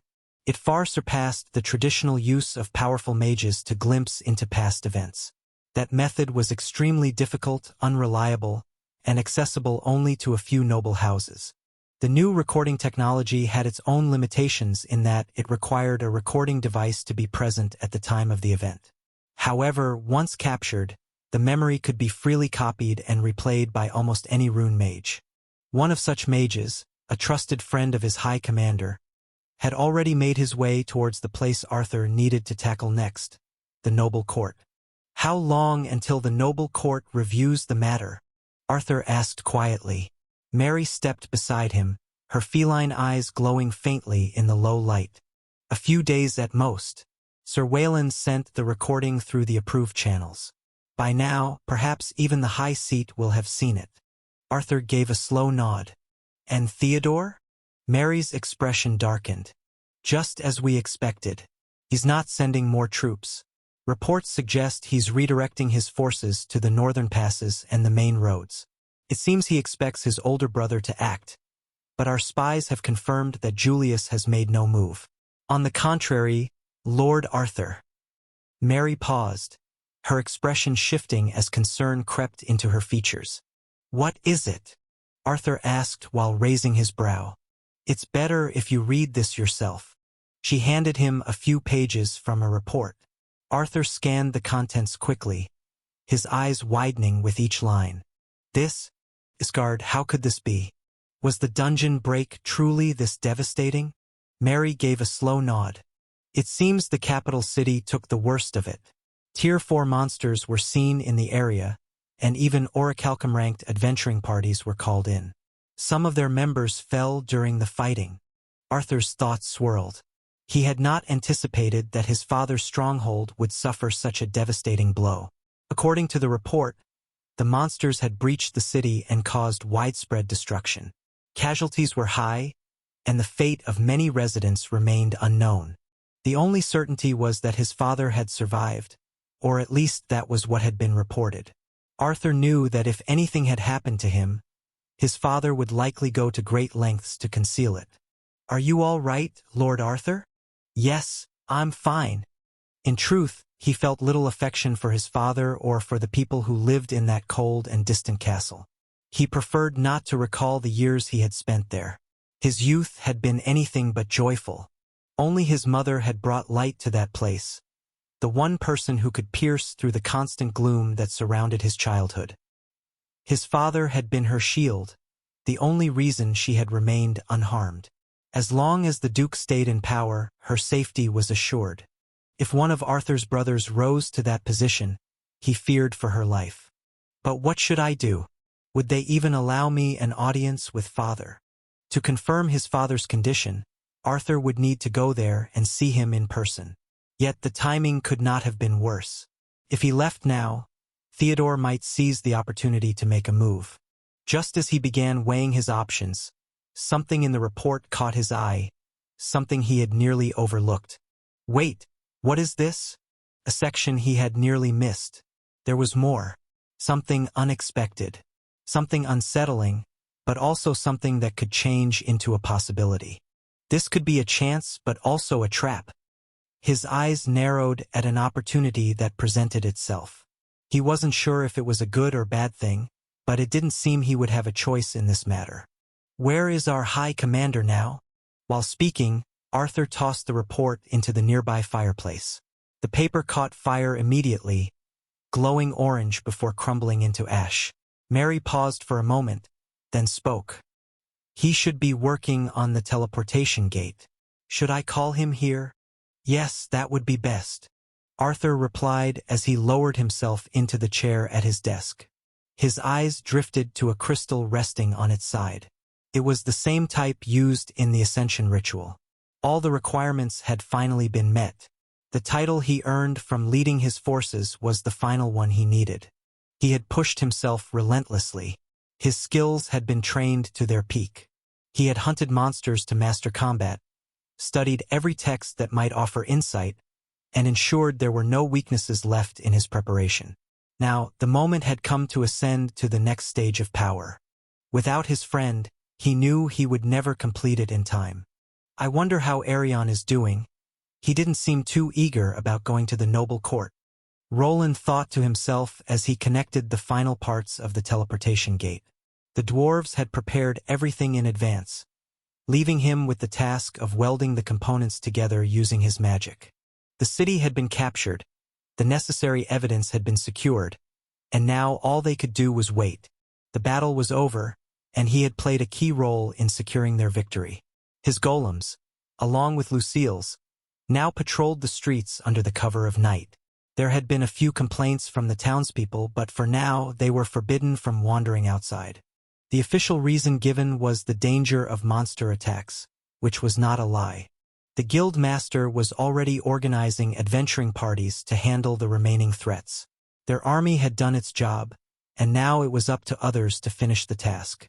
In the past, after a culling event, adventurers would spread out to clear the surrounding villages.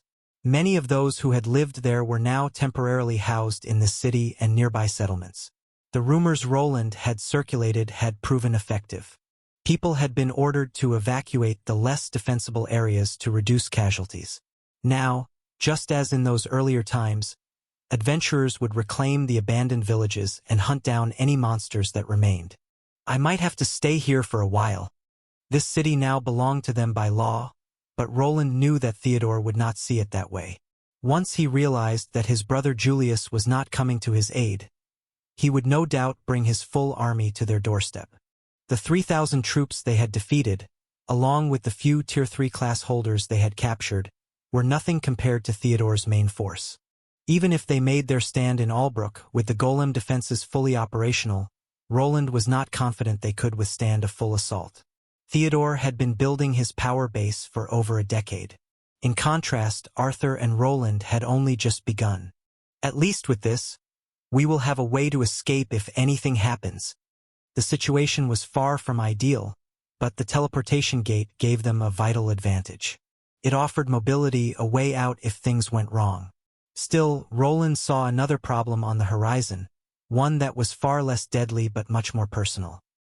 He had no idea how he was going to explain any of this to the headmistress. She had already been reluctant to grant him any leniency, and he had skipped lectures just to be here. I'm sure she will understand. Nothing has been happening at the institute since then.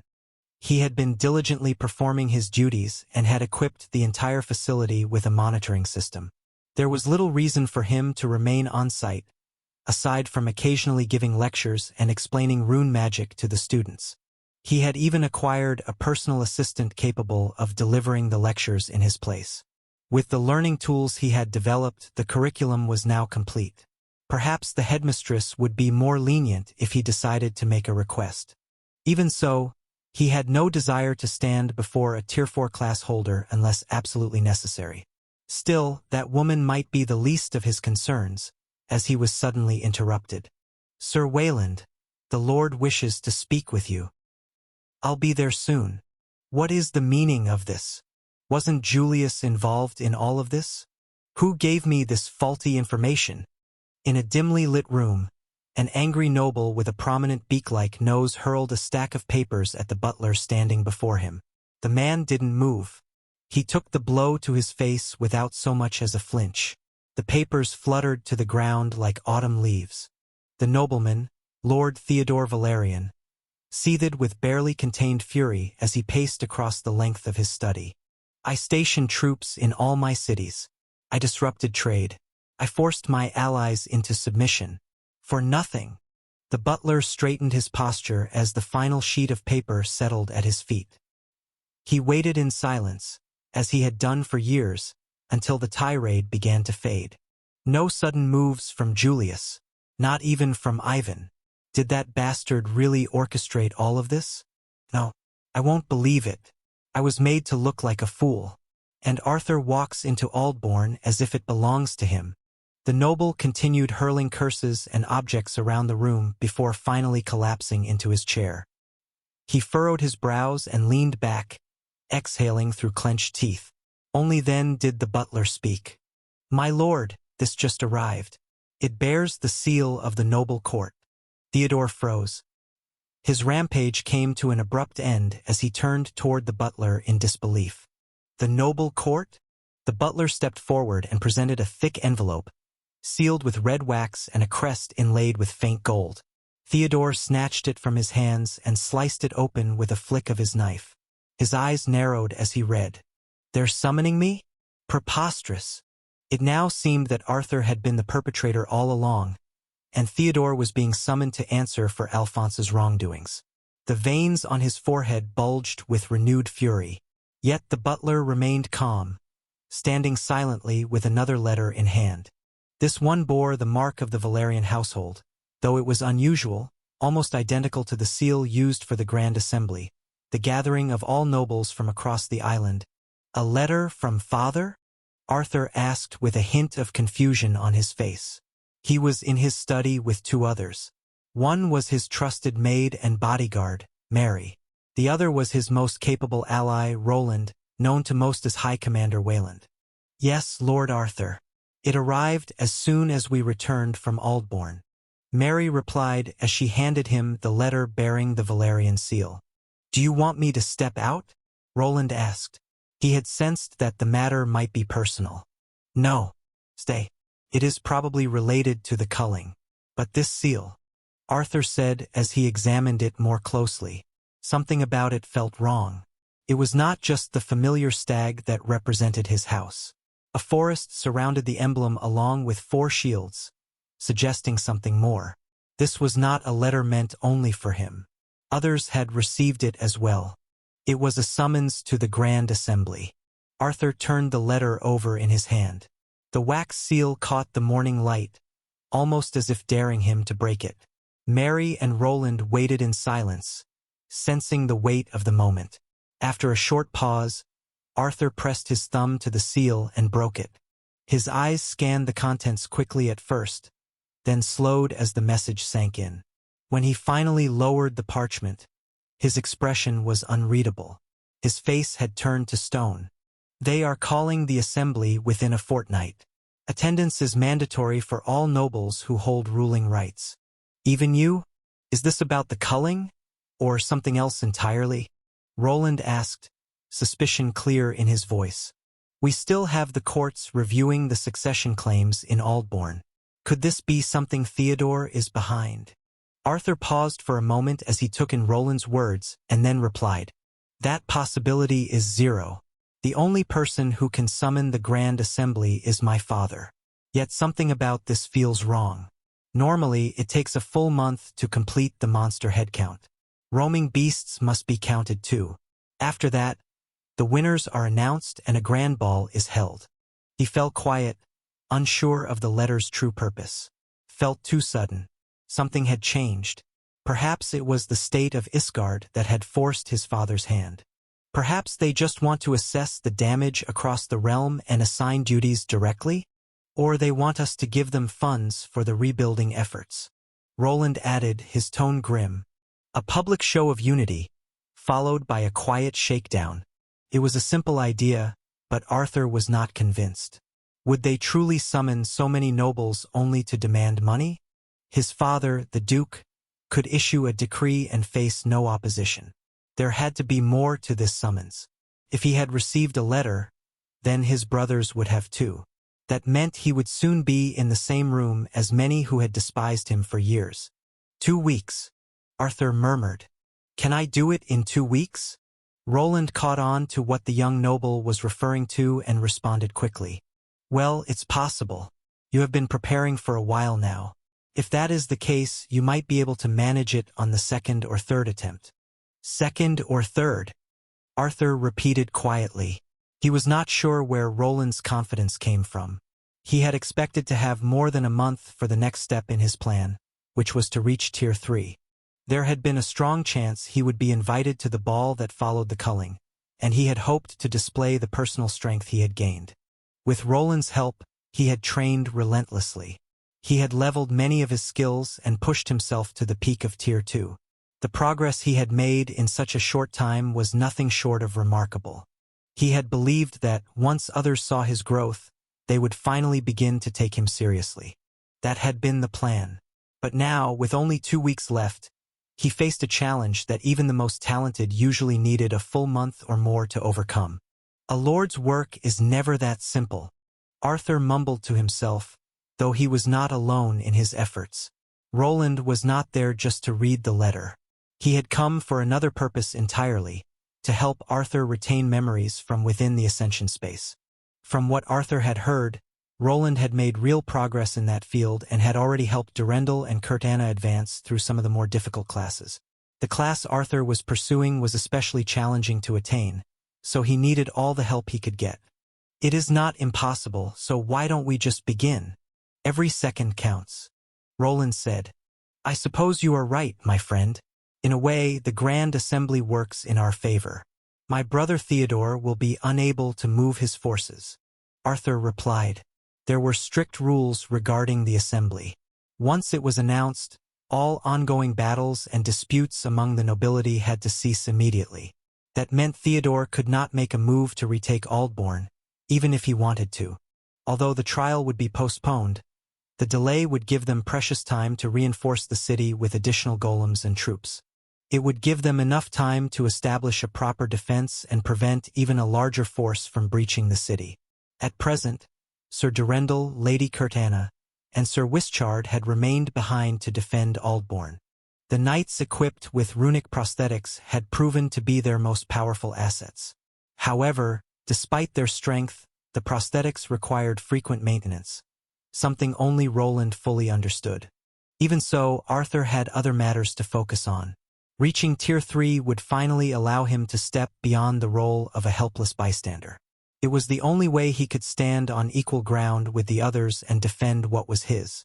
Well then, I put myself in your capable hands. After disposing of the letter, Arthur turned to Roland, who was meant to assist him in retaining memories from the Ascension trial he was about to undertake. Roland gave a curt nod and gestured toward the exit with a gloved hand. I have already made the arrangements, but we will need to move to my own workshop. The underground level of the mansion is not suited for this kind of procedure just yet. Procedure? Arthur repeated, raising an eyebrow at the choice of words. He chose not to question it further. Roland had never given him a reason to doubt his loyalty. The mage engineer had proven himself trustworthy more than once. The workshop was located beneath Roland's estate, and they reached it by traveling through one of the secret tunnels that ran under the city. Over the past year, they had worked hard to construct a network of escape routes. One of them began beneath Arthur's mansion and ended directly beneath Roland's home. Roland led Arthur through the winding, surprisingly well-lit tunnel, their footsteps echoing softly off the stone walls. On the ground, Arthur noticed something that looked like tracks, though they didn't yet stretch the entire length of the passage. Roland had mentioned plans for an underground railway, and this was just a prototype. For now, it served only to help them move more quickly during their escape. But in the future, when the city grew more crowded, such a system could become essential. The roads above were already choked with carriages, bulky tamed beasts, and a constant flow of pedestrians. Once they arrived, a door stood waiting for them. Arthur still found himself marveling at the magic used in this place. Sections of the tunnel behind them were sealed off by doors that had dropped down, designed to block any pursuers. Along the walls, he noticed runes etched into the stone. According to Roland, these runes would detonate if a retreat ever became necessary. This escape route wasn't just clever, it was crafted by someone who should be working for royalty. He really doesn't belong in a city this small. As Arthur stepped into Roland's workshop, a knot of unease tightened in his chest. His friend was brilliant, perhaps even dangerously so. He was not yet 30, and he had already achieved things that would leave seasoned masters speechless.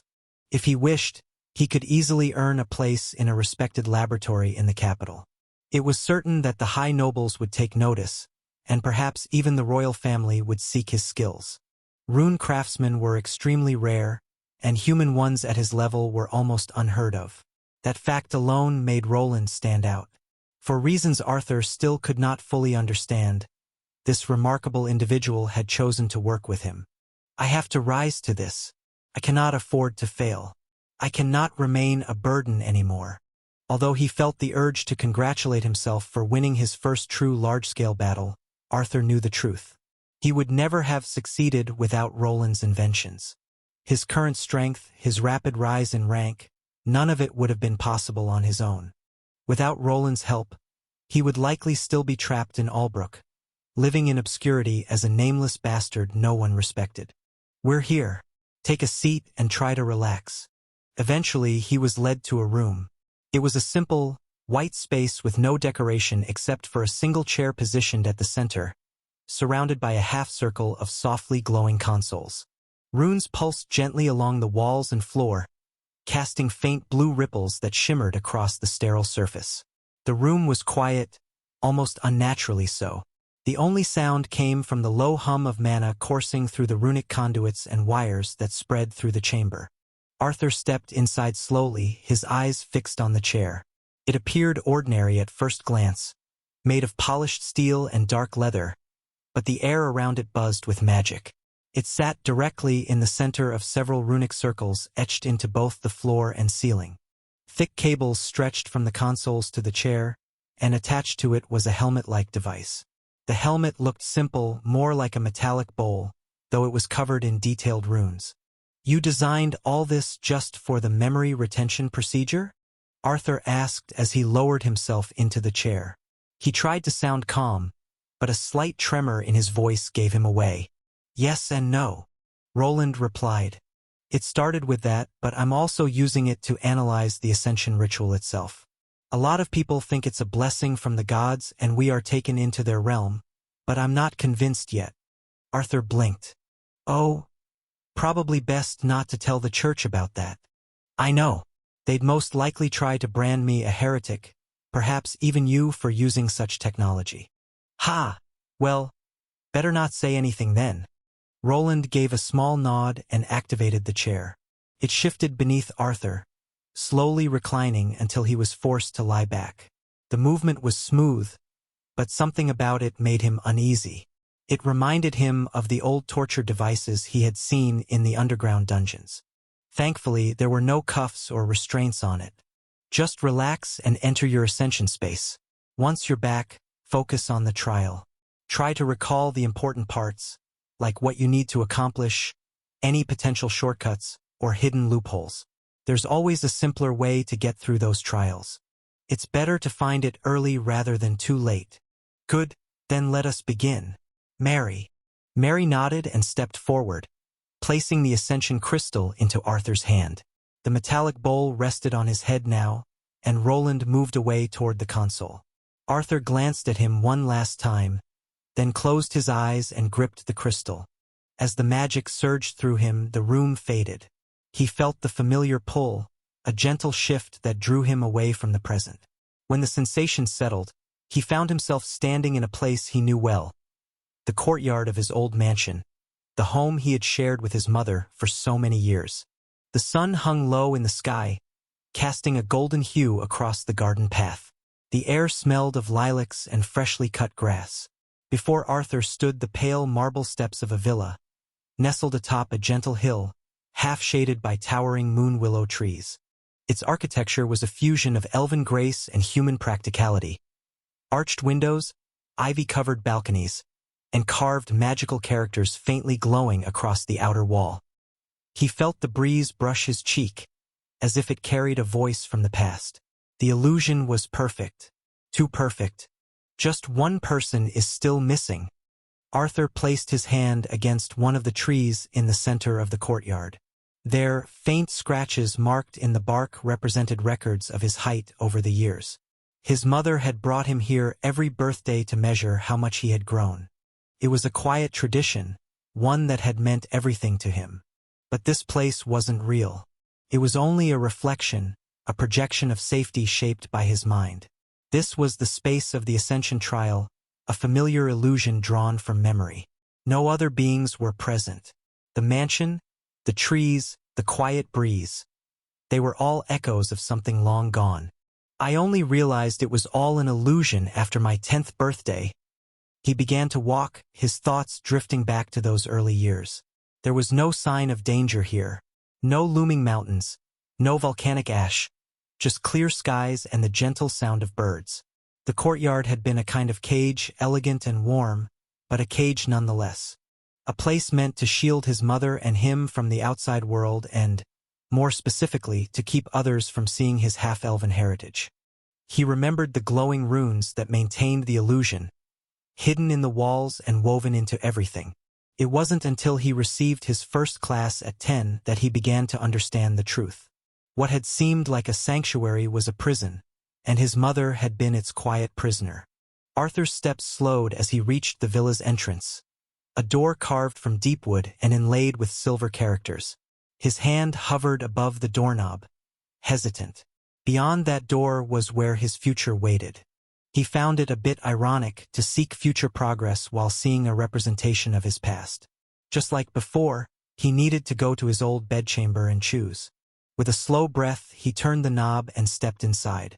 If he made all the correct steps, then the class that he wished to achieve would be waiting for him. If not, then he would probably need to settle for something lesser as time for him was running out. If he couldn't present himself to his father as someone extraordinary now, he would probably not be taken seriously as a proper candidate. Signs look normal. He should be back in a few seconds, so get ready. I'm always ready, Mary replied, standing calmly beside Roland with a pillow in her hand. Roland kept his eyes fixed on the display screen. He had built this setup after carefully studying the Ascension trials of Robert, Lucille, and many others. With each trial, he gathered more data, gradually working to uncover the deeper truths behind the process. His understanding of souls had started with his encounter with the witch. That strange meeting had introduced him to the idea that the soul could temporarily leave the body. Through further research, he confirmed that during the Ascension trial, the soul vanished briefly before returning with the information it had gathered. Although he couldn't interfere with the process itself, he had shifted his focus to what happened afterward. When the soul returned, the experience was stored in the brain, though the memories were fragile and faded quickly. Certain spells could extend the retention period, and with the help of his latest setup, he planned to have Sebastian assist in preserving the excess data. The time window was short, but even a few seconds of clarity could yield valuable insights into the trial. And now the moment had arrived. A subtle shift in the readings confirmed it. Arthur's soul had returned. He quickly activated the procedure, and right before his eyes a series of pictures started appearing. The visuals were sometimes blurry or out of focus, but others clear. He had done it, his creation was working, and with this perhaps succeeding in 2 weeks wouldn't be a pipe dream anymore. I'll be away for a week, taking a break. See you all later. The helmet pulsed with a soft azure glow as the readings stabilized. Roland leaned in and tapped the panels with his fingers as the process began. The memory transfer is going through. Feed is steady. A dozen screens flickered to life across the console. Each displayed fragmented but vivid images, glimpses of Arthur's trial unfolding like scenes from a tale. Mary stood silently nearby, holding the pillow steady beneath Arthur's limp head.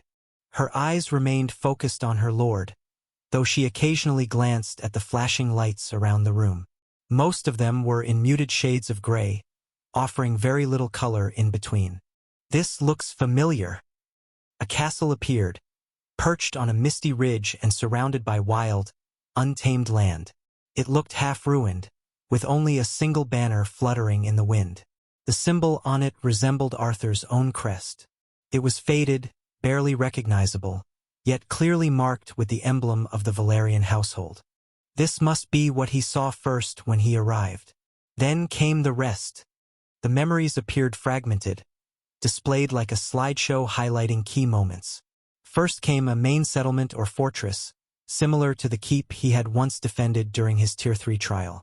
Back then, he had taken the role of overlord, charged with conquering surrounding lands to secure victory. From what the images revealed, Arthur now faced a similar challenge. Next, a council chamber filled with advisors appeared before Arthur. They wore strange masks that resembled those used in dramatic performances to portray basic emotions. Most of the expressions showed fear, exhaustion, or shame. They were all negative, which made Roland wonder if they were tied to the nature of the trial. Perhaps once the trial concluded, the emotions would shift to more positive ones.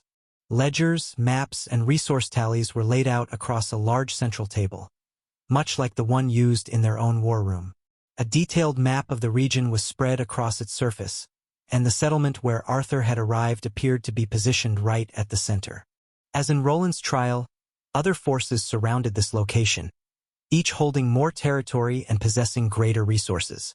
Will he have to conquer the other places? Or is the win condition something else? Roland thought. In his own trial, his role had been that of an overlord, one who ruled over lesser lords and brought all regions under a single banner. But Arthur's objective might be different. Until they gathered more data, there was no way to be certain. At least the people in the chamber weren't wooden constructs. Instead, they wore masks that seemed fused to their faces, as if part of their very being. Roland leaned in closer as the view shifted once again. Arthur now stood in the center of a crumbling throne room. The same masked advisors were gathered around him, either kneeling or standing in a wide arc. Although their voices could not be heard, their gestures made their intent clear. They were waiting for instructions. Even more surprisingly, Roland managed to catch a snapshot of the system display Arthur had seen. He had not thought that would be possible. "Welcome, Lord of the Hollow Keep. Your trial begins now. Primary objective: sustain and uplift. Survive for 14 cycles and raise your domain to a Tier 2 fiefdom. Secondary objective: uncover the true nature of your council." Roland studied the display with a furrowed brow. The system was offering more specific guidance than usual, and this trial appeared to focus more on survival than on conquest. The objective did not mention battle or territory expansion. Arthur was meant to manage and improve his holdings as a lord. The wording left room for interpretation, which likely meant he could succeed through multiple strategies. Trade, diplomacy, and wise governance might be just as effective as warfare.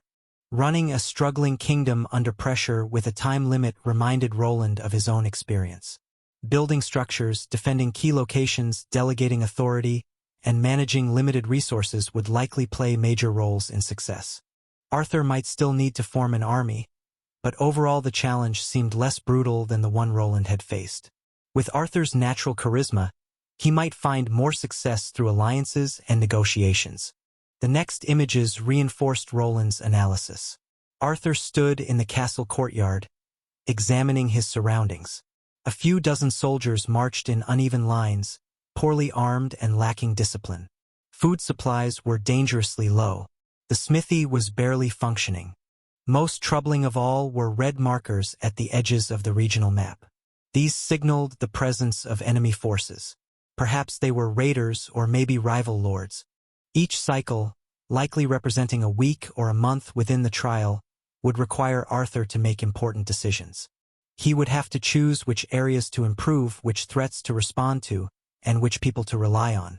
This was not a simple combat challenge. It was a test filled with countless variables, many of which would be difficult to predict. Fortunately, the runic memory machine offered a possible advantage. If they could collect enough data, they might begin to uncover patterns hidden within the trial structure. Roland planned to assign Sebastian to analyze the numbers and track how Arthur's choices affected each outcome. With sufficient information, they could prepare a strategy guide that would give Arthur a large advantage upon his return. Lord Arthur, please don't move. Arthur began to wake, and Roland realized there was little time left to continue the memory storage process. Even so, more information continued to surface, revealing how Arthur had tried to manage the unfolding situation. Numerous decrees had been issued, each one aimed at stabilizing his domain. He had also launched an investigation into his council in an effort to fulfill the secondary objective, which suggested the presence of a possible traitor. It was difficult to determine the exact details of Arthur's orders, but from the available fragments, it appeared that he began by rationing food and deploying his army to stabilize the surrounding regions. Later, he tried to develop farmland and initiated trade with more neutral lords. This effort required travel, negotiations, and the building of alliances, including at least one formed through marriage, something that still haunted Roland in his sleep. Despite these efforts, Arthur always seemed just a little too slow in making key decisions. In the end, he did not survive the trial. The final memory showed him standing at the gallows, while one of the masked men watched from the crowd. This particular mask bore an unsettling grin, and based on his attire, it was clear that he had been a member of the council. He had remained hidden throughout, never exposed as the traitor. That's the gist of it. Mary stayed by Arthur's side and had been given the task of asking him what he could remember. His recollection was limited, mostly fading after the first few cycles and leading up to his eventual death. Still, with the help of the stored visual records, they hoped to jog his memory and piece together more of what had happened during the trial. How do you feel? As if I was gone for a year or more. It wasn't this bad during my last trial. Roland didn't respond right away. His eyes stayed fixed on the final frozen image on the screen, showing Arthur standing tall but clearly defeated, the traitor's grinning mask visible in the crowd of angry masks. After a long breath, he finally turned to face him. It is a fitting trial for someone who aims to become a lord. You just need to adapt faster and probably identify the traitor a lot sooner. Roland responded while glancing at the screens. There was one flaw his friend had never overcome: his tendency to rely too heavily on others. Arthur often seemed to carry an inferiority complex when compared to his brothers. In matters concerning the city, he deferred to Roland frequently and rarely contradicted his advice.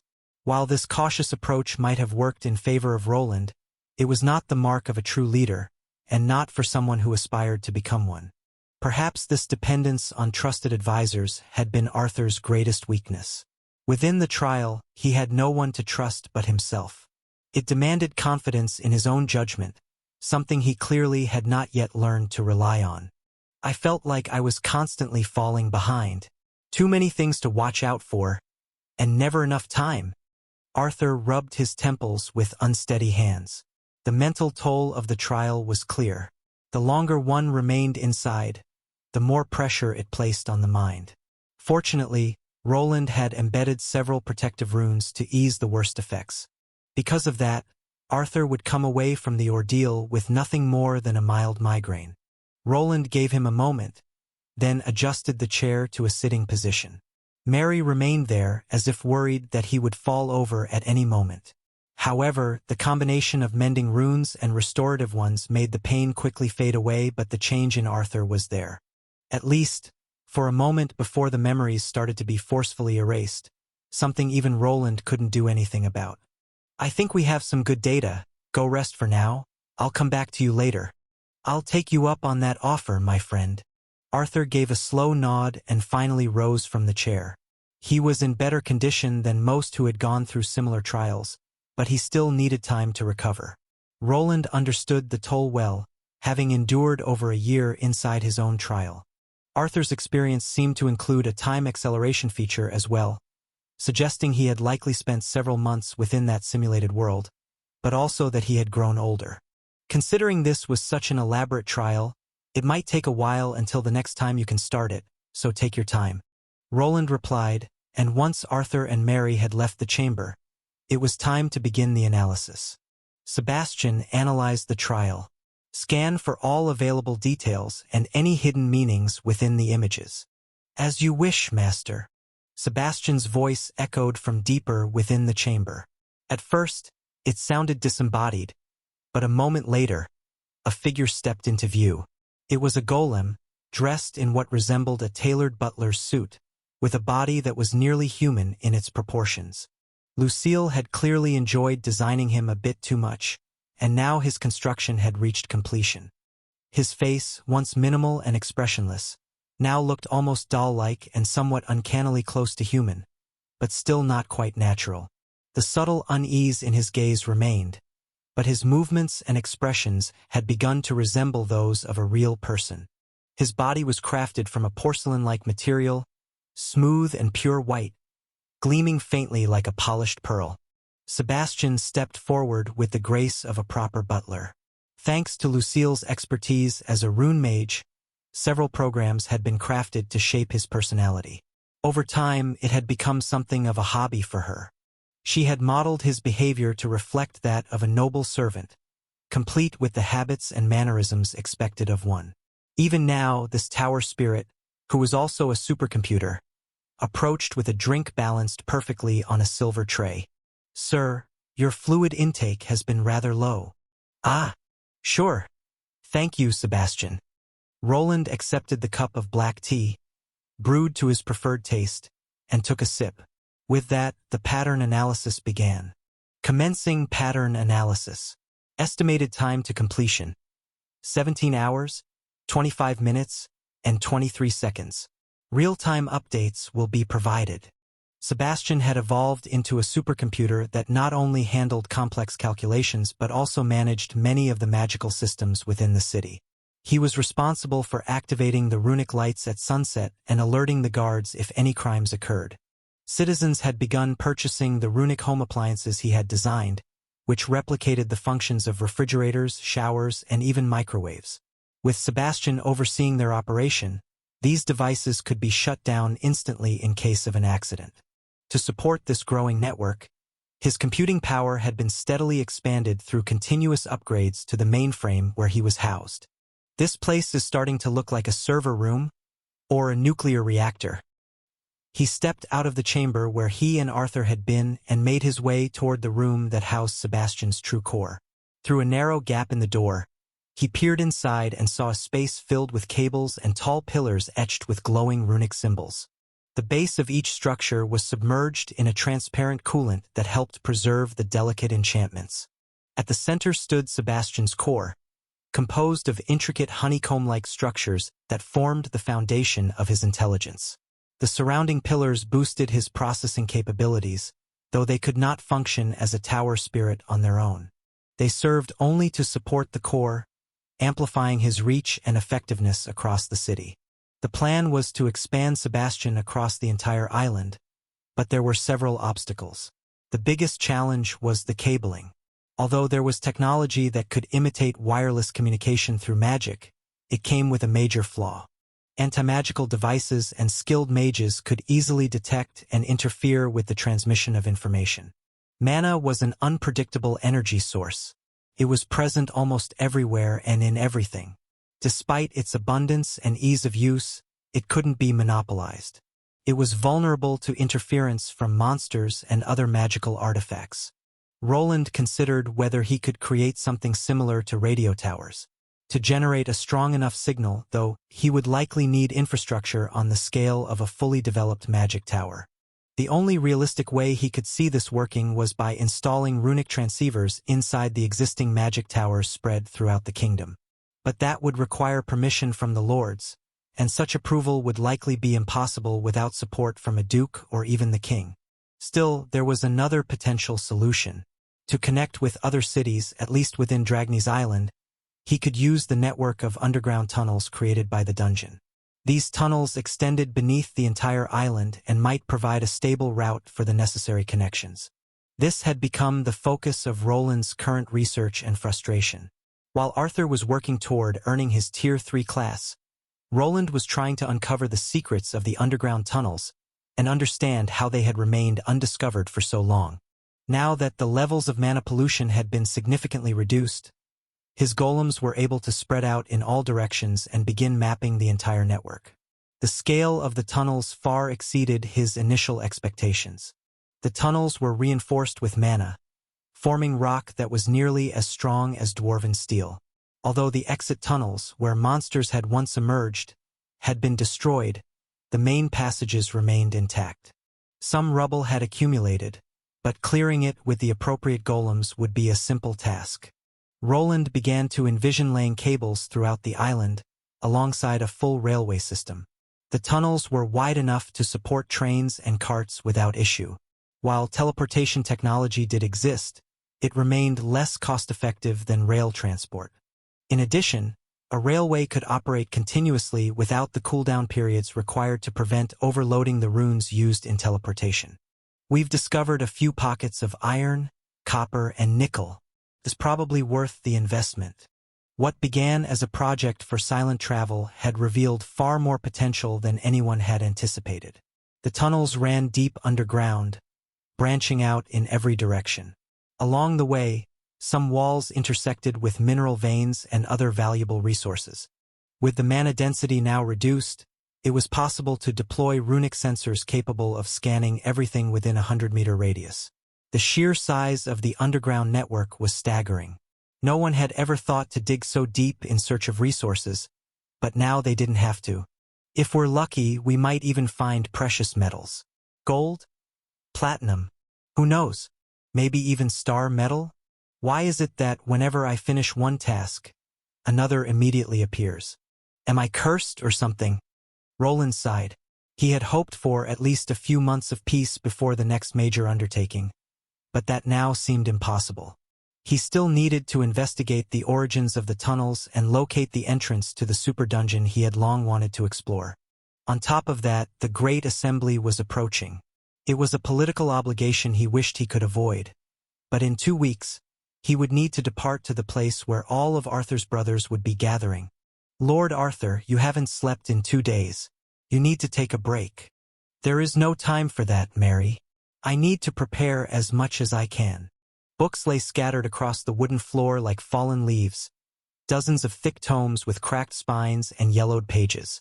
Maps covered the walls, overlapping charts and diagrams creating a tangled web of strategy and governance. Arthur sat hunched over his desk, fingers pressed to his temples, trying to absorb one more page, one more theory, one more tactic. Candlelight flickered beside him, casting restless shadows across the room. He looked worn down. His usually sharp eyes had dulled, dark circles heavy beneath them. His tunic was wrinkled, the collar half unfastened, and a thin sheen of sweat clung to his brow. Scrolls lay open on every available surface. Records of diplomatic successes, failed alliances, siege plans, taxation systems, and magic engineering notes. He was clearly combing through every piece of knowledge that might help him pass the trial. But my lord, think of your health. What if? Before Mary could finish, Arthur cut her off. What if I don't pass and run out of time? The assembly is approaching. This might be my last chance. His voice rose as frustration crept in, but he managed to steady himself before continuing. He understood how unusual his class was, and the more unique the class, the longer the wait between trials had become. Normally, the next stage would begin after a day. For him, nearly 3 days had passed with no sign. If the delay stretched beyond 6 days, he feared he would lose the opportunity altogether. We need to leave soon. I cannot afford to stop now. Don't worry, the elixirs and stamina potions should carry me through. Once the trial is over, I'll get some proper sleep. Mary remained silent, her eyes drifting to the empty bottles scattered across the desk. In theory, the magic within them would restore energy and calm the mind, mimicking the effects of rest. But such effects had limits. Without a high-level sleep resistance skill and a body condition to endure strain, the potions would eventually lose their effectiveness. Roland had both. Arthur did not. Is there something important? If not, then please let me be, Mary.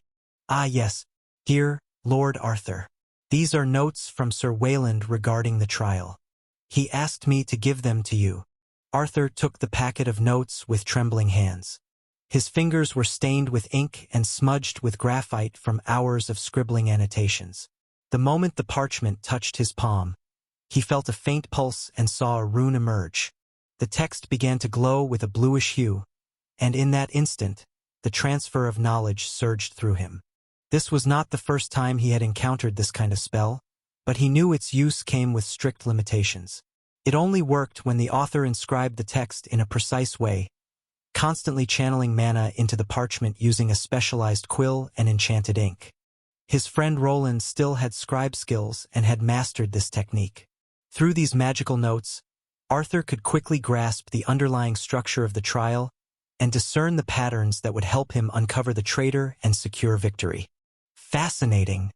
When the process ended, he emerged from the trance-like state. His fingers rested on the final page, trembling slightly as the last threads of Roland's enchanted knowledge settled into his mind. Arthur blinked, trying to steady his breathing as the rush of information began to fade.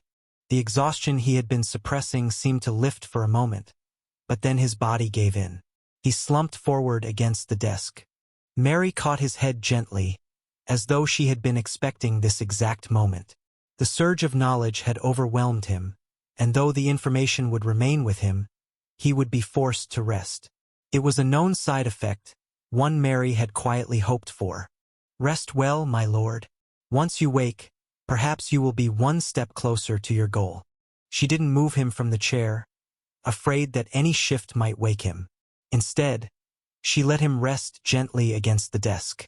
Mary carefully draped a cloak over his shoulders, then began quietly gathering the scattered books from the floor. Many were filled with scribbled notes in Arthur's hurried handwriting. Titles like Diplomatic Webs of the Kingdom, Foundations of Farming in Manor-rich Regions, and Tyrants, Traitors, and Tacticians spoke volumes about what he had been trying to learn. Her gaze drifted to the wall behind him. There, the emblem of the Valerian household hung in pristine condition. When they first arrived in this small settlement that barely qualified as a city, she had hoped Arthur would find peace. She had believed, perhaps foolishly, that Albrook could offer him a quiet life, far from the ambitions and politics of his lineage.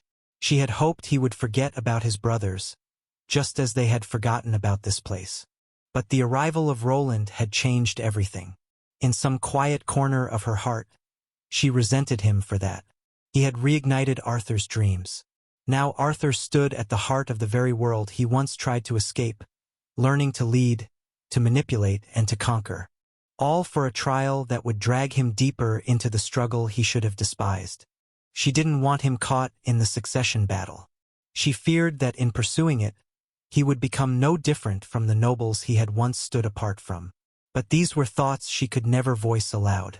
Her role was not to question his path. Her duty was to protect him. That had always been her purpose. She was his maid, and she would help him achieve the goal he had set for himself. He is giving his all. Roland glanced at the sleeping Arthur, his form a small screen within his helmet.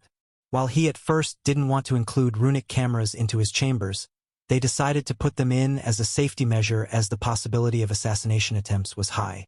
The entire mansion was filled with runic sensors and detectors.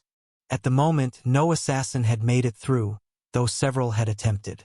Most were Tier 2 killers who never stood a chance. It was clear their enemies were testing defenses, measuring their strength. Despite capturing every intruder, none of them revealed any useful information about who had sent them. Now that Arthur's fame was growing, stronger enemies were likely to appear. Reducing their defensive measures would be foolish. He's on day 3. Mine took 10 when I awakened the Overlord class. I wonder how rare his is. His AI helper Sebastian had analyzed the possible patterns within the trial, and Roland had taken the time to record them in a specialized notebook. Yet, the trial had not restarted, and if it was a class of his level, it could take 10 days or more to reset. From an outsider's perspective, the test didn't appear as difficult as the Overlord trial, but he couldn't be sure. Nevertheless, it seemed to be more challenging than what Robert and Lucille had experienced, as theirs had restarted after 3 days for Lucille and a half-day later for Robert. Well, the longer the better. I still need time to finish setting up this relay station. Roland stood in what looked like an underground tunnel, though he wasn't truly alone. The walls around him glowed faintly with embedded light runes.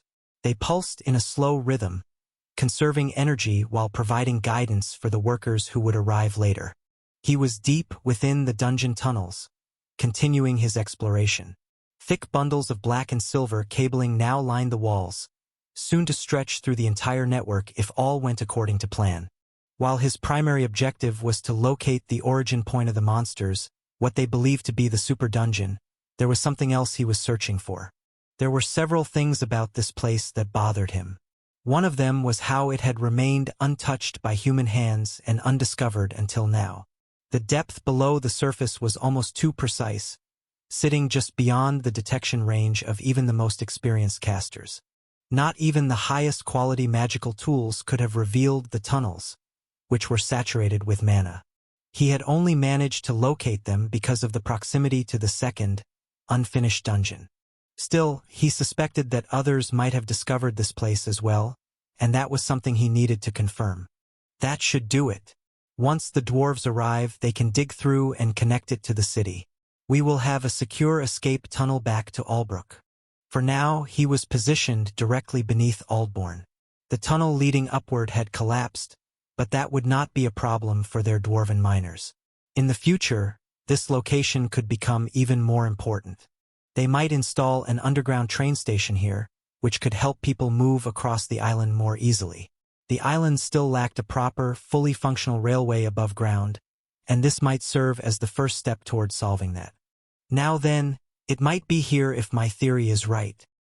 He connected the relay station, which resembled a rectangle covered with runes, to one of the main cables that had already been laid out by one of his spider golems. Several of the golems were still working nearby. One of the main units carried a long cable stored inside a compartment in its back, appearing to be attached to a roller.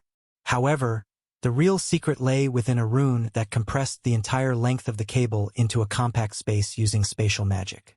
Once unrolled, the cable would be fastened to the tunnel walls by another golem. The walls were dense and highly resistant to drilling, so instead of bolting the cable in place, they had decided to use a specialized adhesive for now. When the dwarven craftsmen arrived, they would reinforce the structure using more refined and permanent techniques. The relay, which resembled a box covered in glowing runes, was placed off to the side and connected to a thick cluster of cables. Once it was active, the signal in the area was significantly boosted, giving him a clear view of everything happening throughout the tunnel system. The first thing that caught his attention was the presence of several mineral pockets, but none appeared valuable enough to justify full-scale mining operations. Still, something else stood out, something worth investigating. It's not far from here. He turned and walked toward the vehicle he had arrived in. It was not the large armored transport he had previously used to break through waves of monsters. This time, he had chosen something smaller, a sleeker machine that resembled an enhanced version of his runic bike. The third thing that would catch anyone's eye was the set of wide black tires.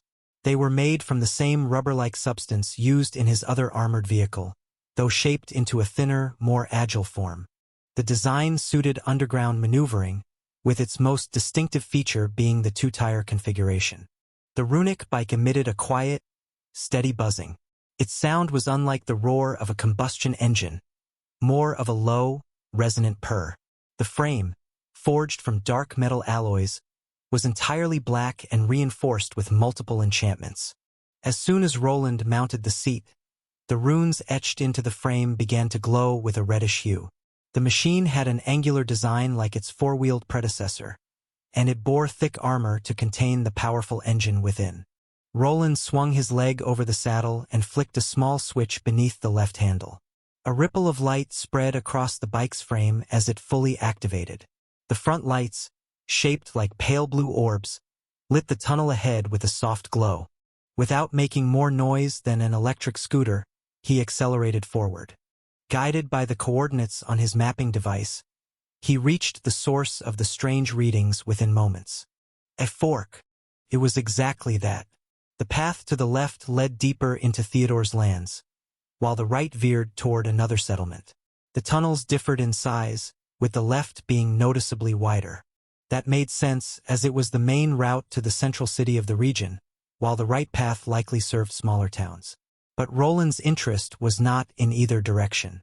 His eyes narrowed as he looked at the area between the two tunnels. That was where the strange signals were coming from. He dismounted his bike and walked toward the central point between the diverging paths. His boots clicked softly against the stone floor, each step echoing faintly in the silence. The pale blue lights from his runic machine bathed the area in a cold glow as he began his search. At first, the space seemed unremarkable. Crumbling rocks and disturbed soil covered the ground, suggesting nothing more than natural decay. But after a few minutes of careful inspection, he noticed something unusual. A strange rock formation, dark in color and oddly cylindrical in shape, stood out from the rest. Sebastian, log this location. He gave the command without hesitation, marking the site as significant. Though the object in his hand appeared ordinary, it supported his growing suspicion. The tunnels might not have been entirely natural. This find could point to deliberate interference, possibly even proof that someone or something had influenced their formation and affected the dungeon. There seems to be a point of entry. He raised his head, following the beam of his bike's lights as they cast their glow upward. With the help of his armor, he rose into the air, slowly hovering toward the ceiling. There he found what he was looking for. One section of the rock above was noticeably softer, the texture and density different from the surrounding stone. The space was narrow, but just wide enough for a cylindrical object to have been forced through. It must have passed through here a long time ago and remained within. The walls of the tunnel had been solidified by the natural flow of mana and the influence of the dungeon itself. For this specific spot to remain softer than the rest, it could only mean that something had been lodged there for a long period, preventing the dungeon from fully forming around it. Now that the dungeon break had been stopped, the object had likely been damaged or dislodged, either by the sheer chaos of monsters flooding out or perhaps by intentional design. That confirms one, but I'll need to find more to be certain. For now, he turned away from the rubble, the rod-shaped obsidian object held carefully in his gloved hand. It felt cold and inert. The initial readings were weak, offering little insight, but he suspected that with enough samples and proper analysis, especially once he could drill into the core of one, a clearer picture would emerge. Back at the runic bike, a soft pulse of light radiated from one of its side panels. A compartment opened smoothly, revealing a spatial container inside. He placed the object within and it vanished into storage. Now then, if my theory is correct, I should find more of these at other junctions between major settlements. He folded his arms and waited. The lights on the bike shifted, casting out a projection into the air above him. A detailed map of Dragnus Island appeared, overlaid with the network of underground tunnels he had managed to chart so far.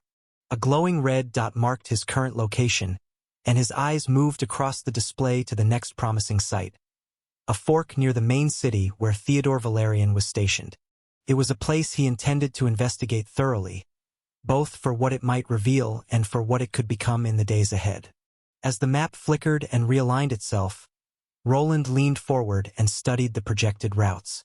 He mounted the runic bike again, his fingers gliding across the panel between the handlebars. In addition to the speedometer, the display showed energy levels and included its own tracking and mapping system. The engine hummed quietly to life, and the bike rolled forward into the darkness ahead. These tunnels had not yet been explored by his golems, and their untouched silence pressed in around him. Within seconds, the soft light behind him was swallowed by the pitch-black expanse. Only the glowing rune trail beneath his tires offered a trace of his presence. As he moved deeper, The air became heavier. Dust particles drifted slowly through the beams of his front lights, carried by faint currents. Traces of mana still lingered in the atmosphere, faint but undeniable. This was a place never meant to be seen, yet he pressed on, determined to explore every corner he could before the assembly began. Time was slipping away as it always did, but he refused to let that stop him. He had to uncover the truth. "Please take a seat, Lord Arthur Valerian." The voice echoed through the chamber. Though it spoke with perfect clarity, something about it felt slightly unnatural. "I was told Sir Roland would be unavailable. But is this construct actually safe?" A woman responded as she stepped forward. Her orange cat ears twitched in discomfort, unsettled by the mechanical tone. "He did assure us it would be fine. I'm sure everything is under control, Mary." 3 figures were present in the memory chamber, though only 2 were humanoid. The first was Lord Arthur Valerian of Albrook. The second was Mary, his maid and personal bodyguard. The third appeared to be a man in a butler's uniform, but his blank synthetic face revealed the truth. He was not human. His name was Sebastian, and he was a golem. "Master Roland is still engaged in his investigation," Sebastian said while standing before the same chair Arthur had used before to take his first trial attempt. "Due to unexpected complications, he has been unable to return. However, I am fully capable of fulfilling his role." "Unexpected complications? Is he fine?" Sebastian's glassy eyes flickered for a moment, processing the question. "Master Roland remains operational and unharmed." The golem answered with mechanical calm, though Mary's eyes narrowed at the phrasing. "Operational?" She wasn't sure how to refer to this being. It looked like a man and spoke like one, but Sebastian was clearly nothing more than a runic construct, not a living being. Still, he behaved in a way that went far beyond what ordinary golems were capable of. It was as if he could reason, as if he truly understood everything they said. Was that the wrong word? "Please forgive me. My empathy and speech modules are still in the beta testing phase. If you would like, I can adjust my voice. Would you prefer something warmer?" No, I think that's fine." Mary shook her head, unsure what the golem meant.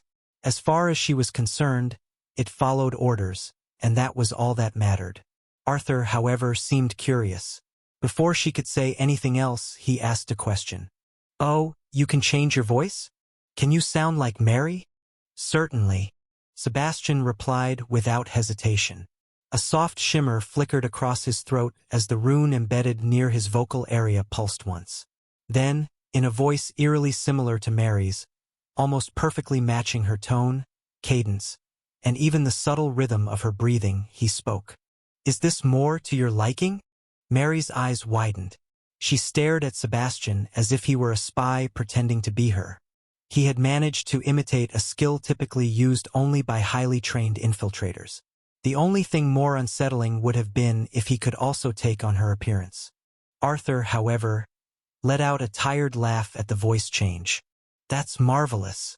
I wonder if Roland could prepare some golems that look like you, Mary. Or maybe one that looks like me." At first, Mary wanted to shake her head and dismiss the idea. But then she paused. It might not be such a bad idea after all. Having a convincing body double might actually help us avoid future assassins. We should bring it up with Sir Roland the next time we see him. I wonder how realistic these golems could become. Arthur had only been joking, but his retainer was already considering the suggestion as a valuable addition to their forces. The idea was genuinely intriguing. Sebastian was capable of performing simple tasks and responding to orders. While the technology was not advanced enough yet, there was potential. In the future, a body double might be able to carry out certain duties without anyone noticing the difference.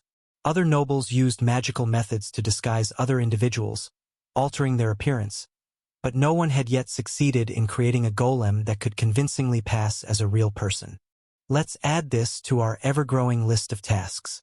For now, I need to face the trial again. Certainly, Lord Arthur Valerian. Please sit down on the chair. Sebastian responded while still mimicking Mary's voice, which made Arthur chuckle again. Just call me Arthur, and you can stop pretending to be Mary. The real one looks like she might be getting irritated. I'm fine, Lord Arthur. Mary replied as if it did not bother her, but deep down, she found it unsettling. Something about the machine using her voice so precisely made her uneasy. Arthur settled into the chair once more, its surface warming slightly under his weight. The runes beneath him flared to life as Sebastian activated them. Just like before, the chair reclined into a horizontal position, and the helmet was placed onto his head. While the memory capture would not be necessary if Arthur succeeded in the trial, it would become invaluable if he failed, especially with the next attempt scheduled for the day of their departure. I am ready, Arthur said quietly, and Sebastian, now speaking in his default voice, responded. Initializing memory capture module. Please begin the ascension trial when you are ready. Around the room, runes began to glow as the systems activated. Screens flickered to life, filling the space with faint light. The helmet on Arthur's head emitted a soft buzzing sound as everything was prepared for recording. Arthur gave a slight nod, tightened his grip on the ascension crystal, and closed his eyes. In an instant, he was pulled back into the ascension space. In an instant, he was no longer in the room. The world melted away, replaced by the dreamscape of the trial. Sebastian turned to the monitor panels in front of him. Runes lit up across the console, forming overlapping circles of light that hovered in the air. Although the trial lasted only a few seconds in the real world, time inside could stretch into months or even years. The longer Arthur remained within the trial, the more promising the outcome. However, if he failed, every critical memory had to be recorded and analyzed to develop an improved strategy for his next attempt. 1 second passed, then another. After about 5 seconds, the panels began to flicker to life. The trial appeared to be over. Arthur's fingers twitched slightly. Splat! A strange-looking creature's head exploded, and violet pus splashed across the stone walls as the runic barrel of Roland's bike-mounted cannon hissed with heat. The monster had barely leapt from the shadows before being torn apart midair by a burst of mana. Screech! 2 more lunged from behind a cluster of rubble, their forms twisted and malformed. Their limbs were sharp like razors, and their eyes glowed with that familiar, corrupt energy. Roland didn't flinch. With a flick of his wrist, his fingers danced across the console embedded between the bike's handlebars. The cannons swiveled into position, guided by the targeting system built into his armor. He watched as the system locked onto the approaching threats. On the panel, each enemy was first outlined by a glowing circle. Once the lock was confirmed, an X appeared over each one. A moment later, the bike's cannons roared to life again. The twin barrels on either side of the bike let out rhythmic pulses of blinding violet light, each shot laced with not only mana but other elemental attributes. The tunnel erupted into chaos as beams tore through flesh and bone, slicing cleanly through the charging monsters with almost surgical precision. But they just kept coming. From the darkness behind the first wave, a small horde emerged. Clawed beasts with distorted torsos, fused limbs, and glassy black eyes that reflected nothing but hunger. Some crawled on all fours like spiders, others slithered along the ceiling, sticking to the stone like insects. Their howls filled the tunnel like an orchestra of madness. That's a lot of them. Might be a good time to test that. The deformed monstrosities rushed toward him in a near-straight line. The cannons were cutting down a large number of them, but more were closing in from the sides. Even so, Roland did not falter. He stayed on his rune bike and increased his speed, charging straight at them. He tapped through the panel again, and something began to shift. A pointed structure emerged from the sides of the tires. At first, they appeared to be nothing more than a few rods with sharpened ends. Then the runes etched into them began to glow. Light gathered around each one, intensifying until they resembled swords made of pure purple energy. With a sudden burst of resonating energy, the rods extending from the tires snapped into full form, for gleaming blades of condensed mana. They spun around with the wheels, turning them into a pair of glowing saws. The edges shimmered with heat and magical power, distorting the air around them. The monsters did not hesitate. Their malformed limbs clawed and scraped against the stone floor as they hurled themselves toward Roland without fear, shrieking and howling, their eyes blazing with unnatural fury. That is, until they slammed into the Rune bike barreling straight at them. Shrier reek. The first wave of abominations was shredded instantly. The energy blades carved through them with savage precision, slicing bone and sinew apart as if they were nothing. One creature tried to leap at him, but the front cannons fired before it could get close, tearing through its body and splitting it into two smoldering halves. The remains fell to either side, only to be caught by the spinning blades of light and reduced to even smaller fragments. More creatures dropped from above and crashed into his mana shields. Some tried to cling on, but slid off and fell directly into the spinning blades. Others were gunned down by the front or rear cannons before they could get close. Despite their overwhelming numbers, they could do nothing to stop him. Roland tore through them like a heated knife through butter. Their broken bodies piled up in his wake, yet he continued forward, undisturbed and focused. These must be leftover monsters from the dungeon break, he muttered. But their forms, why are they like this? As Roland pushed through the horde, the creatures' forms continued to trouble him. They were twisted versions of monsters native to the super dungeon, their bodies warped and unnatural. He had tried analyzing them before, but found no clear explanation for the corruption. It almost seemed as though they had been summoned or created in this state by the dungeon itself. Yet something about that theory still felt incomplete. There was a pattern he could not quite grasp. After discovering the strange, dark rods scattered throughout the underground, his suspicion had begun to grow. He was no longer certain the dungeon was acting on its own. Something else or someone else might be behind it all. I need to leave one alive. He pushed through the masses of monsters, killing them swiftly until only one remained. It was a massive creature wreathed in flames, with all four limbs shaped like sharp blades. Identified as a blazing blade demon, it let out a distorted screech as it stepped out from behind a pile of slain beasts, one of its legs severed by his rune bike. Despite the injury, it kept advancing with a slow limp with no fear in its distorted eyes. Using its front limbs to drag itself ahead, it opened its tooth-filled mouth and released a blazing fireball aimed straight at him. Roland didn't flinch. He let the flames crash harmlessly against the shield of his bike. The barrier held strong, not a single mark left behind. Calmly, he dismounted as if nothing had happened. The creature shrieked louder, as though enraged that its enemy refused to take it seriously. Limb regeneration? That shouldn't be possible. He watched as the creature's severed blade legs slowly reformed, and with it, the demon gained speed. It rushed at him. The monster swung one of its bladed limbs, but it struck only empty space. Roland's form blurred, and in an instant he was several meters away, just outside the demon's reach. Though it was the perfect moment to strike back, he didn't move. He simply stood there and let the creature attack again. The blazing blade demon screamed with molten fury, its freshly regenerated limbs slicing through the air in wide, lethal arcs. But to Roland, its movements were slow and predictable. A moment later, one of its limbs was sent flying, severed cleanly. The creature was hurled backward by an invisible force as the rest of its limbs were sliced apart in quick succession.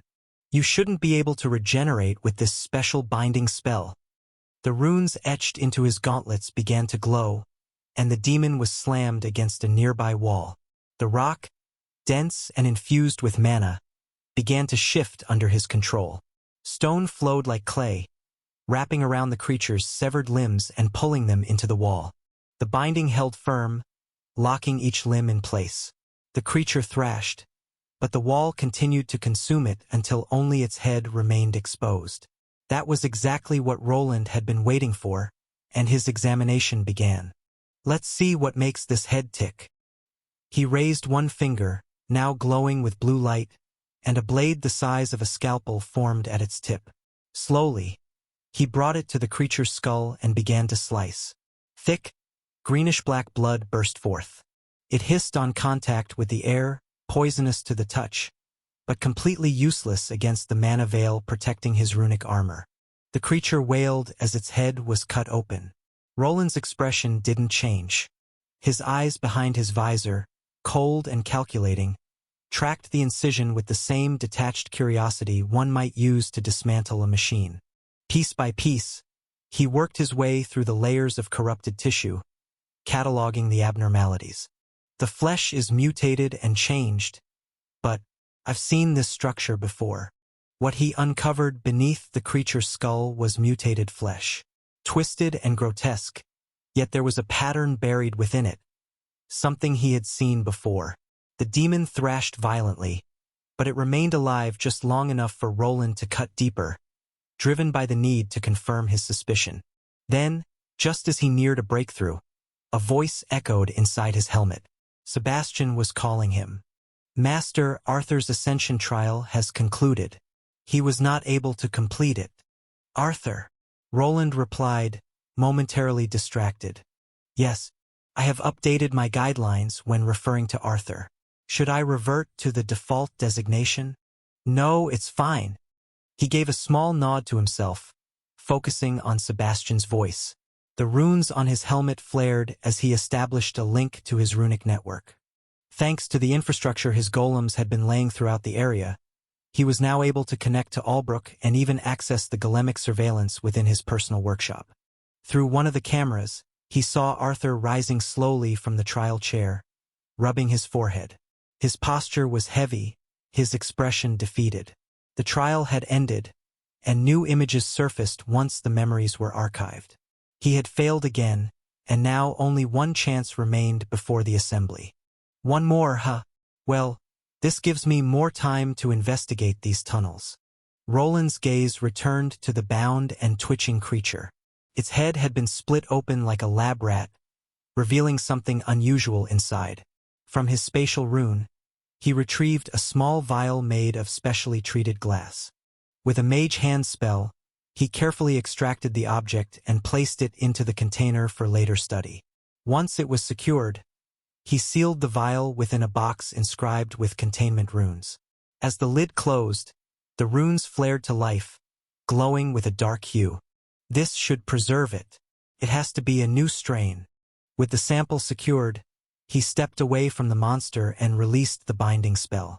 Even with his vast reserves of mana, maintaining control over the magically reinforced walls had been a strain.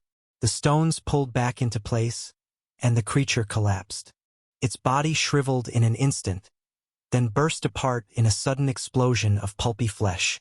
Roland stared at the aftermath of his dissection and let out a quiet sigh. It was clear that this investigation would lead to more trouble, both now and in the days to come. But he had no choice. He needed to dig deeper to uncover the truth. Without knowledge, proper preparation would be impossible,